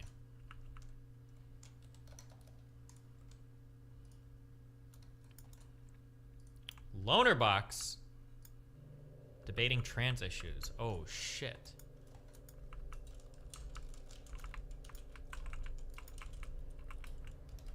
Sneak up on YouTube. Yeah, I don't know. Minx deleted her Twitter. Yeah, Minx might actually be. Minx. But still, I'm like, oh. I might have to take back what I said about Minx. I'm like, oh. This like, has been fuck, so wait. This isn't just a trans thing. With Oregon, it looks like it's also for depression Abortions, medication. Yeah. Like, I think this kind of has to be the case though, because you don't want to be a trans kid who's being offered medical treatment by a doctor, and then your parents get in the way because of like ideology or whatever the fuck. Yeah, that can be like huge problems. Yeah, like a teen can, yeah, there's antidepressants here, there's birth control. Yeah. Sorry, this is way too quiet. Some parents are just fucking. Elaborate on the Minx statement. She's 100% a clout goblin. I think she might have some severe mental illness going on. Let me try to send it to you. Lav Twitch has no ads. No legs. No thing. No. Fuck. That was a sexist comment. Fuck. I'm sorry. I'm guessing you mean blockers at 13 rather than hormones, though, right? No, it's HRT. It's all of it. Okay. Wait, is she using a filter for her stream now? Are they sometimes under the umbrella of HRT? Yes. Well, I don't. They might be under the umbrella, but I don't think they're technically hormone replacement. Let's see. Basic rights. This is a fucking. It's not. Okay. HRT and TRT are the therapies, but it doesn't necessarily mean you're replacing these. You could use them to boost it as well. HRT is for women, TRT is for men, right? Where am I? I don't know why it's called HRT instead of like ERT, but. Hold on. Did I make? I didn't make this up. I swear.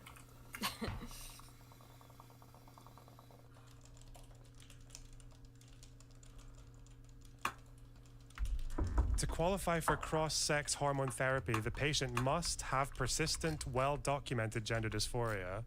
So I don't see how. Yeah, so I don't see how a kid can just say I want. Yeah, so you said a kid can just say I want hormones. Both are HRT for women. TRT is for cis men and trans men. Both are HRT for women. Both are HRT for women. What is this? HRT is also TRT? Is that true? I've always heard. Somebody emailed me and explained it. I think the guy just said in chat. I thought that HRT almost always refers to women and TRT almost always refers to men. That's how I've heard it said. Like if somebody says I'm on HRT, like I've never heard TRT ever referred to as HRT before. I've never in my life heard that. But maybe, I mean, maybe it is, but I had a stroke. Both trans men. I had a stroke. Both trans men women are on HRT from my understanding, but TRT is always men.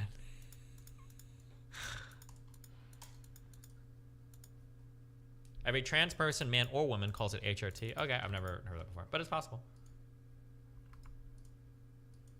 When I say I've never heard that before, I'm not trying to undermine you. I'm just saying I haven't heard that, but it could be the case, yeah. Jesus, okay. Boo, boo. Huh.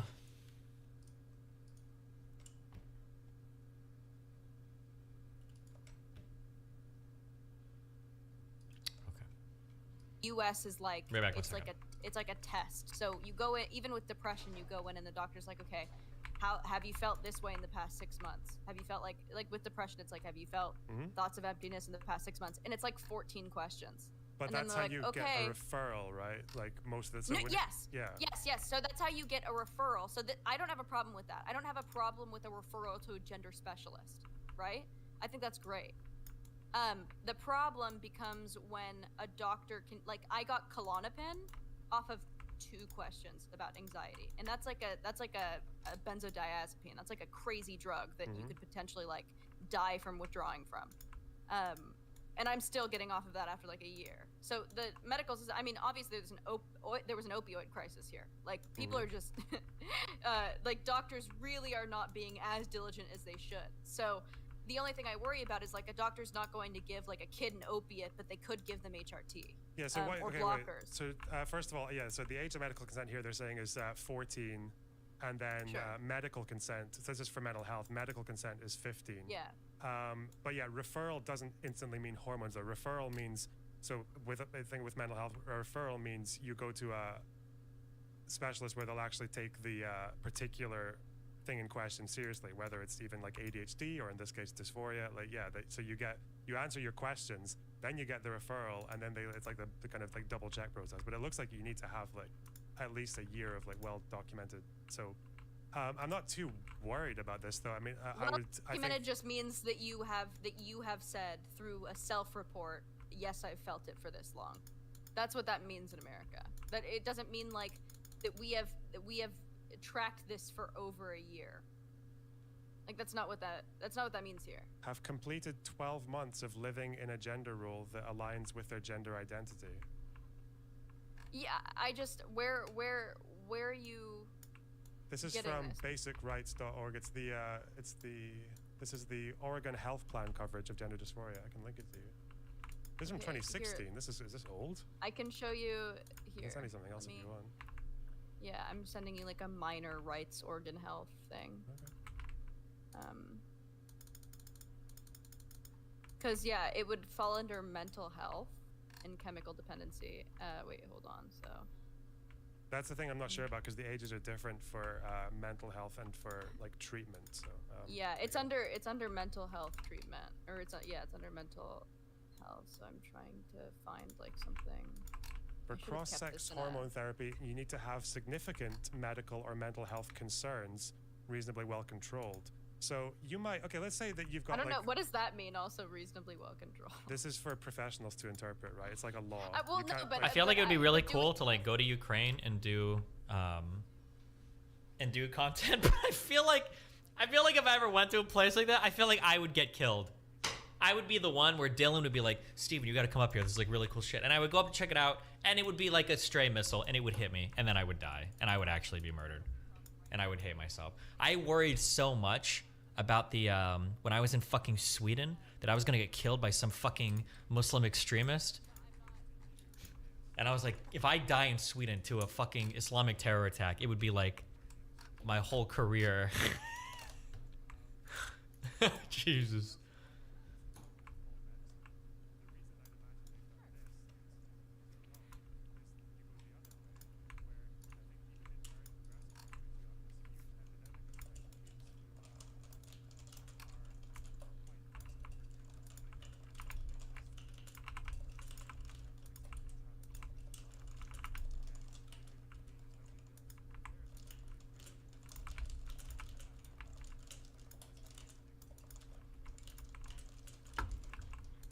Sorry, fuck. just Here, the watch risk this. of a cis person making a mistake and getting hormones. It's also the mistake of a child not getting the treatment they need at a young age and dying, because people can get puberty really young, and a lot of trans think that people this whole, like, learn I about also where they think are that from a this very whole, young Wait, what the fuck?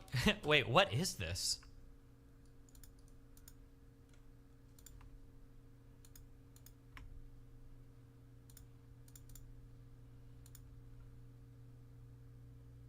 What? Who made? Where is this from?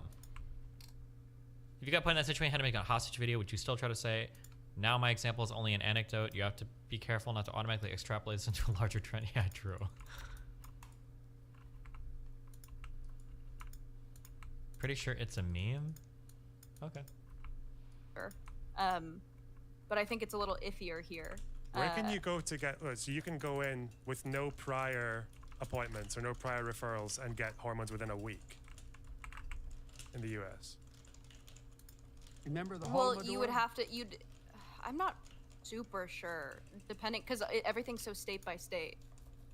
But I know in California you can go into like a Planned Parenthood, and you basically walk out. It's not a with meme. The HRT. OP from Arbosh is defending in the like a- comments. Okay, so but this. Wait, what? No, shut up. You are trolling me. Wait, where do you see this picture? Destiny encouraging his audience to maliciously lie about Keffals to cause harm. Is this where I said if you're in the comments, be like, oh yeah, I'm trans and I got convinced or whatever. Don't actually do that. It was Figure out how I feel about psyops. It's a fucking meme. Are you maliciously lie about Keffals? I love how the attack. Oh, it's Dino Smash. It's Pascal. I love how the attack thing is literally it's literally like try to find the one fucking thing. Like you have like 50 pages of basically this is why this person is actually a fucking demon, and you try to find like one fucking thing to like, okay, hold on, we can hold on to this one fucking rope. Like Jesus fucking Christ, holy shit.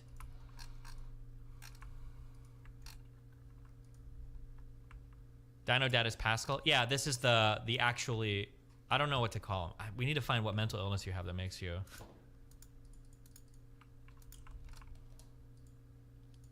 Why does he have so much clout in VGG? Because it's actually the projection thing. They unironically like are spite driven as fuck. I'll give them a fair shake when they identify shit, or I'll do whatever. But they actually will like anybody that is against me. Like that's why they all jumped on the Keffals thing. I think they say it's not because of that, or why they'll like repost shit from like Dino Smash or whatever. Is Pascal Dino Smash or sorry, he's Dino Dad. Is Dino Smash a person too? Oh wait, hold on. I don't know if he is this guy. Is he this guy? No, he's Dino Dad. I don't know if he's Dino Smash. You have to find out if he posts on the uncensored Stinny subreddit. Oh wait, this guy. This might not be the Pascal guy. My bad. This might just be a Vosh fan. Keffals doesn't need to lie about Destiny to say he's a massive piece of shit. How much this guy post about Keffals? Keffals does an interview with CNN. Kiwi Farms blocked. Keffals did it. Keffals brutally harassed Kiwi Farms. Keffals is verified. Oh my god. Did you see Brianna Wu saying she'll come on? Brianna Wu will never talk to me. She will never, ever, ever come on. Is this going to be an old post?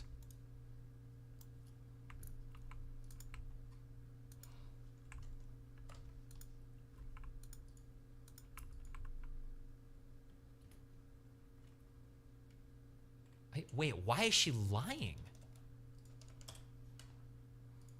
Hold on.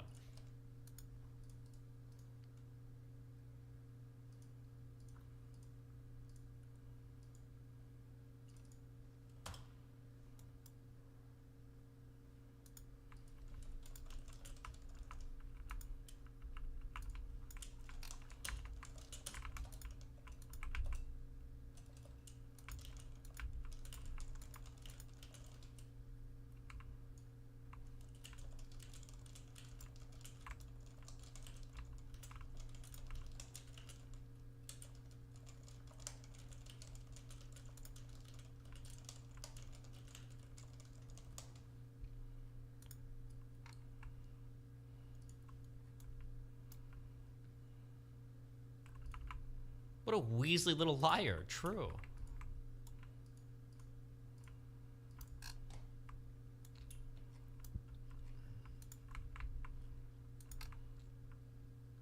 I'll done that.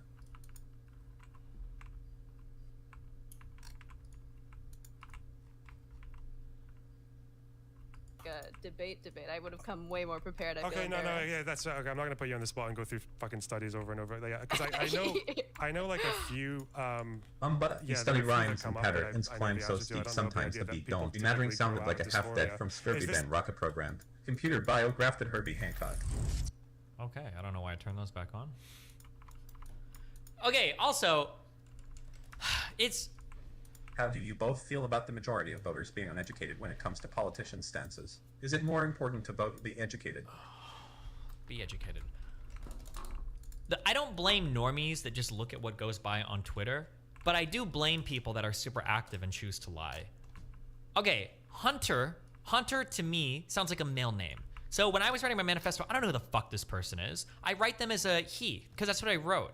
I don't ever, why do people act like, I go through painstaking detail in my writing to get all the pronouns consistent, all the pronouns correct, even for non-binaries. I'm not going to do it-its, but for near I did they them the entire time. This fucking moron is like, he still has me misgendered in his manifesto. It's been several months. I don't fucking know that. Tell me. Fucking reach out and tell me.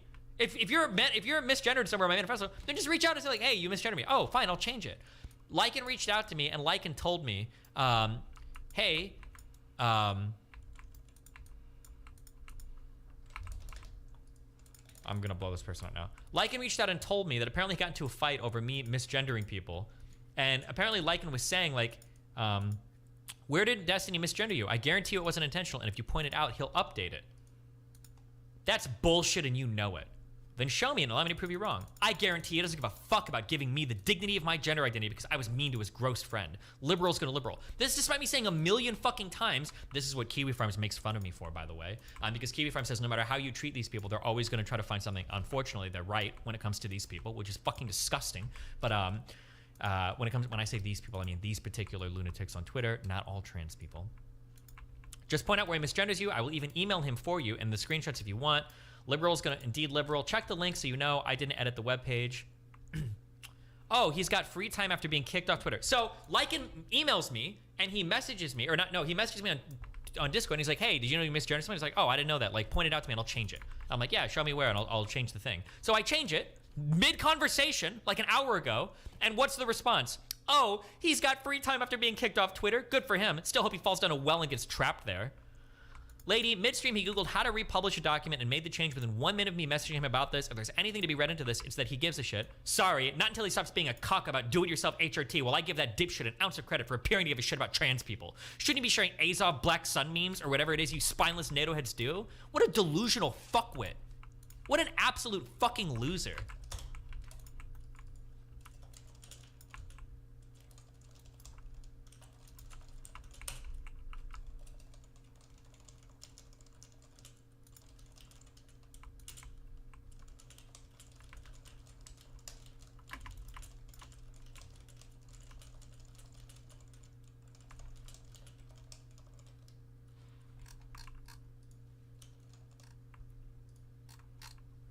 This person have me blocked? Yeah, I hope so.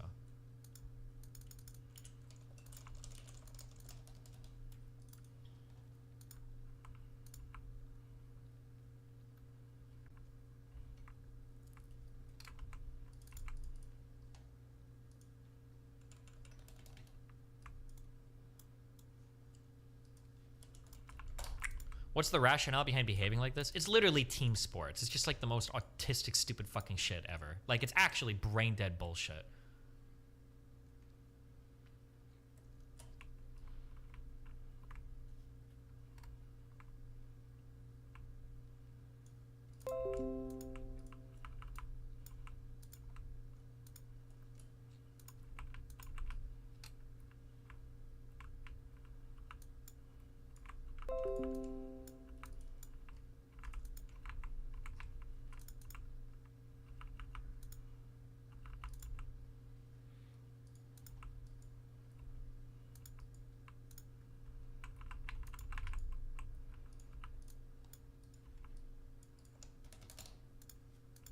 Why do you Windows in white mode? Because that's what I like in my life. You know it. You know how it goes.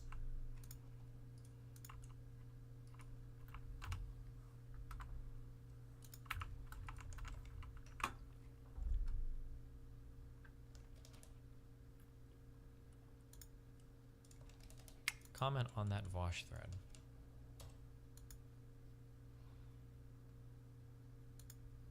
Report this for targeted harassment? Okay. Sneeko got banned. God, it's so... I don't understand how you don't feel like the... I wonder if these people were all like the youngest child. Like, it feels like such a cringe. Like I'm gonna tattle on you. I'm gonna get you banned. Like, good job, guys. We got a guy banned. Good job, guys. We did it. Like, are you really that, like, insecure? Like, that much of a fucking loser that you actually can't respond to anything without, like, just rushing to try to get people, like, mass flagged or banned off of whatever fucking platform you can? Like, it's so cringe. It's actually so fucking cringy. Holy shit.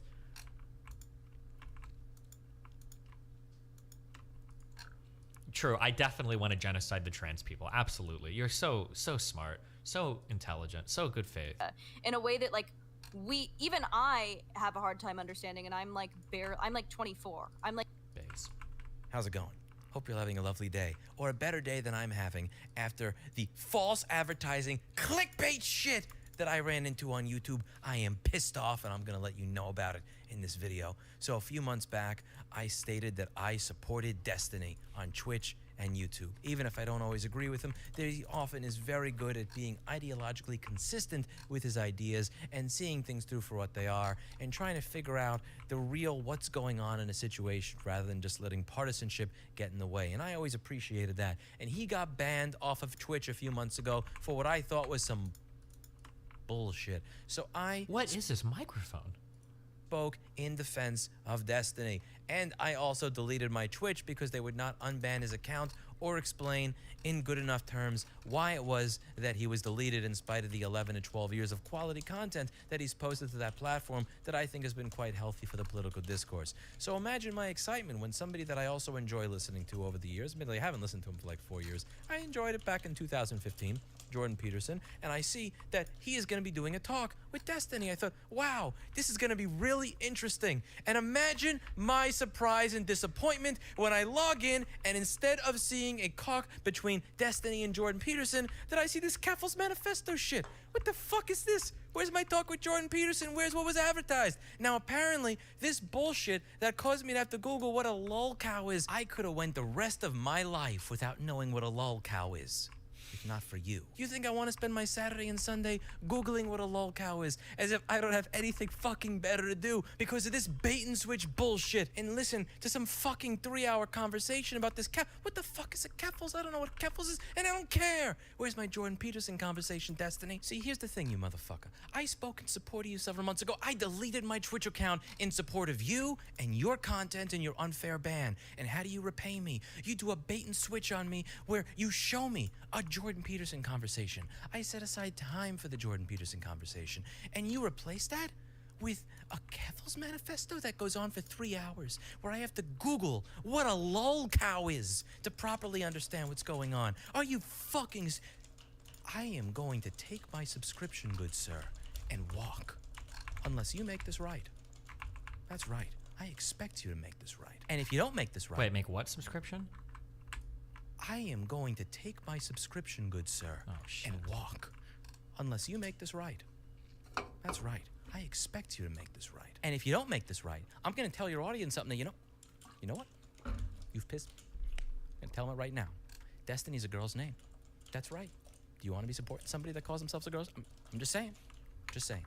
Something to think about. It's something to think about. That's it. Okay. My fake name is Destiny. And you know what? I'll grant you that. It's kind of a woman's name, but that's my fake name. Your real life name is Lewis, which is the same name as the Mom and Family Guy. Your real name is a girl's name. For today, and as always, I hope you learned something. I'll see you all in the next video. Don't come at me with that shit. You should learn about that in like a comprehensive sex ed sort of thing. If they're gonna learn it from like, this is how I feel about like sex, like with porn. Like if they're gonna learn about like these crazy things through porn, then we have to catch it first so that these kids are safe. But also, if that's state by state, I'm also like, do I want my kids talking? Like personally, I want to have that conversation with my kids, but I also know that a lot of people won't have that conversation with their kids, so maybe it should be state mandated. But then I'm like. And then it just becomes a loop of like, okay, well, how much do I want these people informing my kids?